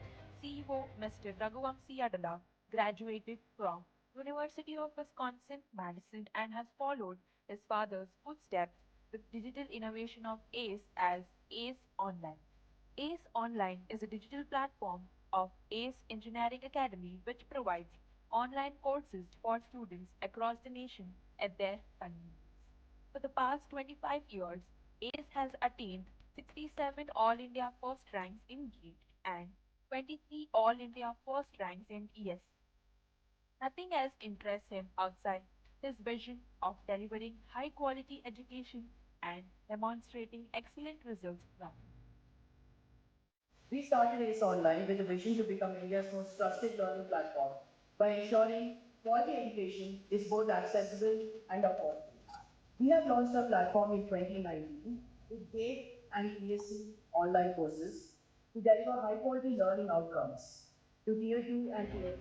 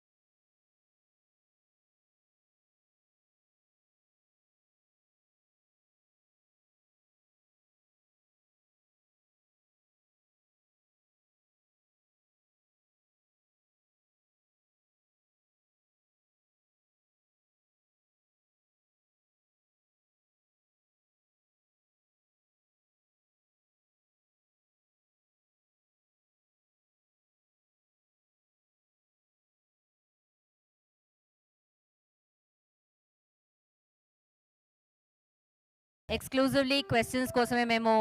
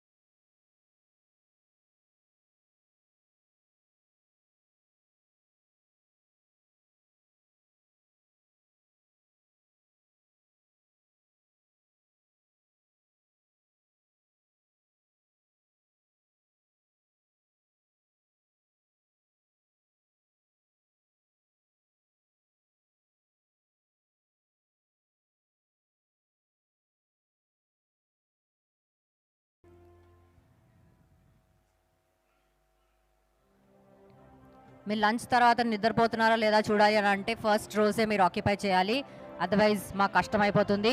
And front సీట్స్లో కూర్చుంటే concentration కూడా చాలా ఎక్కువగా ఉంటుంది and questions కూడా ఈజీగా అడగొచ్చు. కాబట్టి everybody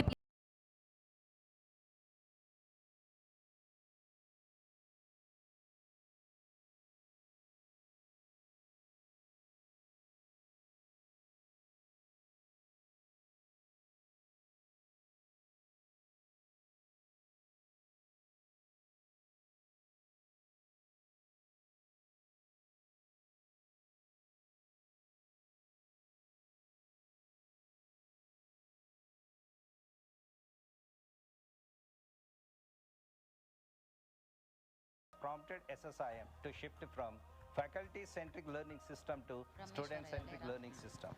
This has helped SSIM to achieve near to 100% placement every year. Managerial competency development modules really helps the students to prepare themselves for the holistic development and contribute positively to the corporate world and to the society. Hello, I am Dr. Arijit Santikari, Program Chair of PGDM Triple Specialization, which is a flagship program since 1992. We are running this program and today we have 30th batch of students studying in the campus. PGDM Triple Specialization program at SSIM. So once again, a very warm welcome to each one of you to this two-day education conference on NEP. Blended with IT acumen. So very warm welcome to all the students, to all the parents, to all the principals, to all our eminent speakers and dignitaries. So we're going to start with the second session in few more minutes. I would request all of you to kindly take your seats. అందరు lunch చేశారా? ఎలా ఉండే lunch? సూపరా? Okay. Make sure you don't sleep in the post-lunch session. That is what we're expecting. And ఎవరైనా friends missing అని అంటే you can just call them up and ask them to come inside the hall.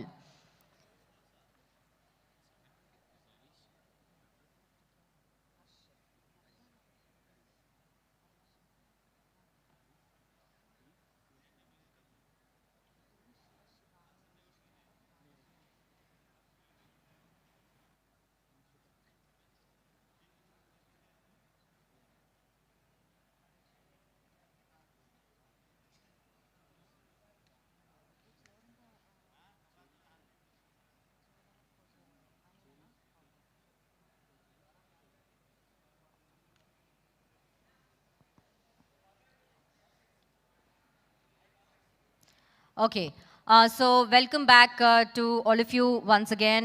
We're going to start with the second session now.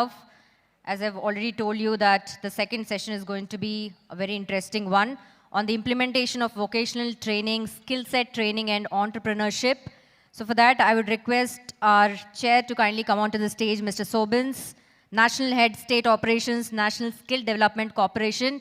Make some noise, clap harder for our speaker, Mr. Sobins.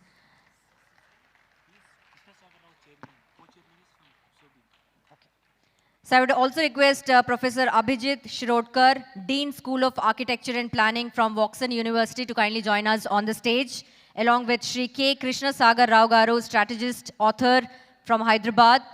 He'll be the chair for this session, and co-chair being Mr. Sobins. Huge round of applause, everyone, to our eminent speakers, to our panelists, Shri K. Krishna Sagar Rao, strategist, author from Hyderabad, Professor Abhijit Shirodkar, Dean School of Architecture and Planning from Vocational University, Mr. Sobins, National Head State Operations, National Skill Development Corporation. I would also request Mrs. Pallavi Krishna Paspuleti, Chief Executive Director from Tripura Constructions, to kindly join us on the stage. Mrs. Madhavi Chandra, Director, Geetanjali Group of Schools, Hyderabad. Professor D. Chennappa, Senior Professor, Commerce from Usmania University. Mutyala Sharad Garu, Professor, NI MSME. Huge round of applause to all our speakers, please. I would also take the privilege to welcome on the stage Dr. Mahesh Babu, Professor from KL University. I would also request Dr. K. Harish, Dean Shivashivani Institute of Management, to kindly join us on the stage.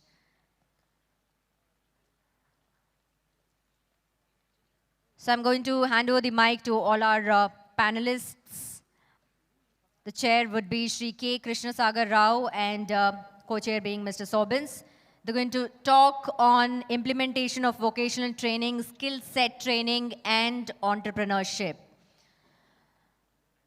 So once again, thank you so much to all of you for taking out your precious time and being here on this special occasion of ours, being the speakers and gracing this fantastic occasion amidst all the students, parents, principals from different schools, colleges, and universities. Over to Krishna Sagar Rao Garu. Thank you. Thank you, Likita. Good afternoon, everybody. For the eminent panelists here on the dais, the students, principals, other educators, media, and the rest of the friends who are here for this two-day session of NEP. Welcome to you all for the second session, and the session theme is focused very narrowly at the implementation of vocational training and skill training, and then entrepreneurship. Now, NEP, I should first of all heartfully thank Hans India and congratulate them for having taken up this initiative of clarifying to the three stakeholders, the students, the educators, and the industry, of what actually the NEP constitutes. The vision of the Prime Minister Narendra Modi to reform education, which was due for very long. I think since our independence, we haven't actually reformed structurally the system. And NEP is a structural reform, a very essential reform. However, I still feel there is more room for reform in terms of the content. In the inaugural session, I had an opportunity to express that there is a necessity to balance the machine skills, the cognitive skills which we impart in the entire education system from elementary to the postgraduate programs, to balance it with human skills, human competencies, because that gap exists now because neither the parents, nor the society, nor the schools are unable to fill that gap. So the curriculum content changes are required. At the same speed and level, we need skill training essential to transform the degree holders into professionals.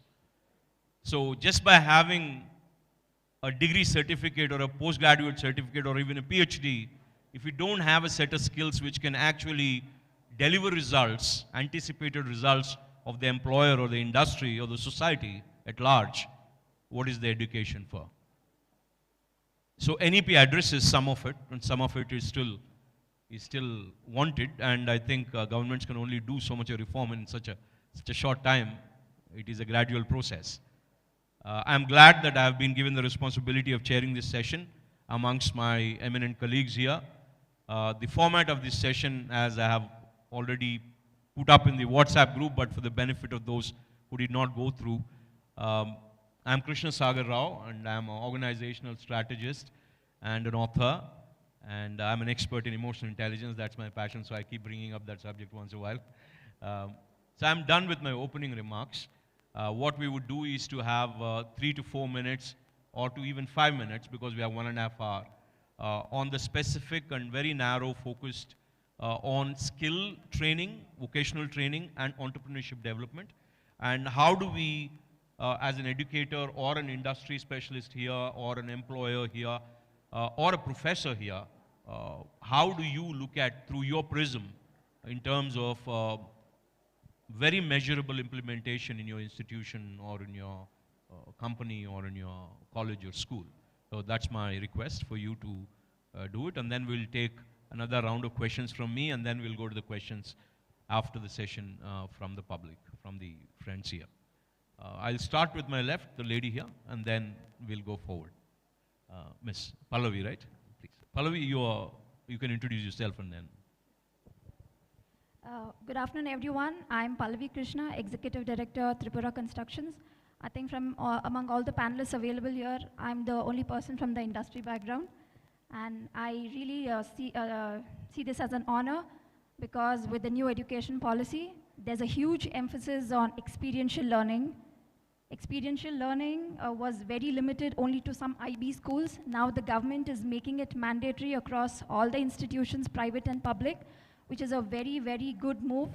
And there is always a criticism that this particular NEP came a little later, after 30, 35 years. I feel personally that it was announced at the right time, because after the COVID, we saw the realities of life, what is actually required out of a human being.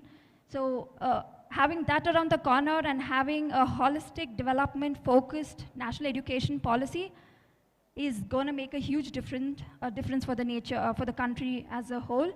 Earlier, we always spoke about development, and going forward, I think we're going to talk more about sustainable development. It's not just about survival, but we're going to focus on the coming generations. And that's what I love a lot about the NEP. And thank you so much for having me. And a huge congratulations to Hans India, because you've brought all the stakeholders together and publicly making an announcement, a communication that, look, there's a huge difference that is going to happen in our education system. Going forward, it's not going to be the old system, and everybody, the industry, be it the parents, the community, the public, need to support this move. Everyone needs to understand the role. You can't just leave this, education institutions as a separate entity. They are going to be on the, on the main screen, and you need to support them, and we all have to make this happen if we want to see a, good, brighter India. And that's it from my side. I'll take it last. So, can I have a presentation? Yeah. Good evening.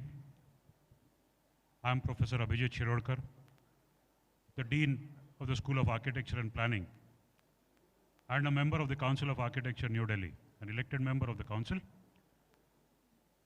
I should at the outset, as she said, that I should be thanking Hans India for initiating a dialogue on NEP 2020, something which till recently even I hadn't heard about, I hadn't read about. Because of Hans, probably I went through the entire NEP document.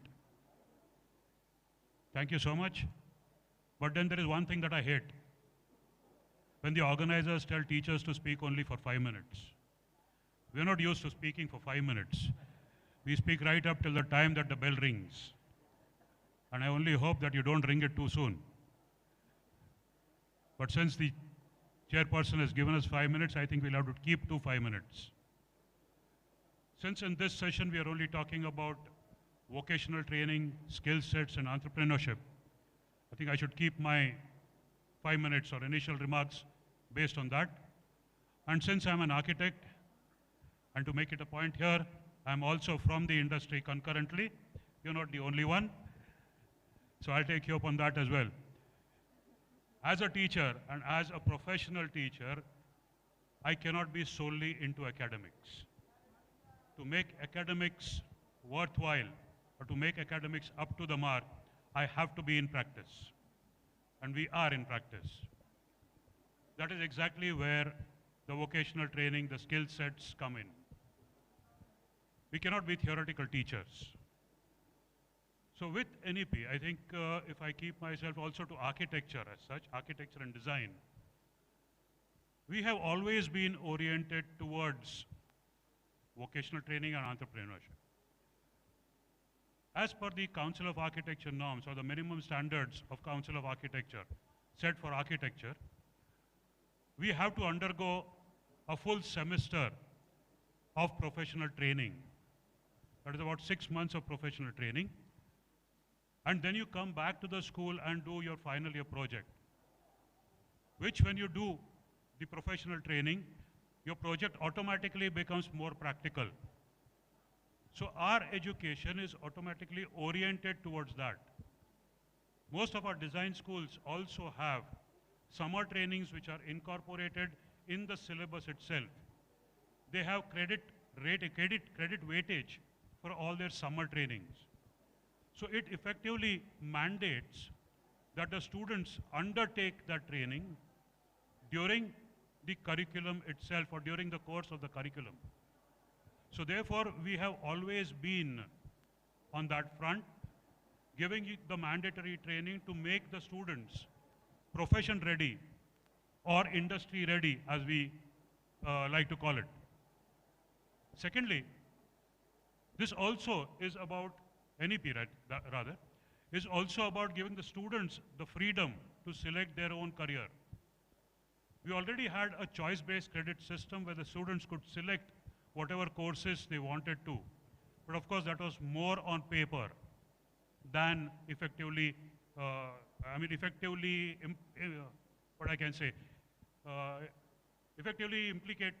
implemented in the curriculum.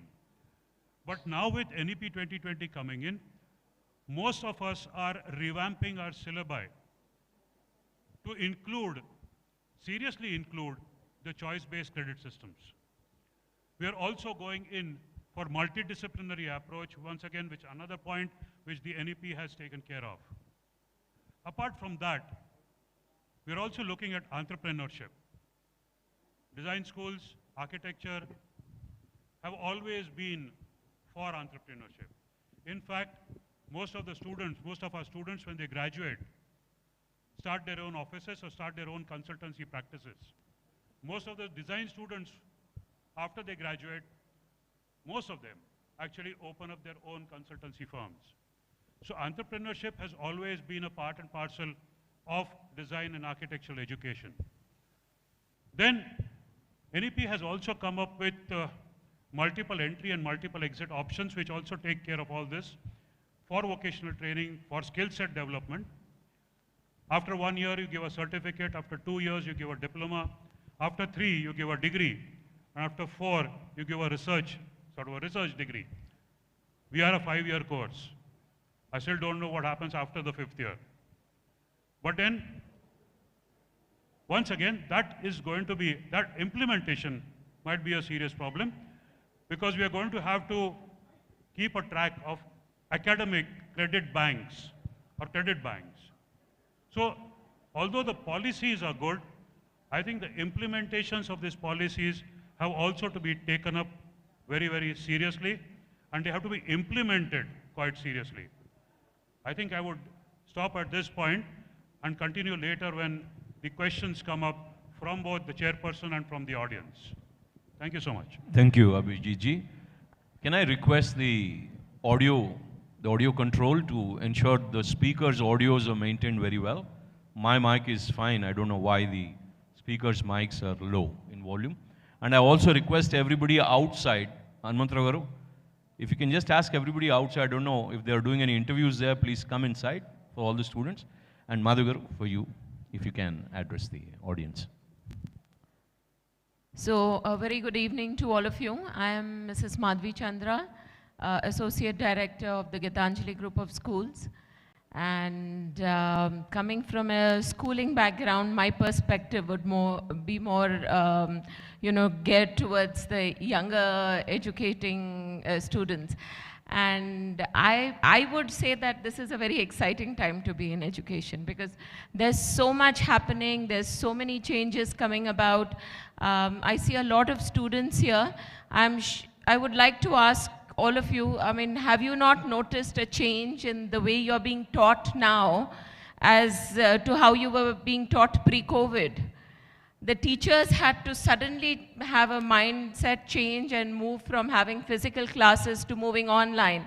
And that brought in a huge influx of use of technology into the classrooms. So I think, and then NEP came 2020, the same year. So there's a lot happening, and it's all, I personally feel, going in the right direction, because these are things that we do need to incorporate into our education system. And unfortunately for us, there is a huge gap there's a huge spectrum of educational institutions in school, right from rural to the urban, from the schools which cater to the low socioeconomic to the high socioeconomic, the kind of teaching that happens, the kind of activities that are planned. There's a huge gap in all the schools. So we need to bridge that, and that is where NEP would really benefit, I feel. And since we are talking about skill development today, I'd like to say that, the NEP, specifically talking about the NEP, it talks about 10 bagless days where children are sent out for internships or given some kind of vocational training. But personally, I feel that there is a lot more to being a good entrepreneur or being ready for the workforce than just developing a set of vocational skills. I mean, it's a rounded personality that leads to success eventually. And I think that's where the soft skills also play a major part. It's not just about teaching children carpentry or teaching them how to be, do some technical work. It's also about how to make that into a profitable profession. So there is a lot more to teaching children to be good entrepreneurs and having the right skills than just giving them those skills that are specific to certain areas or certain professions. And coming to the softer skills that are far more important and far-reaching, if you see 2/3 of the professions that our children are going to be employed in the future don't even exist now. So what are we teaching them? What skills are we teaching them? That is where the soft skills come into play. That is collaboration, logical reasoning, working in teams, good communication skills. I think that is extremely important. Their language skills need a lot of focus, because how you present yourself eventually is most important. I mean, just to share with you, recently we had an activity in school where we asked the children to speak about their strengths. And it was so challenging for them to showcase themselves, I mean, to sell themselves.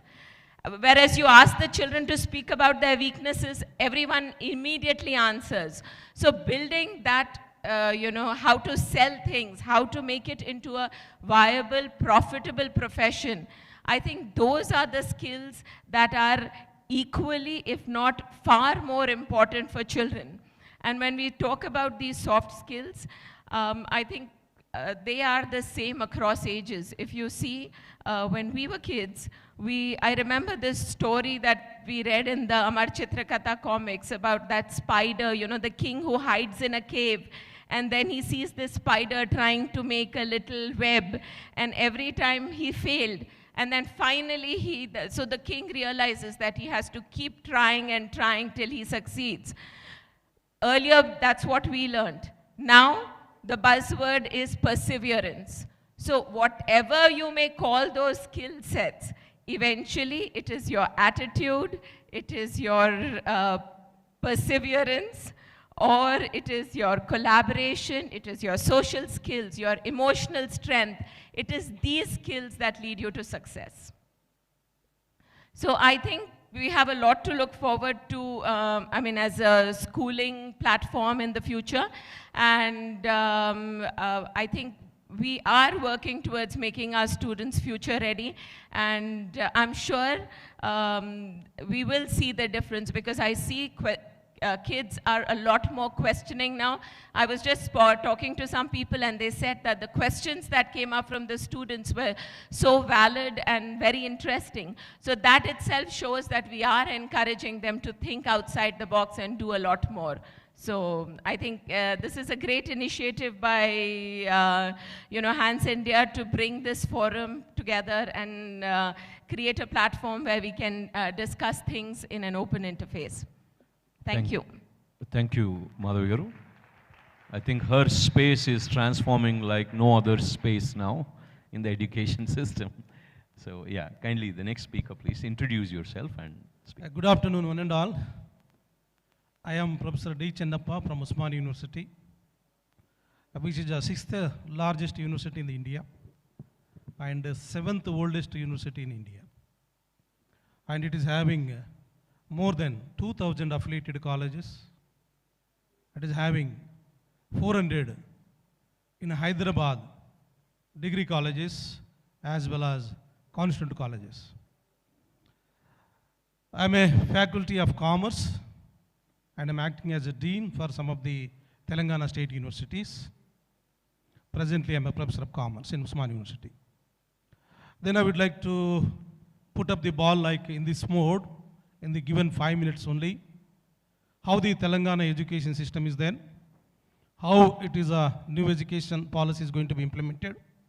The third one is, as the Hans India made it as a session, make it as a vocational education, transforming into the skill-based education, then driving towards to the entrepreneurship.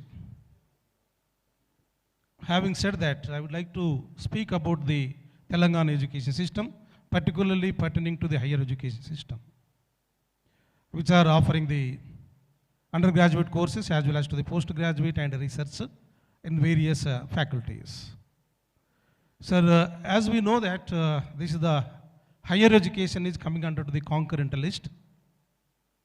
Some of the implementation part might be taken by the state government.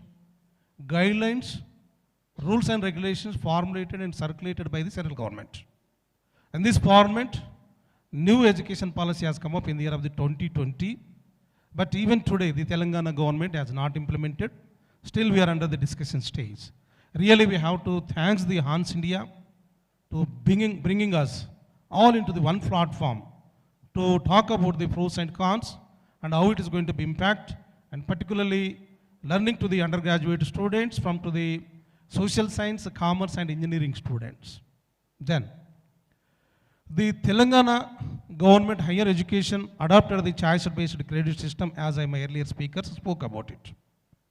Under the choice-based credit system, for the BSc students can also opt to the 75 other subjects. He may be opting about yoga, you may be opting about to the environmental studies, population studies, rural studies. Basically, he's a chemistry student, but he can opt to the history and physics and chemistry also.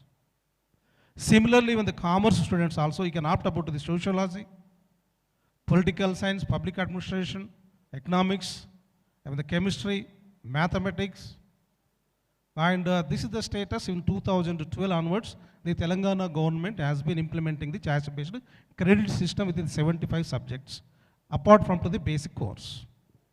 And very recently, the Telangana government has come up with the bucket system also. Earlier, there was a system for some of the papers only they can choose it.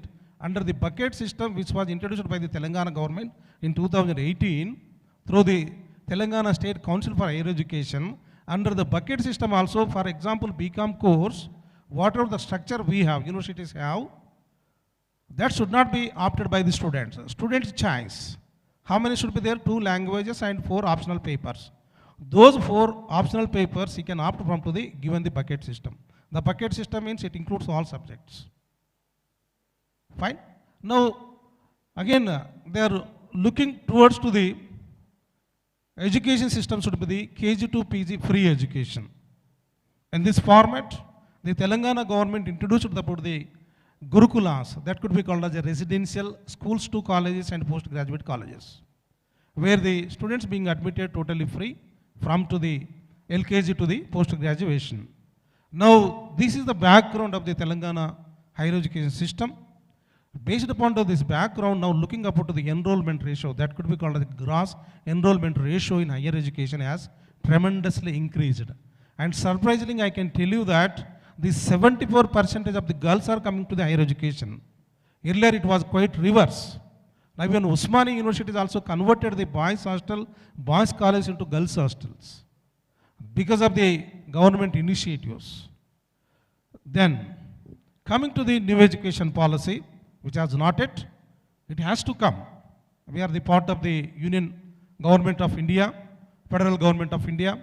When the Government of India imposes, definitely the 3 years degree is going to become as a 4 years degree, as my earlier speaker spoke about it. After the 4th year, the students can directly take the admission into the PhD. They need not to go for any post-graduation courses. Like in our simple language, it can be called as a integrated undergraduate courses. Number 1. Number 2 is, all private colleges are permitted to go for the 4-year degree courses, and they can also be given as a research centers. They can also take the admission into the PhDs. Great tremendous changes are taking place in higher education. Again, as my earlier speaker, who is a coordinator for AICT, mentioned that like all conditions, flexibility, affordability, outcome-based and portability, almost all, except not adopting the National Education Policy 2020, the Telangana government is on par with the education policy, is adopting to the almost all same. If it comes only the government will is there to implement into the Telangana state. Then now, Professor this is about the... Kindly conclude. Thank you, sir. Then 1 minute, sir. Then the looking about the, for example, as you mentioned that vocational courses, particularly being a commerce professor, management professor, what we are doing at university stages, university level, we are teaching the basic common core subjects because of these should be very, very core in common subjects, and they should learn the minimum fundamentals into the basic subjects. Then we are introducing about the add-on courses. Suppose college runs in the morning, in the afternoon, they can opt to the add-on courses. Again, for the add-on courses also, we offer the vocational courses at university level. They can take it, they can opt it. Who wants it, they can opt about to the add-on courses. Then when the add-on courses under to the vocational mode, when we are adopted, now the order of the day is the order of the India is killing India, digitalization India, and making in India. In this concept, we have introduced certain labs also, commerce labs. I have seen this slide. Shivashivan Institute has come up with certain slide. They mentioned that national stock exchanges. Similarly, same labs, we are forcing to introduce it at all the degree colleges. Students can learn onto the hand on the training, how they can trade into the stock exchanges. So, for example only, sir, only one example I would like to quote it. Likewise, this we started to giving the training to the students also. Then I should really appreciate the government of Delhi. You might have known that some professors are from Delhi also. In the Delhi government introduced that at the students at the schooling level itself who are studying at 8th, 9th and 10th, for each and every student, the government is contributing 2,000 rupees. Suppose 5 students are coming together, 10,000 they can put it, they can make how they can make it some of the ventures. That could be make it as how they can make it as entrepreneurs. For example, the newspaper also quoted that those 5 students, they borrowed some millets from their grandma, they brought and they put up in front of the school, they sold it, by end of the month, they earn about more than 20,000 rupees. So entrepreneurship is also going to develop. It is only the thing is that the government will and institutional will take up. Definitely the India is going to be transforming.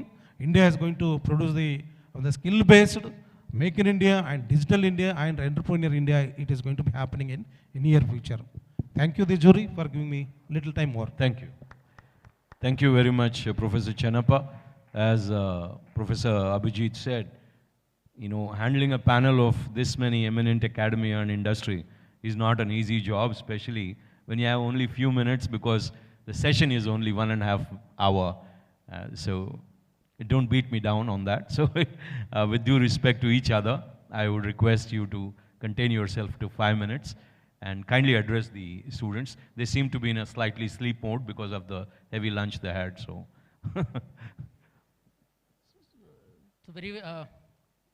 very good afternoon. Myself, Sharath Mutyala. I am the Associate Faculty Member at National Institute for MSME. We usually teach innovation, startups, digital branding, startup ecosystem and all to the students and these officers. But as you are all students, just please let me know saying yes or no. So are you all so confident that you are going to be placed as soon as you completed your course?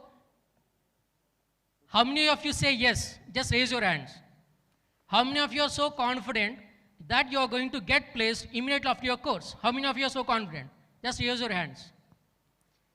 Me course finish అయిన వెంటనే ఎంతమందికి confidence ఉంది కి ప్లేస్మెంట్స్లో మీరంతా place అవుతారని?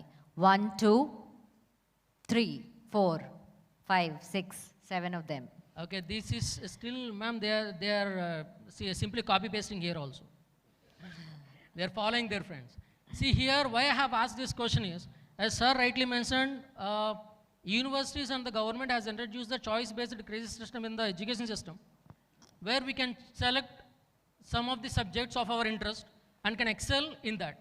But why we have to learn some skill? It may be vocational skill or any kind of skill, or it may be the entrepreneurship. Why we have to learn something? Here, you may become an employer or an employee at the end, at any point of your time. Remember one thing, your skills has to be applied somewhere to see the result and the value. If your skills are not in a position to give the value to the society or in any organization, remember my dear friends, you are not going to be valued. You are not going to be valued at any point of time.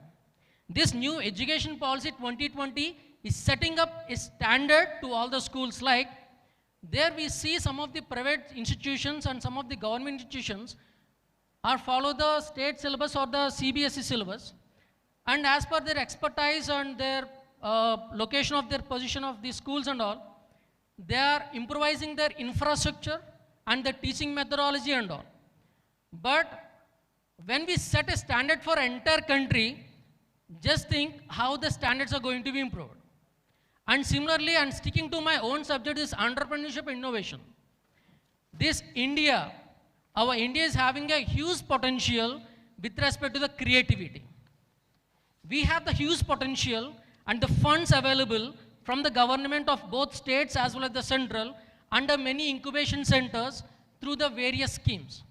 But do you know, many of the people who have the idea are not in a position to apply it, or those people who are applying it, they cannot even sustain for it. Those who are sustaining, they cannot even to scale it. So there are many lacunas in the education system from the root level. And if you see, the Ministry of Human Resource and MHRD has been converted to Ministry of Education. And as soon as they have converted, the Ministry of Education has organized many hackathons with respect to the games. You have to create a game. Remember, it's a small thing. We all love playing games. Yes or no? Yes or no? I think you're sleeping. Yes or no? Yes for sleeping. Yeah, okay. So, hope you are not sleeping. So, we all love games. We all love games. If the game you play, if you are trying to earn something with your passion, that is your life. And Government of India has created a hackathon where you have to build an idea or a game in such a way that it has to showcase the legacy of the India. That is where government is rewarding you for some certain awards and helping you to start your own enterprise. Isn't it wonderful? Yes or no? Yes, but there is a lacuna in understanding the ecosystem of the startups, and we need to have some certain traits in entrepreneurship from the childhood itself. We should have the leadership skills. We should have observation skills. We should listen more, talk less. So we all listen all these things. But end of the day, any skill, I'm telling again and again, any skill that should be applied to create some certain value in the society for you, your community, or the nation, or even the world. The startups what you are seeing now, it may be the Alibaba, the Paytm, or Swiggy, or Zomato, anything, they are revolutionizing the way the commerce industry is working. You may be facing some certain problems in your household activities. And this is the time you have to change your mindsets and how you can take the benefit of the government schemes and how you can actually take your idea into society and generate some value. And we will be more emphasizing on this particular session, and I am so happy to be the part of this panel session and the wonderful panelists, so sharing a wonderful value. So definitely, you have to cultivate your mindset, nothing else. The policies will come and go, and ultimately, if you are not in a position to adopt something, observe something, create something, and sometimes you should be in a position to convince your parents also, because that is the biggest challenge. You have to find the innovative strategies to convince your parents first of all. So this is how we have to work, and more we can discuss at the point of Q&As. Definitely, I'm happy to interact with you in all these startup things and all. So, so thank you, sir. Thank you, Professor Sharad. You can have the next speaker. Good afternoon, all. I'm Professor Mahesh Babu from KL University. I'm working in Department of Computer Science Engineering. So, what we are looking in national education policy, so we are already implementing in our university choice-based credit system as well as entrepreneurship. So, but what is the necessary of skill development? So, just I would like to put in forth with the help of statistics given by Ministry of Skill Development and Entrepreneurship. So, when we look into that is 2016 to 20,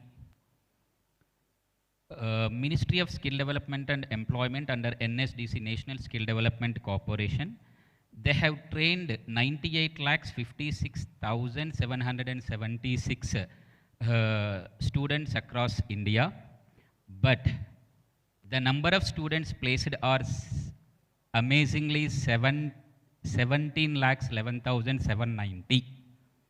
So only 22% among the students who are trained, 22% have been placed. So this indicates what is the gap between the industry as well as the education system. So I would like to give a simple example, difference between the past education system and the current education system. So I wanted to, as I am computer science professor, I would like to take example of a computer science. I wanted to, that is, let us say, explain coding of a chess game. In early education system, on the board I would draw chess and how rook will work, how queen and king, everything will work, I would explain, and the coding hardly 40 to 50 pages coding was required to teach. This was the early education system. But in current education system, as per the national, that is Education Policy 2020, I am not supposed to teach this. First, I will play with the student chess. I don't teach coding. So when I play with the student chess, student is going to get idea how chess will be played. Then automatically, student is going to get the thought process, how should I write code? So obviously the output of the that is education is going to be improved in current education system. First I'm teaching how to play the game, then I'm teaching the gaming part, coding part. So this is how current education system is going to be, that is in NEP 2020. And what is the necessary of multi-education disciplinary education system? So suppose I wanted to, that is, develop a device for identifying heart attacks. So what do I need to do? First, I can write code if I know how it works. So first I need to study how heart attacks are going to happen. What are the different types of heart attacks? Silent heart attacks, different types of heart attacks, what is the blood pressure level, all these I need to study if I wanted to develop a device to identify heart attack, that is, with a device. So in multidisciplinary education system, it is going to provide to the students this mechanism. The student is going to, if a student is interested in developing a device for a new thing, so student is going to first study about heart attacks, then coding, and both together student is going to club and develop a new device. This obviously will help the student, that is, to excel in the career and to showcase their skill set. So this is how multidisciplinary education system is going to work. And come to the next, entrepreneur-based education. So what exactly entrepreneur-based education? So the new education policy is giving more focus on research-oriented education in higher education system. Of course, vocational training is being implemented from the school education only. So, but research-based education is being focused more, that is, in new National Education Policy 2020. So when the student is going to focus more on research-based education, student is going to file patents. So just I would like to take a couple of minutes to explain the patents. We know this bulb invented by Thomas Alva Edison. Till today, that is, Thomas Alva Edison is getting, that is, some kind of, that is, royalty in that bulb, from the bulb manufacturing company. If a student has such kind of idea, this idea to be molded into prototype, this prototype will be brought in front of the brought to the front of the companies, and various evangelist investors are going to be picked up, and this idea will be molded into a that is industry mechanism. So this is how entrepreneurship is going to work. So obviously the new education policy is being implemented with 6 years of great brainstorming happened, and 20 lakhs of inputs have been taken around the world, not only in India, around the world. 20 lakhs of inputs have been taken, and based on that, this education policy is implemented after 36 years in India. The policy has been changed. Absolutely, the policy is excellent, but its fruits are going to come out when it is implemented properly. Thank you. Dr. Mahesh, kindly conclude. Right. So, thank you all. Oh, that was quick. Thank you. Thank you very much. Yeah. Okay. So you can address the audience, please. Good afternoon to all of you. My name is Harish. I came from Shivasivani Institute of Management. There I am program chair for PGDM Business Analytics. Okay. See, you're all here to build your career, right? Because you wanted to achieve your career in the future, right? You wanted to select some career. But here we all have one bad quality. That quality is we will not think about ourselves, we think about others. We think about our friend. We judge others, but we will not judge ourselves, right? Did you ask a question to yourself regarding your wish or regarding you wanted to be something in the future? Do you have any idea regarding that? See, if you wanted to do anything, first you should have objective, right? So for example, if I wanted to become a great engineer, then probably I know what I have to do in the process, the due course, okay? Similarly, if I wanted to become a businessman, then I can understand what are the other steps I need to follow. Okay? So that here, the very first important point is we should speak to ourselves. That means we should understand what are our interests and what kind of job generally we like and what kind of career you are looking for, right? So these kind of questions definitely helps you a lot to take up a process, and with that process probably you can acquire a skill. So that skill probably gives you a good career, okay? See, according to the World Economic Forum, their research, they identified some important skills needed for the year 2025. So that means now you people are, I don't know about your qualifications. Probably some students might be from ITI, some students from the degree colleges, okay, having some management education, right? But all need some important qualities or important skills to survive in the future. The very first skill is nothing but creativity. See, if you do not have the creativity skill, okay, then in the future probably surviving becomes very, very difficult, okay? Because if you look at the industrial revolution, industry 1.0, 2.0, 3.0, now we are in 4.0. So in 4.0, everything is, we are going to automatic. That means automatized.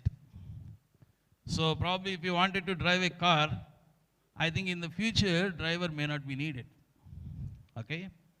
So if you wanted to find where the problem in the car, then probably computer is needed, okay? Because those computers, the technology we are building, okay? But still, they are working efficiently. And if, for example, if we take all, what you can say, e-commerce business, let us take something like, if you wanted to buy a mobile phone, generally nowadays we are not going to shop. We are opening our laptop, okay? So in the laptop probably we'll be going to Flipkart or something else. There we are ordering, okay? So do you know their transactions per second, per minute, how many transactions are happening? So such kind of business, humans alone doing very, very difficult. Because if you get any problem, then immediately what you are doing is you drop a complaint. So then immediately we'll get the response also. Who is giving the response? Computer is giving the response, okay? So that means in the coming days, you should have a lot of analytical skills. You should have a lot of critical thinking skills. You should have problem solving skills, okay? And these are the very, very important 3 skills. Actually, in our institute, in Shivashivani Institute of Management, our process is outcome-based education process. So that means whatever we teach, then immediately what is the outcome? So that means if I wanted to say something, then immediately I need to define this outcome. So for this purpose, we are taking. So this kind of process is evolving, okay? So it's the coming days probably, because if you do not think about your future and if you do not think about the skills and if you do not acquire any expertise, then probably surviving in the country is very, very difficult, in the world is very difficult. So that at least from now onwards, because there are a lot of opportunities we have to acquire various skills according to our interest, okay? There are many platforms are there. You can learn online. Otherwise, there are many government policies are there. And many government organizations are giving are offering skill development programs. So at least from now, you should think about yourself, and you need to take a decision and you need to find out your interest, and accordingly you should work. Thank you, sir. Thank you. Mr. Sobins Kuriakos, National Head State Operations for the National Skill Development Corporation, NSDC. Thank you, sir. Good afternoon, everyone. नींद आ रहा है? अंधेरा अच्छा है? Comfortable? थोड़ा इस तरफ आवाज करो यार. Youngsters हो. Are you all comfortable? खाना अच्छा था? क्या हुआ? So we are talking on skills and education, especially the national education policy. So academician नहीं हूँ, so I can't talk without a presentation. Basically MBA, MSW वाले सब यही करते हैं. So I'll use a presentation, quick, 5 minutes he time है इसलिए. So I'm going to talk on what NSDC, that is National Skill Development Corporation, is working in education space, schools and colleges both. Give you a fair idea because students ज़्यादा है तो we are trying to cater to your requirement more than the other stakeholders sitting here. Prashant, can we move to the next? So this is the current structure of technical education and vocational education in the country. 10th, 12th करते हो, आपके पास option होता है, आप ITI जा सकते हो, diploma कर सकते हो, polytechnic कर सकते हो, but there is a limit. You can't go further. ITI diploma के बाद polytechnic अगर करना भी है तो भी difficult है, polytechnic के बाद फिर से job करना भी difficult है. That is getting a job. Engineering करना है तो और भी difficult है. This is for the engineering field itself, right? आप अगर देखोगे तो engineering degree 4 year degree में program में बंद हो गया. इधर भी देखोगे आप अगर vocational education में apprenticeship में बंद हो गया, right? There is no progress or possibility कि मैंने ITI किया है या मैंने I have done an engineering in one field, I can't move into another field which is of my interest.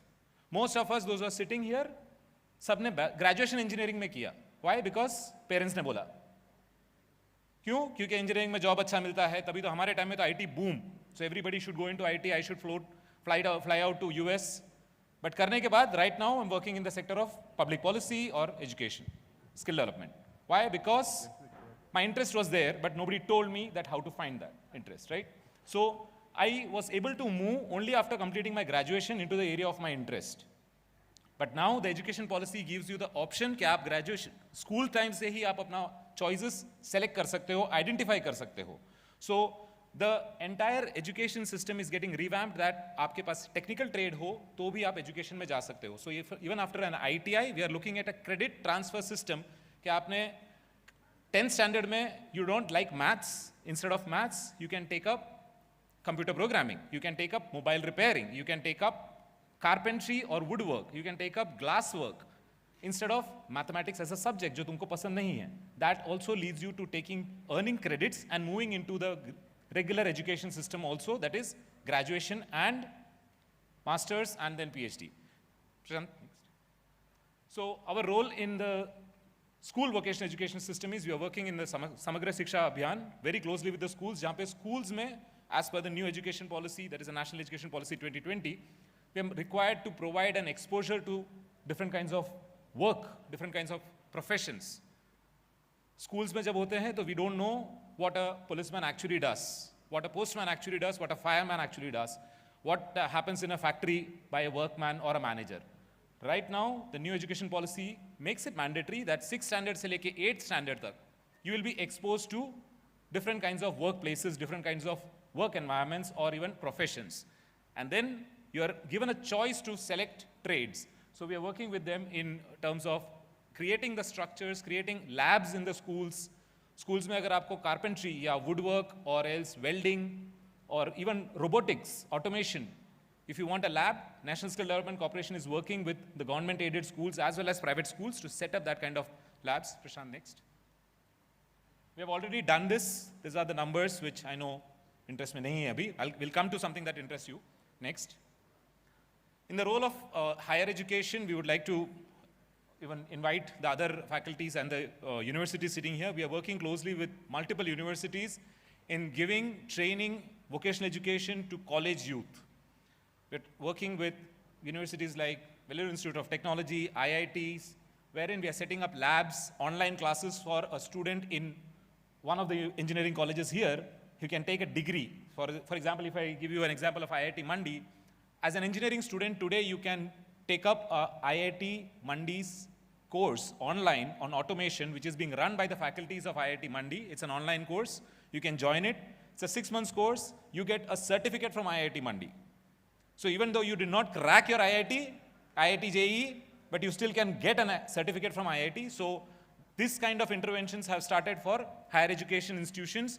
Somebody might ask about pharmacy. I'm not finding that person here, but for all the streams, similar kind of interventions are happening, not just limited to engineering. So even for an art student, a student who's taking up BA Arts, that student can take up a course on tourism and plan to build his career as a tourist guide or an expert in tourism and architecture and archaeology. So there is a good combination that is possible in your graduation also right now. Next. This is what is happening in national education policy in terms of the vocational education. We are integrating the entire aspect of education and skills. All of us know that till now, vocational education was treated as the stepchild or, the lower caste, if we call it in the education system, right? Nobody wants to go. None of us wants our kids to go into an ITI. IIT chalega, ITI nahi chalega, right? None of you wanted to go into an ITI or IIT or a ITI or a polytechnic, but that's what we are trying to avoid with this new education policy, where we are trying to bring in the vocational education as well as education, the regular education, coming together. We have engineers passing out. The corporates, if you ask corporates, hiring managers, they complain that they say is, we are engineers coming out, but they don't know how to even operate a basic machine in a factory. That's a fact, because our education system teaches us to mug it up, throw it up onto the paper, exam pass. Your vivas are also like, after 10 questions, we answer 5 questions, we will pass, we know that. And we know which questions are going to come. So that is what is happening. So now with the skill building that is coming into your education system, you will have opportunity to go and see an actual lathe machine in a factory. You will have an internship opportunity. You will have an apprenticeship opportunity as an engineer also during your engineering itself. So it's not that after engineering you can go. So you have that flexibility. We are trying to do skill gap analysis. What is the gap within the student also at the personal level? What is it that you're lacking that can build your career next? We have something called, as I said, exposure to vocational education. You can see Lok Vidya is being developed as a knowledge portal for all the students to access it free of cost. We have skills framework and vocational crafts. Even there are students, those who are good at, craft work, good at handicraft, good at painting. What is the scope for them to grow? Can you become an entrepreneur who's actually creating an art which can be sold on the international market? So that's what we are looking at in terms of upskilling even for the vocational art, the traditional art in the country. Next. Prashant, next. So adult education, this is a section which we are looking at in terms of after your education, after you start working. As in the earlier session, somebody mentioned that, the schooling education system is not now limited to 6 plus 4 plus 2 and 3 or 4. Now it's a lifelong learning process. So you don't have a choice. When I did my master's, I came with some certain set of skills. But if I had to grow in my career, I had to keep on gaining new skills. I cannot stop at that. So adult education becomes a very critical aspect for anybody. So if you're thinking that, if somebody told you as a child, like, graduation khatam hote hi life mast hai, set hai. Sorry to break that, set nahi hai. Uske baad bhi mehnat utna hi lagta hai. You have to keep on studying, you have no choice. You do your work, you come back home, take 2 more hours of sessions if you want to grow. Otherwise, it's fine. So life set hai, ki aaram se wahi kam wahi pada rahoge tum. So if you want to grow, the education, adult education and the lifelong learning process is also inculcated in the national education policy. It is not a separate aspect at all. So skill building as an adult. You must have studied something, and after 10 years, something new comes in, new technology has come in, right? So your teachers had never taught you using a laptop or a mobile, but Corona made them do it, and they started learning it. So they had also to learn how to use a laptop, how to do a class online, right? So that adult learning will continuously happen. Next. I don't have time. Yeah, Mr. Sobbins, 2 more slides. So this is something that should interest you. We have something called Bachelor in Vocational Education. As a student, you can take up, even during the degree program, you can join courses which give you a vocational education certificate also in different trades, different sectors. Next. Degree apprenticeship. Along with your degree, you can join an apprentice, as I earlier mentioned it. You can join a company to do a 6 months apprenticeship or a 2 months break during your vacations and complete an apprenticeship program of 6 months, get a certificate of being an apprentice in that sector. This is something that is for you, especially. We have been talking about national education policy and everybody has been asking or having a thought, mere liye kya hai, mere liye kya hai. For the students, those who are sitting here, or even for the faculty members, we have something called Know Yourself. That is the most important thing, I would say. We don't know what our attributes are, what our aptitude is, what our skill sets are. We enter into education because our parents said, our dur ka chacha said, somebody in the family said, right? कि ये trade अच्छा है, engineer बन जाओ, बन जाएंगे, शादी जल्दी हो जाएगा, all that, right? Know yourself first, do a aptitude test. We have online systems of doing your aptitude analysis, psychometric test. If you want to learn a course, Government of India through NSDC has set up eSkill India portal, which has got close to 1,000+ courses which are free of cost. Access it, learn. Education, if you want to grow in your career, you don't have a choice but to learn. What do you have to do? You have to go for a training, physical training or a phygital training as we call it. It is a combined training, online as well as a classroom training. Next is join an apprentice, go for internships. You can register yourself as an interested student on NSDC portal for wanting to become an apprentice or even joining an internship, which is most of the times paid internships. So if you want to, you can join in there. Most important thing, the world is becoming much smaller. Learn foreign language. We have a demand of 3 lakh youth in Japan. Demand from Japanese government for 3 lakh youth. And we are not able to send it because we are not able to find students, youth who have cleared N5 level of Japanese language. Like that, globally, there is a huge demand for Indian youth, Indian workforce. You will have to learn foreign languages if you want to grow more further. Next. This is more theory. Just come to the next one. You can reach us on nsdcindia.org. If you go there, you have a form that you can fill for any kind of information. Do reach out to us. That's it from my end. We'll start with the Q&A session. Thank you. Thank you, Mr. Sobbins. It's very informative. If anyone wants to access that PowerPoint, can they? Yeah. So you can deal with any of the team members here who are running the show, and you can take that PowerPoint presentation if you want to go through it. Now, as I said earlier, the big panel sitting here, they have for most of the time listened and waited because there's so much to say in this area, because all of us are educated, most of us are postgraduates and PhDs, but when it comes to the time we are in, I think, especially when you're looking at the youngsters here, you are at a time at the cusp of such huge growth, which is now paired with so much of reform. So you're the lucky ones. But provided that you actually leverage this change which is happening everywhere around you. Now we go to specific questions to each of these experts from different areas of work, areas which are interacting with the education system. So the first one goes to Ms. Pallavi Ramesh. Pallavi Krishna, I'm sorry. Pallavi Krishna, sorry about that. And she's the CEO of Tripura Constructions. So as she rightly pointed out that she's the employer here and she is the industry voice here. So for her, my question, just before the question, the prelude to that question, which will actually be applicable to everybody here, is that India is growing around 8% growth rate, the GDP growth rate, despite we had a -6% during the COVID. We are trying to achieve the exponential growth pattern as we set out to. But the biggest challenge, anybody here would agree, is the lack of professionals, lack of skilled professionals in every industry. That includes even the school which she is running. So even getting the skilled teachers is such a huge adventure nowadays. So when we have so many youngsters coming out of colleges, universities, and to have this kind of a challenge that we cannot fulfill our own demand, forget about sending them abroad. So that's a big question, that's a big challenge. How do we turn that into an opportunity? And what we are doing to implement this vocational training or skill training or enterprise training in these industries and in these stakeholder institutions. So the first question to Pallavi Garu is, what are you doing at your company which enables upskilling, cross-skilling, skilling, and upgradation of skills of people? Because I understand in construction, you have semi-skilled, skilled, unskilled professionals also. Unskilled, I cannot call them professionals, unskilled people. So how do you implement change in terms of upskilling? Number two is, what are the challenges you face in your industry in terms of imparting those skills and finding professionals.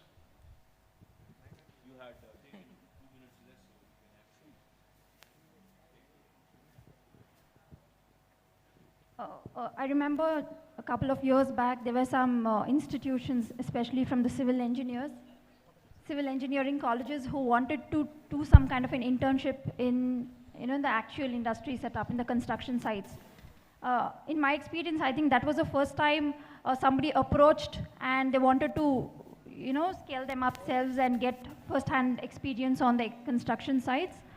As an organization, we took it up very positively. We were the one of the few construction companies who gave them the opportunity. In fact, they were on sites with us for close to a month. We were very welcoming. I mean, what I would like to say is, I mean, it happened a couple of years back, and after that, I see the schools, the institutions vanished. I don't know why the trend is up and down. Especially when you say experiential learning, and when we're talking about the skill set, I think every organization or every industry you are working in, we have to encourage them. Encouraging is one thing, but we are open. We've kept our doors open. But the major part is how proactive and how active are the educational institutions wanting the children to be on par with us. If you really want them to come and take part in these kind of things, you are the one who's supposed to initiate it and bring it to our notice. We are, like I said, our doors are always open. Of course, not every industry, not every organization would be open for this kind of an experiential kind of a learning or a skill set kind of a setup there. For this to happen on a wide scale, because the government is emphasizing, the government should also incentivize the organizations or give them certificates or some kind of recognition, which could be like a marketing tactic for the organizations in turn, which would be a win-win situation for both of them. When this thing is happening, I think upscaling and working along with the institutions will become a much easier thing. Like I already mentioned, the initiative should come from the institutions. We are open, and at the sites, when the demand has been created like when we take the example of Tata Strive, like every organizations or every company that they have their own set of training centers. This should become a mandate for every organization. Just like Tata's, we should follow suit and ensure that we have some kind of a training happening at the actual workplaces. And for this to happen, because it has just started, the demand has to be created from your end. And likewise, the industries at their side should be willing and take this up very positively. Thank you. Thank you very much. I think you might find some partners right on the dais. Now, I request Professor Abhijit to answer this question. He is inherently in a kind of a profession and institution, architecture and design, which naturally deals with very skill-linked education, because most of those who come there are already skilled, and then they get further skilled and trained to become professionals who go out, become professionals or entrepreneurs. Now, what challenges do you face in your domain, in your space, where there is so much of a natural affinity for individuals to be professionals? Do you see anything new happening after the NEP is introduced, or do you see any revolution required in your area of work to induce more skills? Excuse me, everybody, kindly pay attention. Please do not talk amongst yourself. With due respect to the speakers here, they have come here to share very valuable information with you. Kindly respect. Please do not talk amongst yourself. Sir. Yeah. Thank you so much. It's a very good question.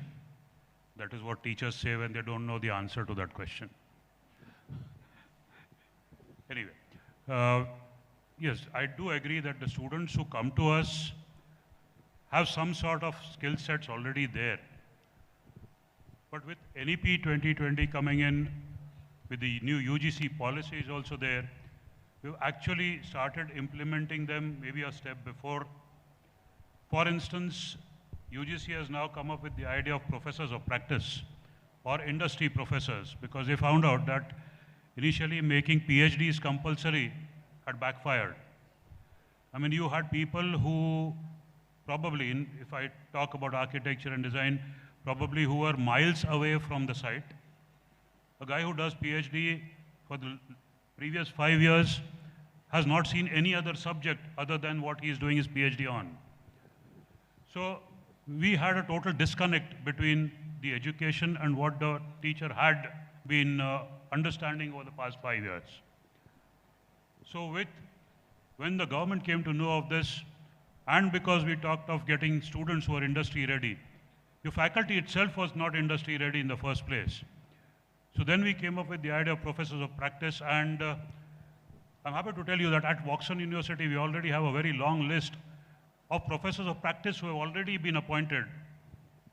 And this is also, and other than that, if you go to see in design, in architecture, in technology and business, that are the 4 schools that we have, we also have international adjunct faculty that have been appointed. They are already on board. And this has happened because, as she said, it was because of the changes in the teaching systems that we had. We went online. And the moment you go online, as Shobin said, there are no boundaries. The world has become a small place. So sitting in Hyderabad, I have a faculty from the US or from Italy teaching our students, provided we match their timings. So that has become possible. We don't have to go in for physical student exchange programs like we had some years back. We can literally have faculty from abroad, a faculty even from Delhi, for instance, teaching us here, a faculty from NID may be teaching our design school students. So that is something which has taken place, which has happened. And maybe NEP 2020 will underline this fact that you should be doing this. Instead of just sticking to your own core faculty, open up your boundaries and let the students get access to anything, anywhere and everywhere. That is definitely possible, yes. That's wonderful. Professor Abhijit was talking about what the reform enabled, that you don't need to be a doctoral or a researcher, a PhD, to be now a professor in universities. You could be a professional, a practicing manager to be teaching, especially in architecture. If you're not having hands-on practice, what are you going to teach much? Yeah. So, Mrs. Madhavi, you head the Gitanjali schools, as I understand, one of the very premium schools in terms of quality education. But you also have popularity of being very academic-centric, you know, very extremely rank-centric and grade-centric, you know, that's what the reputation precedes you. So is there any change after all that is happening post-COVID and NEP, that there has to be focus more on knowledge rather than the measure of that knowledge in terms of grades and marks? So is there any change in terms of specific to your school and in general to overall schooling system, that are you also going to provide options for youngsters? In the, you know, I understand elementary and primary might have the rigidity of general studies, but after that, are you providing opportunities for kids to choose and, you know, across the spectrum in terms of the subjects? So I'll first address your point about our reputation. I think, you know, we've created, over the years, we've had excellent results. Every year our students are topping at the 10th and the 12th level, ICSE and CBSE, of course, they don't have, but at the ICSE level, even in Cambridge, our students are doing well. So therefore, you know, the reputation of being academic-centric. However, I must add that our students have been doing well in other areas too. Our students have won debates at the national level, they've won quizzes. They've also, we have the youngest child in our school in the world who's climbed Mount Kilimanjaro, who's just in grade 2. So along with having NEET toppers, we also have the youngest child who's climbed. So we do balance our education and give them a rounded approach. And many of the skills that I was talking about earlier are very much a part of our curriculum. For example, dealing with entrepreneurship, we had an entrepreneurship challenge for our students. I mean, this is pre-COVID, where they had to come up with their business plan and eventually implement it in the school. So we had like a school fest or something, and the kids implemented it, and then they had to give a report on how the results were. And I must add that it was a great learning experience for them, because they were able to realize that, you know, like one team I know didn't take into factor the cost of plates to serve the food they wanted to give. So it was an important life lesson for them that, you know, you have to keep multiple things in mind when you plan something. So we do a lot of these, and then probably the next year when we would have had it, unfortunately we had COVID, but they would have probably, you know, done that. So kept that in mind. So the multiple events keep happening through the years. Coming to financial literacy, since we are talking about entrepreneurship and financial literacy, we create awareness among our students about money skills. In fact, we have a special section in school also where we have borderline students across the, you know, mentally challenged spectrum.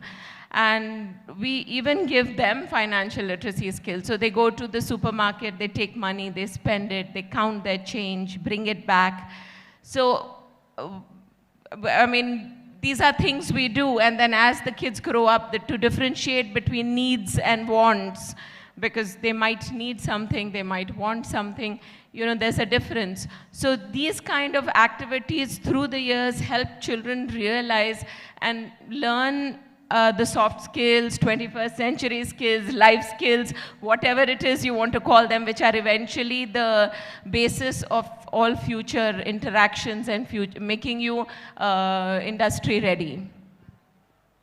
Thank you. Thank you, Madhu Garu. Professor Chenappa. Yes, sir. He's from Osmania University and he's a professor there. And for you, sir, the higher education space is being disrupted as we see. Because of the online education, which is seamless now, even Harvard programs are available online. I think all the premium institutions are all available online. I think it's only about time when the physical infrastructure will matter no more. So where do you see 5 years from now, in terms of skilling area, if the universities are still rigid and the young students are coming out only with a piece of paper and nothing else, how do you think that survival is a possibility? Yeah, it is a great challenge to the particularly state universities. Really, even the University Grants Commission in its national education policy also they stated that the 40% is online. The teaching can be taken by the students. 60% is offline. I mean, whatever the curriculum is given, the 60% and 40% is there, as you rightly mentioned, sir. In coming days, it may be drastically, vertically disastrous because of everybody is opting online. Now dual degrees are there, digital degrees are coming, portable degrees are coming, foreign universities are coming, and even in entire India, almost all colleges are going to become as autonomous colleges as per to the national education policy. And coming to the 2035, no university should have the affiliation. It means no university have the control over to any other colleges. These are all the great challenges in front of the universities. And I take this platform to appeal all the people to that. We have conducted so many studies. Shall we continue the online education and offline education? Most of the studies have come up with the conclusion that people are preparing about the blended mode now. Because of the pandemic has given certain lessons to us. Now the blended mode is a better option for it. And as our earlier speaker, even our eminent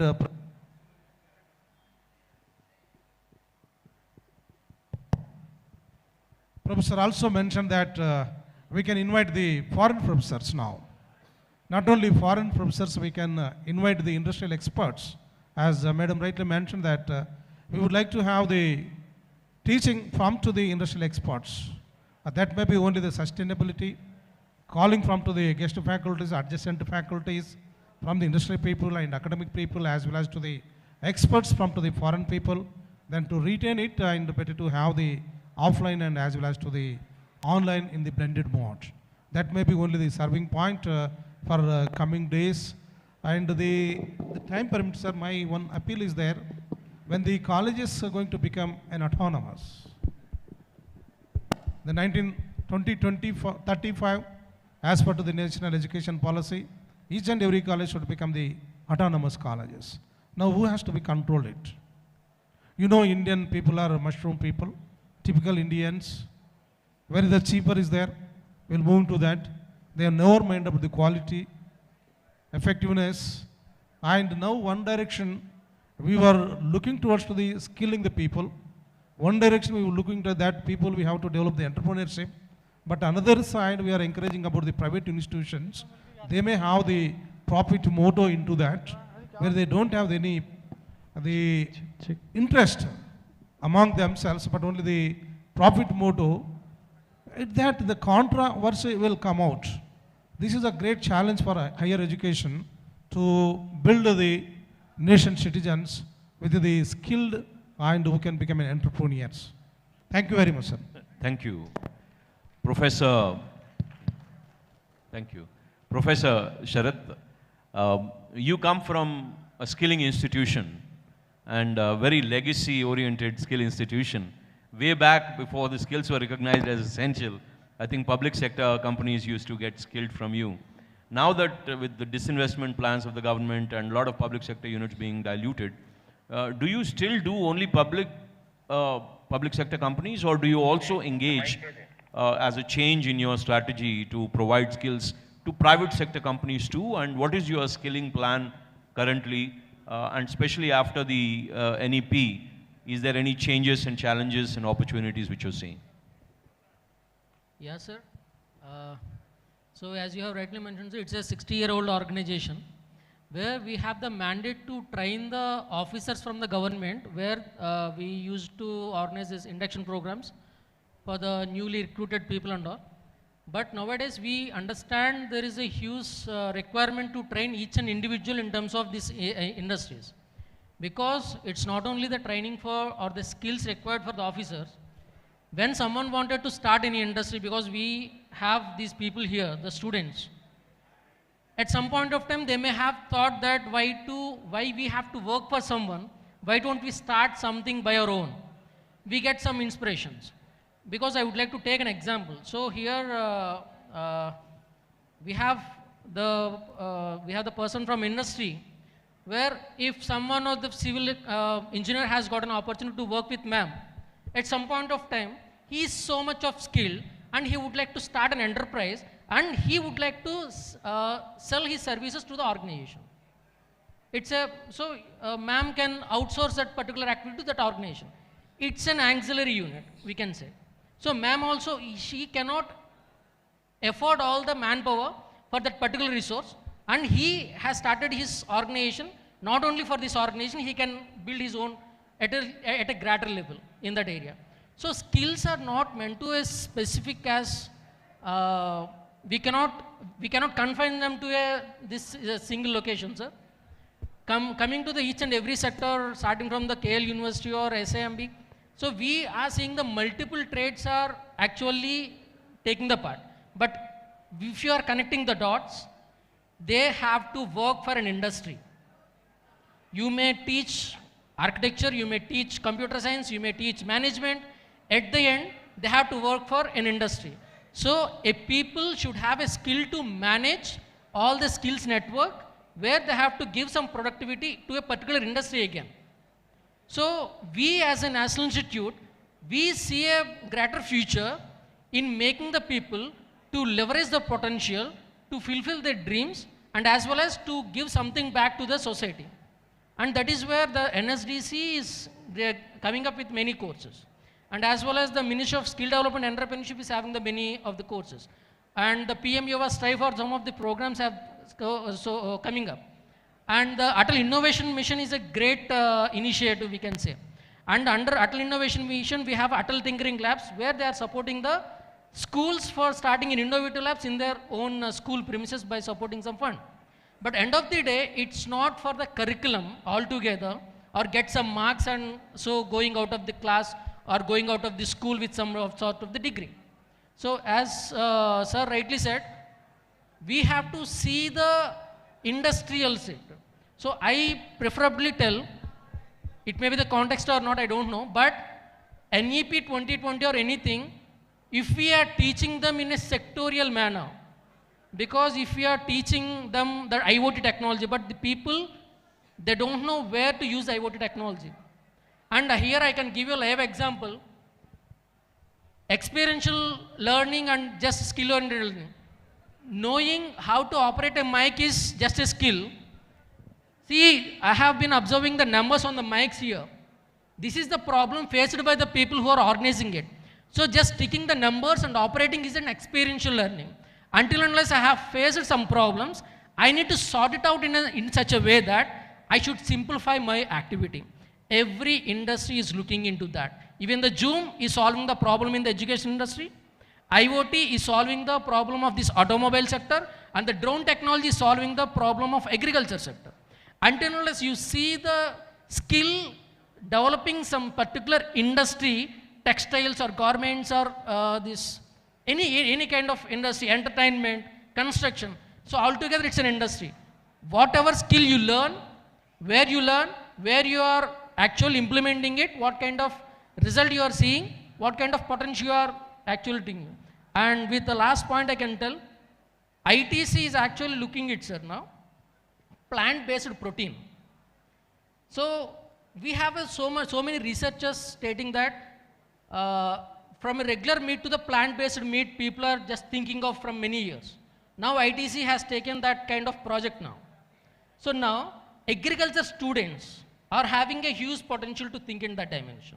So they have to incorporate such a way skill that they have to see, okay, ITC is taking up, whether I should start an industry or a firm so that I can produce and supply the raw materials that can be utilized by an ITC so that they can make a ready-to-eat food.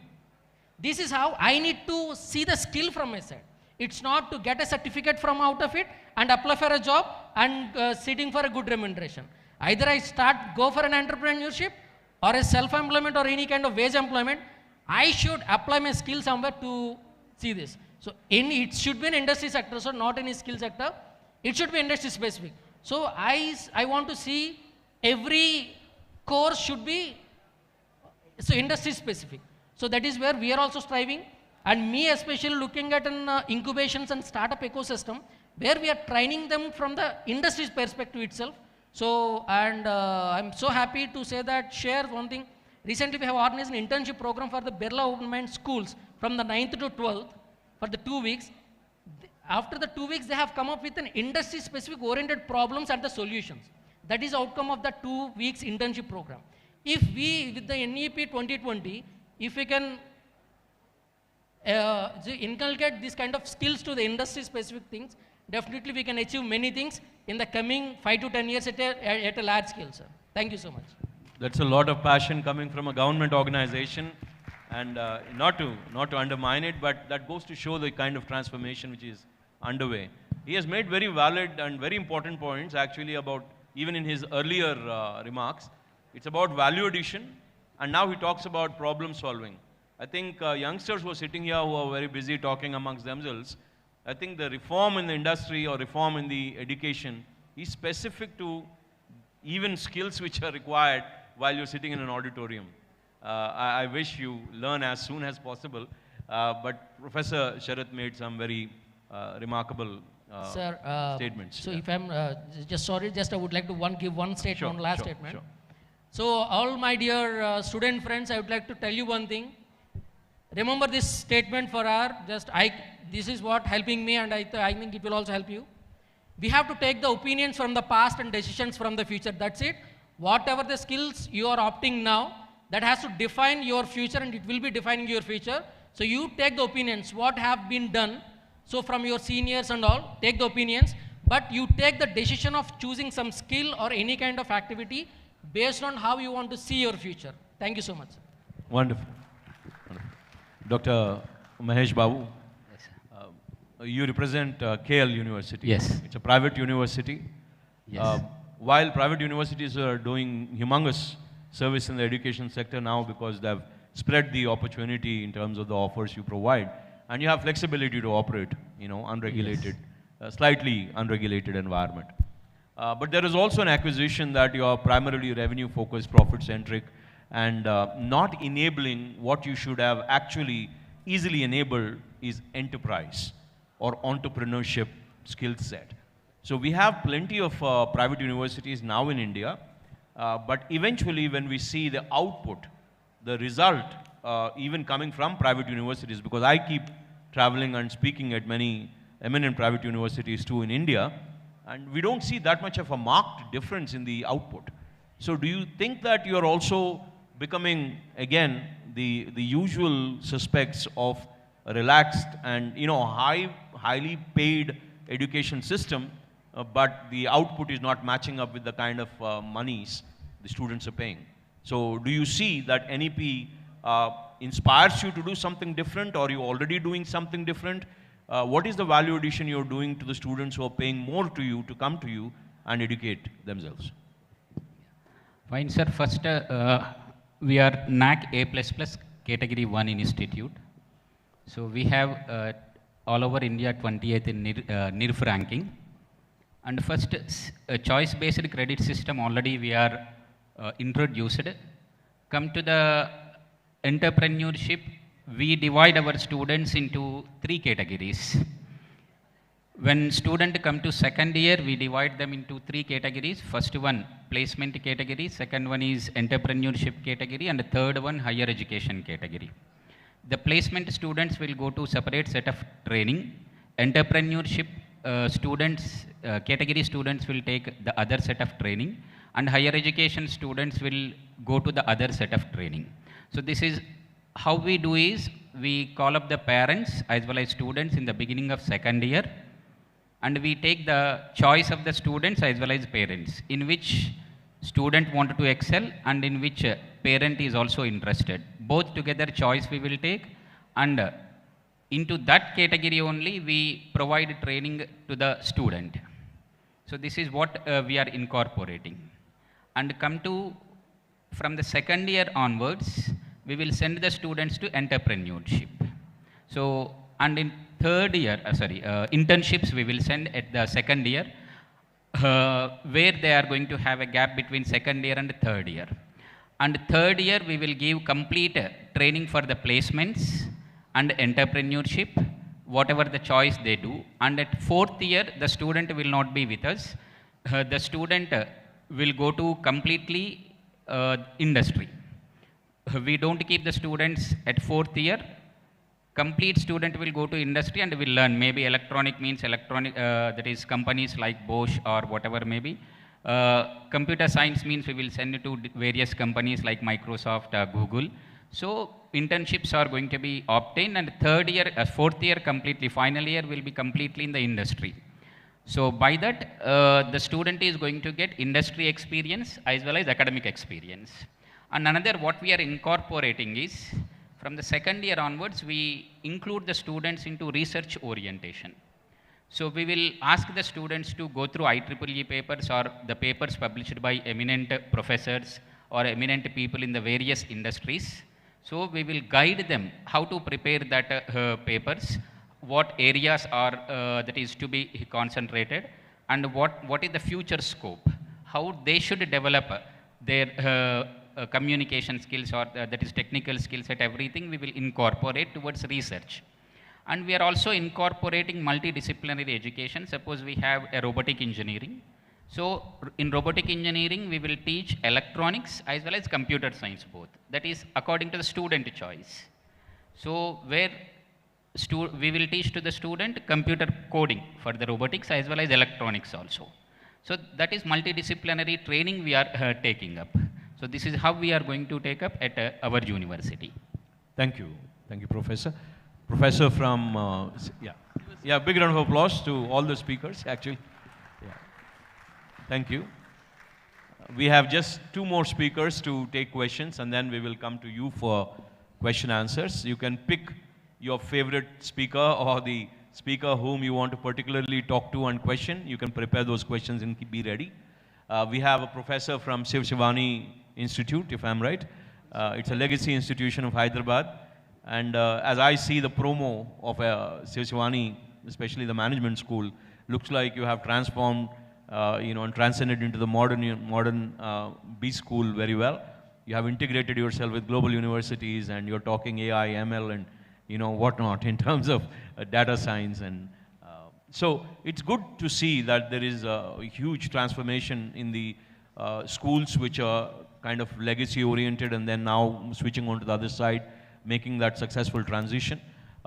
In terms of NEP implementation, because the B schools actually, now when you look at the product of the B schools, are they matching to the industry requirements is the key question, the moot point. So what are you doing in that area to have your students be market ready, industry ready, and what are the initiatives you're taking to impart the skills in that area? In our institute, because after announcing this particular NEP, we wanted to introduce multidisciplinary concept in their curriculum. The first thing is because management itself there are many areas like marketing, HR, finance, and IT, and also operations and analytics. See, these are all, it is nothing but the combination of all comes to the management, but still, in each area there are many sub areas. For example, if we take the marketing, there are digital marketing, and similarly, marketing analytics and HR analytics, financial analytics, risk and fraud analytics. So like that, there are many areas are there. So all these specializations we are offering to these students, that is one. And the second is, we have also offering some of the courses which are not related to the management, because management is one area. And apart from the management, if student wanted to do some course, like if somebody is interested in doing photography, that we are providing. And somebody wanted to, acquire a particular skill in any kind of something arts, fine arts, that also we are giving. Because we have tied up with one organization where it is Central University Fine Arts Department, and that particular department people are coming to our institute and they are training our students. That process is going on. And also, apart from that, we encourage our students for MOOCs program. There are many MOOCs online programs we have. See, if I'm taking a course called business analytics, or something like if I'm teaching marketing analytics, then in the course, if student wanted to know something else in the marketing area which is not in our curriculum, then that particular course student can opt from any of the platforms, online platforms, and they can finish that particular course. For that, we are giving some weightage, because we have complete autonomy, and we can design the evaluation process. And the evaluation process in SSIM, it is very, very, very strict, because 50 marks if student want to get, then student need to undergo a lot of internal evaluation processes. And one of the internal procedures is students definitely need to choose one of the course according to his interest, and that course he need to pursue from a particular platform. So that is another aspect. So a multidisciplinary concept we are bringing in that way.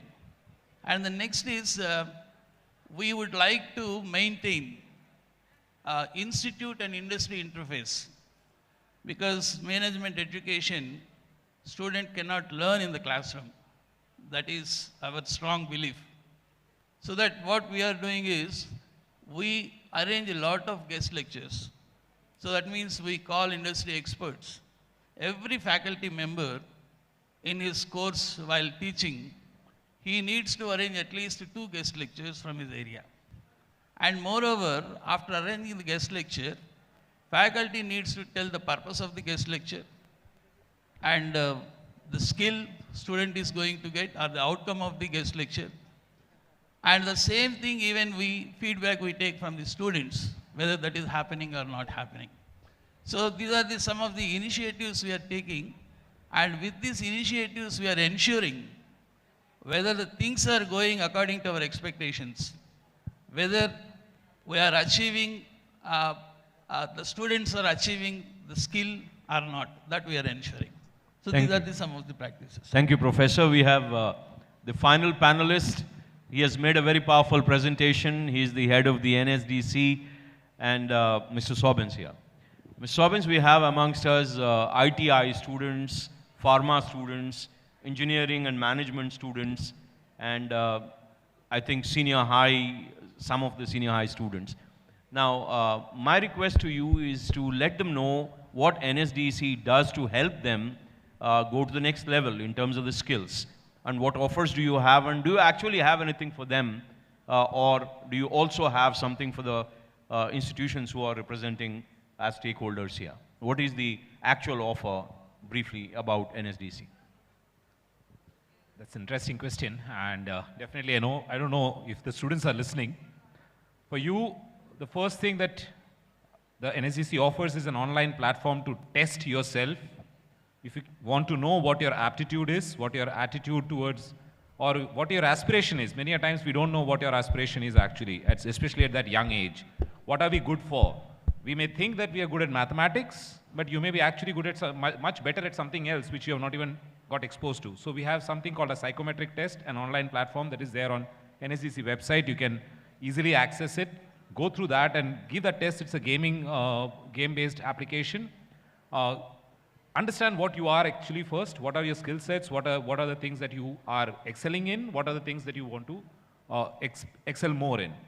For the ITI students and for the students, those who come from a non-education or a non-graduate program, we have programs of upskilling, apprenticeship programs. We have programs wherein we are looking at upskilling them for international market. We also understand that the Indian labor market or Indian market for the labor is not large enough to absorb everyone that is passing out and coming into the labor market. So there's a huge demand in the external labor market. So if you want to move to Gulf, if you want to move to Japan, if you want to move to European countries, we have offers, different courses. We also have different partners, those who are engaging, and on our website they regularly put up the posting of requirements or happening of interviews and trade testings. That, as ITI students, I would request that you should start tracking that. We are there on all the social media platforms, Instagram, Facebook, Twitter. So if you are following NSDC or Skill India Mission, you will get this information on a regular basis. For engineering students and for higher education students, we are working with multiple agencies or multiple companies, including IBM, Microsoft. You want to look at the engineering firms who are giving online training on courses that are not actually being right now taught in your colleges. Data analytics, blockchain development, you want to look at cybersecurity, all these courses are being offered. Some of the courses are free, some of the courses are charged. So if IBM is offering you a basic course on Python, there is an advanced course on Python, which is much more advanced, and they charge you. But the charges are not that expensive, so you can look up for that requirements. You can look up at the NSDC website to find for industries where there are opportunities. We have a portal which is aggregating the jobs across the country from the industries. You can look at the trend in which, so you may be a second-year engineering student today. For next 2 years, you're not going to join a job. But where do I go into next 2 years? Should I go for a master's degree? Should I go for that kind of an information you can look up at NSDC website and see the trends in the sector. You might be doing a mechanical engineering. 2 years down the line, you will become a BE mechanical, but is mechanical engineering having enough scope, or does a company pay me enough salary as compared to an IT company? So then what do I do? During the next 2 years, let me learn robotics. Let me learn automation, which is available online.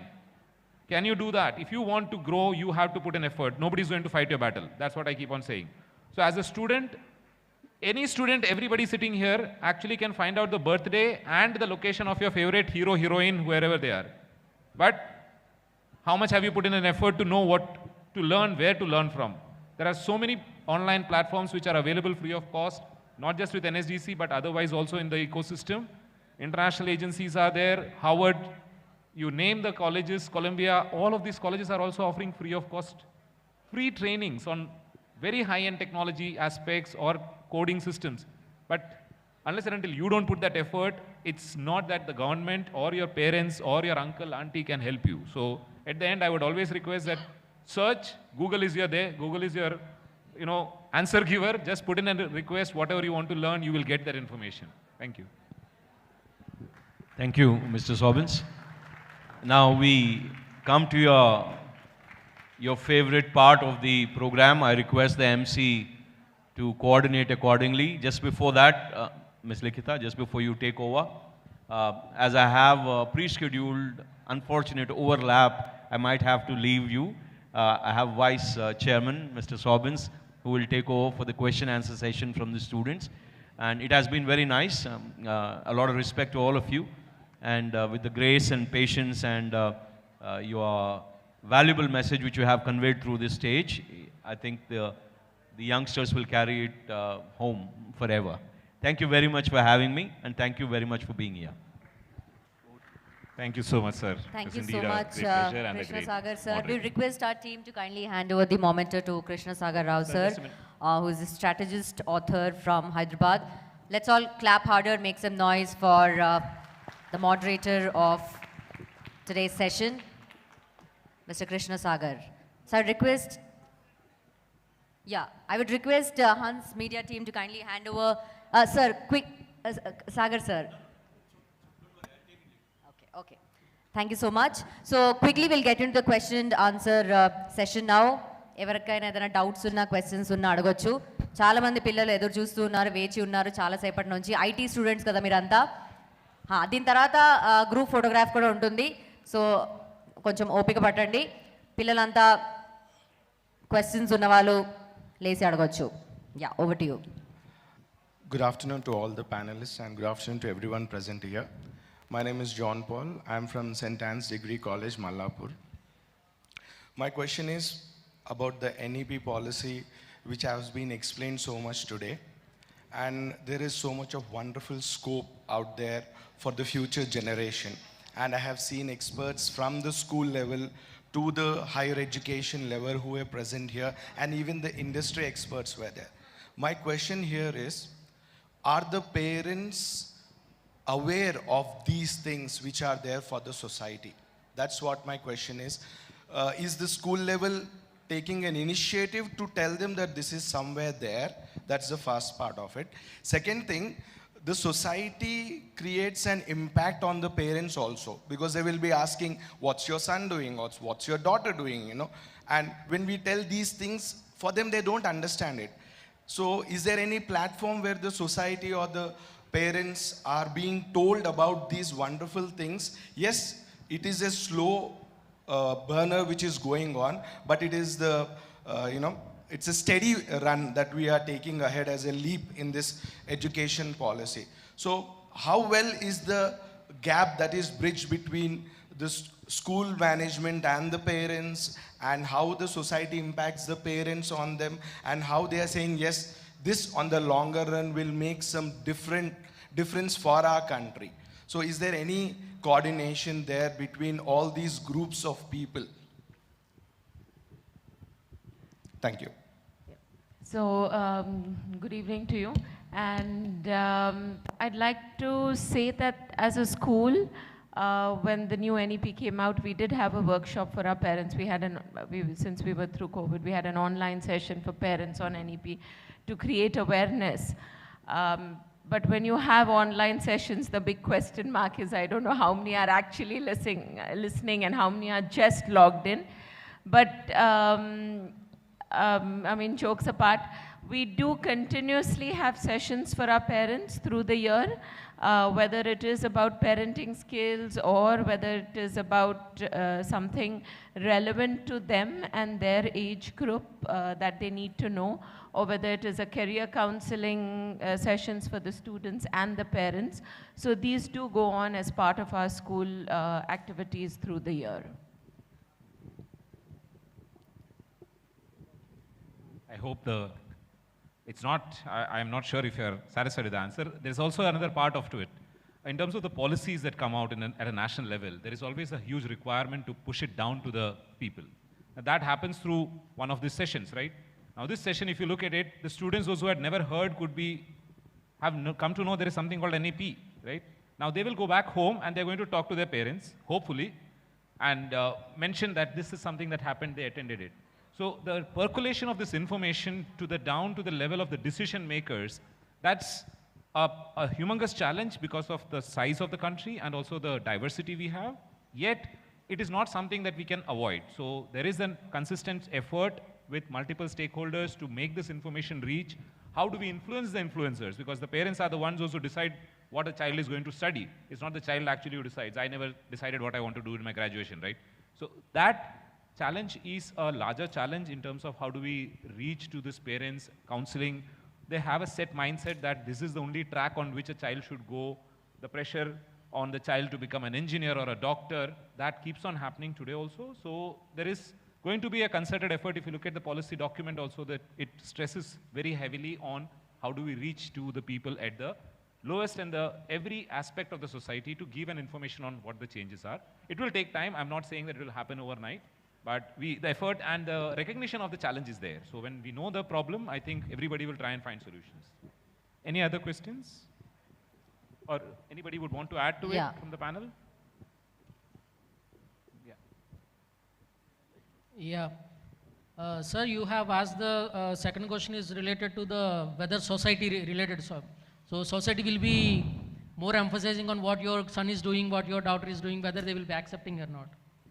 So definitely not only in that, every aspect, society will see what dress we wear, what specs we wear, everything society watches. But at some point of time, we have to leave the society for some part of time, and everyone will realize the skill is, the NEP 2020 is a policy. It will definitely adopted by each and everyone in the coming generations. It's not for today, it's for the future. The students who are adopting the NEP 2020 now, the parents, the new generation parents now their children are going to see the results after 10 years. The mindset, the ecosystem, the world has become so small, so people are traveling across the globe, the students are traveling across the globe.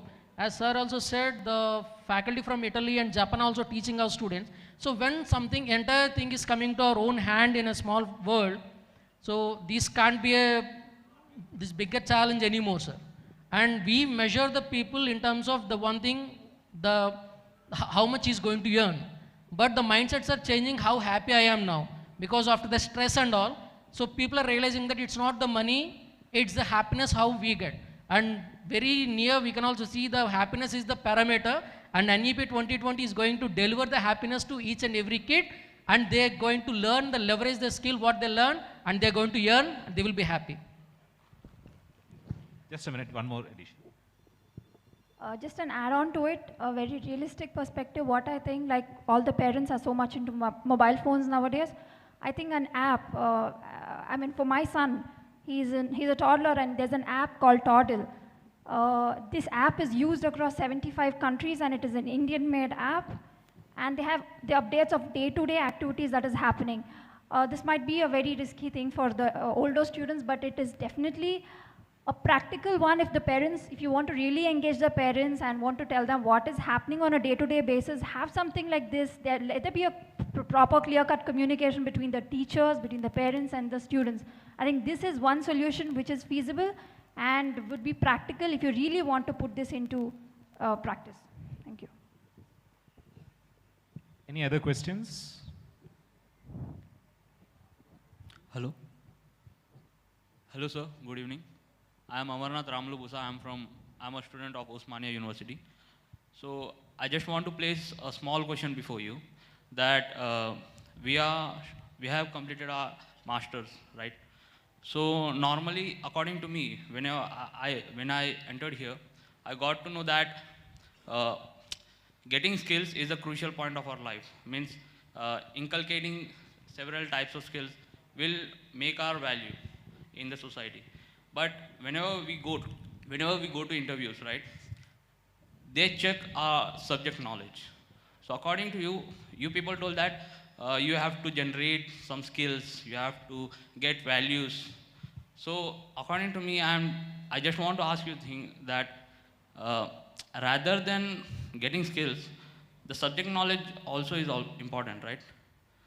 And in this national education policy, is there any policy, means it will make some companies able to recruit the interviewee or anyone in the basis of skills, only skills, if he is not having the subject knowledge too? So this is my part. Thank you, sir.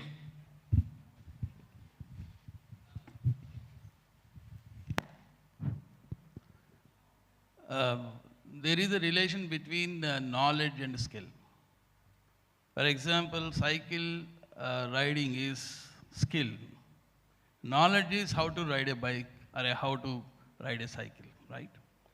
So without having the knowledge, you will not get the skill, right? Both are not two disjoint cases. See, if we wanted to do something, then first of all, we should have complete idea regarding that. Then probably next part, skill will come, okay? For example, an IT guy is learning all softwares in the college, okay? Without learning, without knowing how to write the program, can he work in the organization? Because there, this particular knowledge he is using, and over a span of time, according to the experience, he is going to acquire the skill, right? So that's what, according to me, both are not too disjoint. If you wanted to become skill in most of the areas, then you should also have the knowledge. You take any field for that matter. I'm not talking about only IT. You take a mechanic, right? Even mechanic should also know which wrench, what nut, what bolt, and what is that functionality, right? So without knowing all, he cannot directly acquire the skill. So both are joint, not disjoint. Knowledge first, and after that, skill acquirement. Yeah. I think I'm going to agree with him, but I'll give you another very simple example of difference between knowledge and skill. I had a scooter mechanic of mine, a very good friend, who used to debate with me on English novels as well. He had fantastic knowledge about the scooters or two-wheelers. But his skill set was, when he opened a scooter, he knew exactly that the red wire has to be there at the red wire place, the green wire in the green, the yellow in the yellow, or whatever. He'd never interchanged those wires. Because to him, the skill was the red wire meant something, the green wire means something. So if you do interchange that, it won't work. It won't work in the sense, the scooter will start, no doubt, because it will be connected. But then if someone else opens it, it's all wrong. So having the knowledge of what to use where is what he had. But if you do not know the skill, another example, when we did our graduation, at that time it was only electronics engineering. It slowly changed to software. But at that time, those electronic engineers studied from books. After graduation, none of the electronics engineers even had seen the inside of a computer. There were no computers that were opened. You had those box computers, those box televisions, huge ones. None of the colleges had or even dared to open up those computers because they're very costly.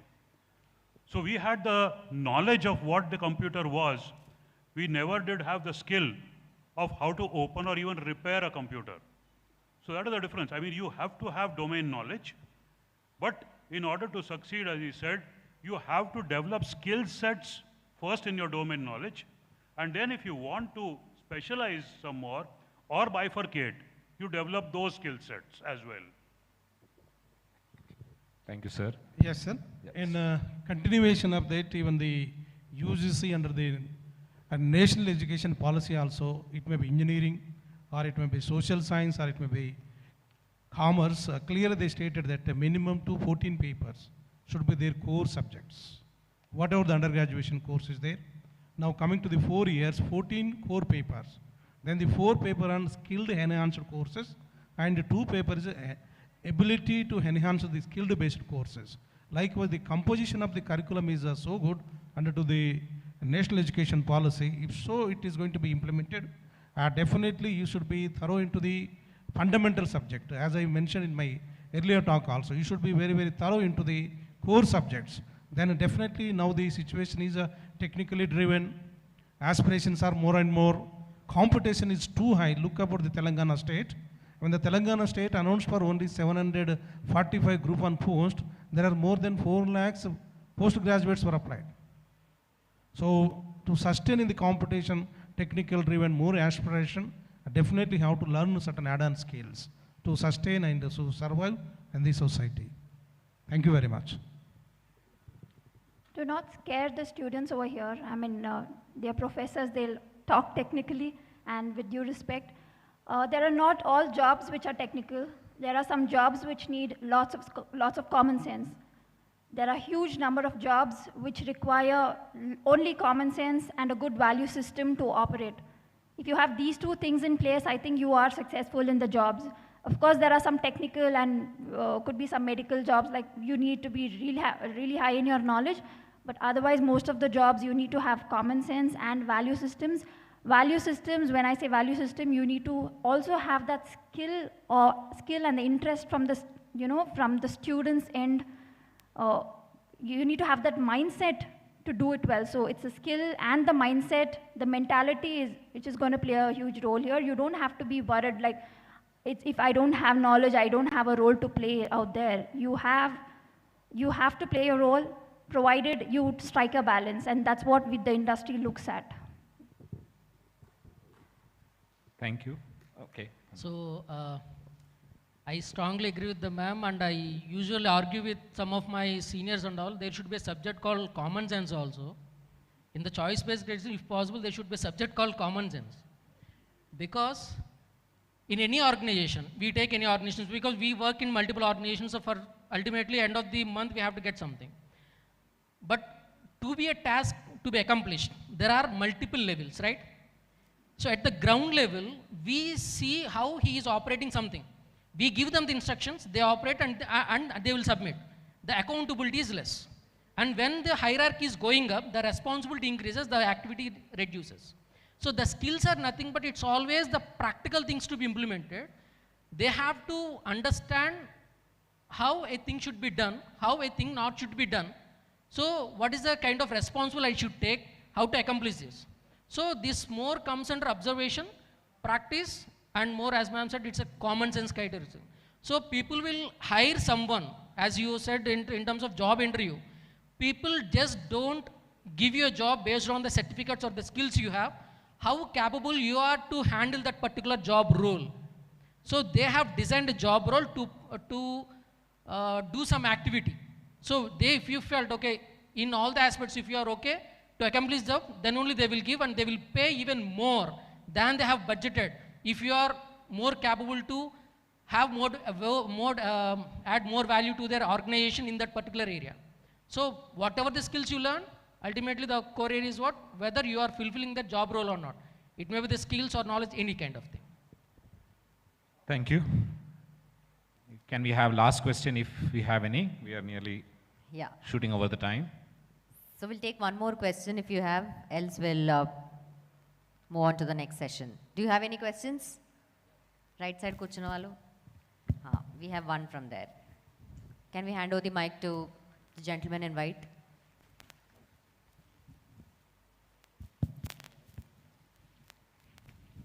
Yeah, the mic is on its way.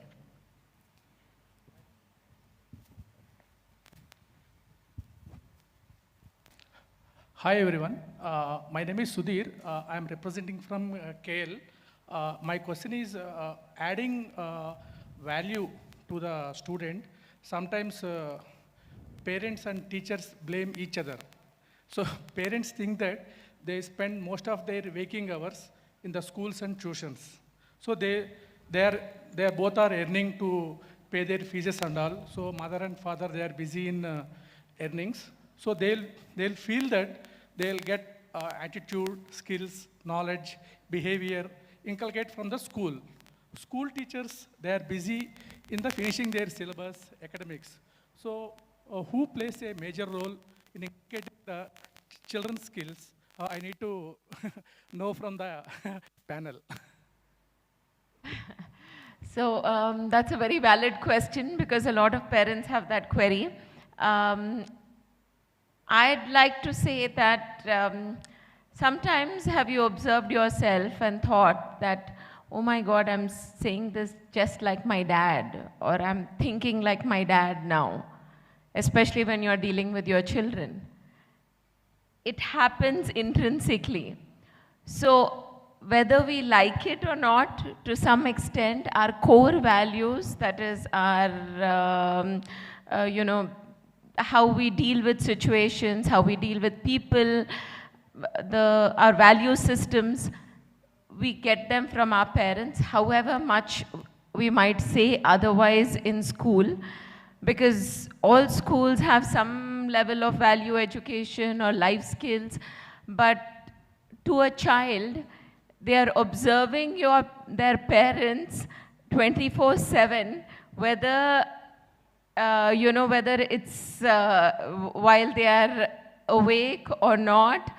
And I mean, just to give you an example, my son, when he was much younger, when he used to eat his food, I saw he takes out these little pieces of tomato and then eat his food. And I was wondering why he's doing that, because everybody else eats their tomatoes. Then I observed that my husband does that. So children are observing you to that minute level. You don't realize it, but they're looking at you very, very intently. So eventually, I mean, I would say that the school and the parents play an important role in the child's life. But when it comes to their core value systems, then I think it's the parents who form the major part of that. See, this is what happening. See, as I mentioned earlier, most of their waking hours, they're spending in the schools and tuitions. So since parents both are working, they are not getting time properly to mentor them on a daily basis. That is why they are putting them in international schools. They're paying lakhs of rupees on a yearly basis. So my question is, since working parents, they don't get time to teach them on a regular basis. So we, as a parents, we feel that they'll get everything from the schools since they are standard schools. So madam's response somewhere came from being the school person, right? It should be parents. But I have a different view. As parents, I think, even though I'm not a parent as of now, but I think I can't outsource upbringing my child to a school with whatever cost. So there is definitely a value system that comes in from both the sides. Schools can extend the value system or get it concretized. Schools can extend the skills and the knowledge that is required, but as a personal development aspect, it's the society in which the child is growing much before he enters into the school education system. A child is learning a lot of things at the family level when he is in the age of 4 or 5, when he's not a part of the entire structured education system as we see. So definitely the responsibility lies equally in both, not just in schools and the parents, but the society at a large also, on how do we treat our children, what are we exposing the children to, right from violence to the good things, the positive news that is happening. So I don't think so there is a right answer. It is a mixed responsibility of bringing up the future generation. So even though I may not be a part of the school system, I may not be a parent, but I can't shun away from the responsibility that a child is looking at me and learning something from me. So I think it's a mixed responsibility for all of us. I think with that we can end I thank all the panelists. Actually, after having a heavy lunch like with rice and sambar and nice yummy food, it's difficult to sit here and keep awake also. Yeah. Let me tell you, many of you I can see are pushed back the seat around and you can doze off. But I thank all the panelists, those who have come in, sitting and listening to all of you and sharing their valuable knowledge. It definitely was a great learning experience for many of us in the panel, as well as I hope it was for you also, especially for the young students.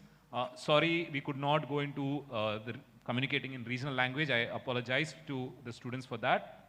But this is the reality of life. Job में आगे बढ़ना है, काम करना है, English सीखना पड़ेगा. Mother tongue, I also love mother tongue, but आगे बढ़ना है काम तो English, and I would recommend one more foreign language अगर life में बढ़ना है तो. I thank each and every one of you for sparing your time and joining us. I think we are breaking for a tea. Thank you very much. Thank you so much. Thank you so much to all our panelists. I would request the team from Hans India to kindly come forward and hand over the mementos to our panelists and to our moderator of today's event, Mr. Sobins, who is the National Head, State Operations, National Skill Development Corporation. Let's all once again clap harder and acknowledge our panelists for that wonderful discussion on the implementation of vocational training, skill set training and entrepreneurship. I request the team to kindly hand over the memento to Professor Abhijit Shirodkar, who is the Dean School of Architecture and Planning from Vocational University. Mrs. Pallavi Krishna Pasupuleti, Chief Executive Director from Tripura Constructions. Mrs. Madhavi Chandra, Director, Gitanjali Group of Schools, Hyderabad. Professor D. Chennappa, Senior Professor, Commerce from Osmania University. Mr. Mutyala Sarath, Professor from NI MSME. We have with us Dr. Mahesh Babu, Professor from KL University. And Dr. K. Harish, Dean from Shiva Shivani Institute of Management. I once again thank each one of you for being here, for being a part of this fantastic conference. So tomorrow again we're going to assemble at the same place for yet another interesting discussions on 2 different topics. So I request all the students to kindly be at the place at sharp 8:30 in the morning so that you can actually enjoy the discussions for tomorrow's conference as well. So we'll quickly take a group photograph if any of the students would be interested to click photographs with our panelists. I think I've heard that few of the kids students are actually waiting to click some photographs with the panelists, especially the IT students. If you're interested, you can come forward. Okay, so పిల్లలు ఎవరైనా photographs click చేసుకోవాలని అనుకున్న వాళ్ళు ముందుకు రావచ్చు. చాలా మంది starting నుంచి ఎండింగ్ వరకు కూర్చొని ఉన్న వాళ్ళు ఎస్పెషలీ మీ అందరు పైకి రావాల్సిందిగా కోరుకుంటున్నాం. బికాజ్ ఇంత ఓపికతో మార్నింగ్ నుంచి కూర్చొని సెషన్స్ వినడం అనేది చాలా ఐటీఐ స్టూడెంట్స్ అంతా స్టేజ్ పైకి రావాల్సిందిగా కోరుకుంటున్నాం. So special thanks to all the ITI students. నాకు తెలిసి మీరంతా చాలా చక్కగా వినుంటారు సెషన్స్ అన్నీ. అండ్ రేపు కూడా ఇలానే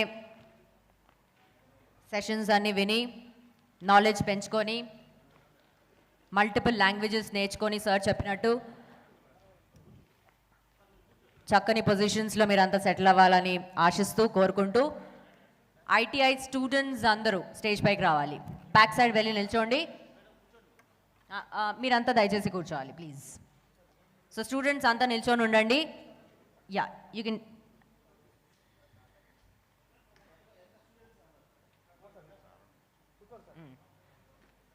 సో 2 minutesలో మనం ఫోటో సెషన్ ఫినిష్ చేయబోతున్నాం. పిల్లలు ఇంకెవరైనా రావాలనుకున్న వాళ్ళు స్టేజ్ పైకి రావచ్చు. जो भी स्टेज पे आकर फोटोग्राफ्स क्लिक करना चाहते हैं वो सब स्टेज पे आ जाए. सारे students from different universities. You can join us on the stage for a quick group photograph. Quickly, run and come.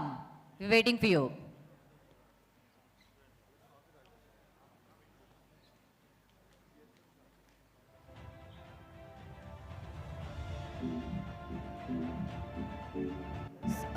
కూర్చున్న పిల్లలంతా రావచ్చు స్టేజ్ పైకి. You from the media is it? Okay. So ఎవరైతే ఇంట్రెస్టెడ్ ఉన్నారో వాళ్ళంతా స్టేజ్ పైకి రావచ్చు. Interested students and everybody who is in the hall.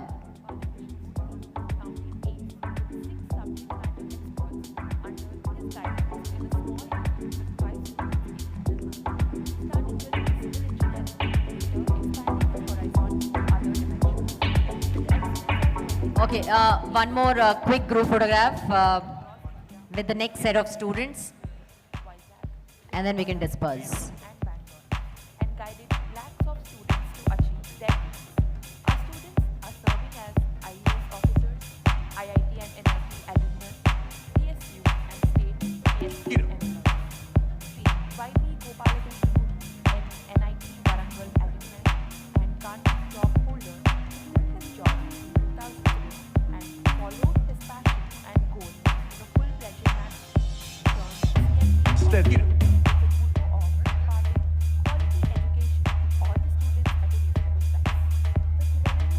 India staff under stage peg రావాల్సిన కోరుకున్నాం. The entire staff from Hans India.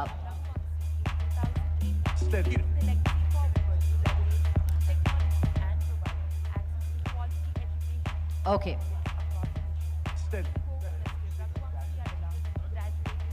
So once again, thank you to each one of you, especially the students, parents, and everybody who has gathered here on this special occasion and making this first day of conference a super hit. Thanks each one of you. Thanks to all our speakers, to our panelists, to all our moderators who have taken out your precious time and have gathered here to come up with speeches on 2 different sessions. So thanks, special thanks to Hans India team for organizing such a wonderful conference. On that positive note, I am Anchor Likhita signing off. See you all tomorrow at 8:30 a.m. sharp.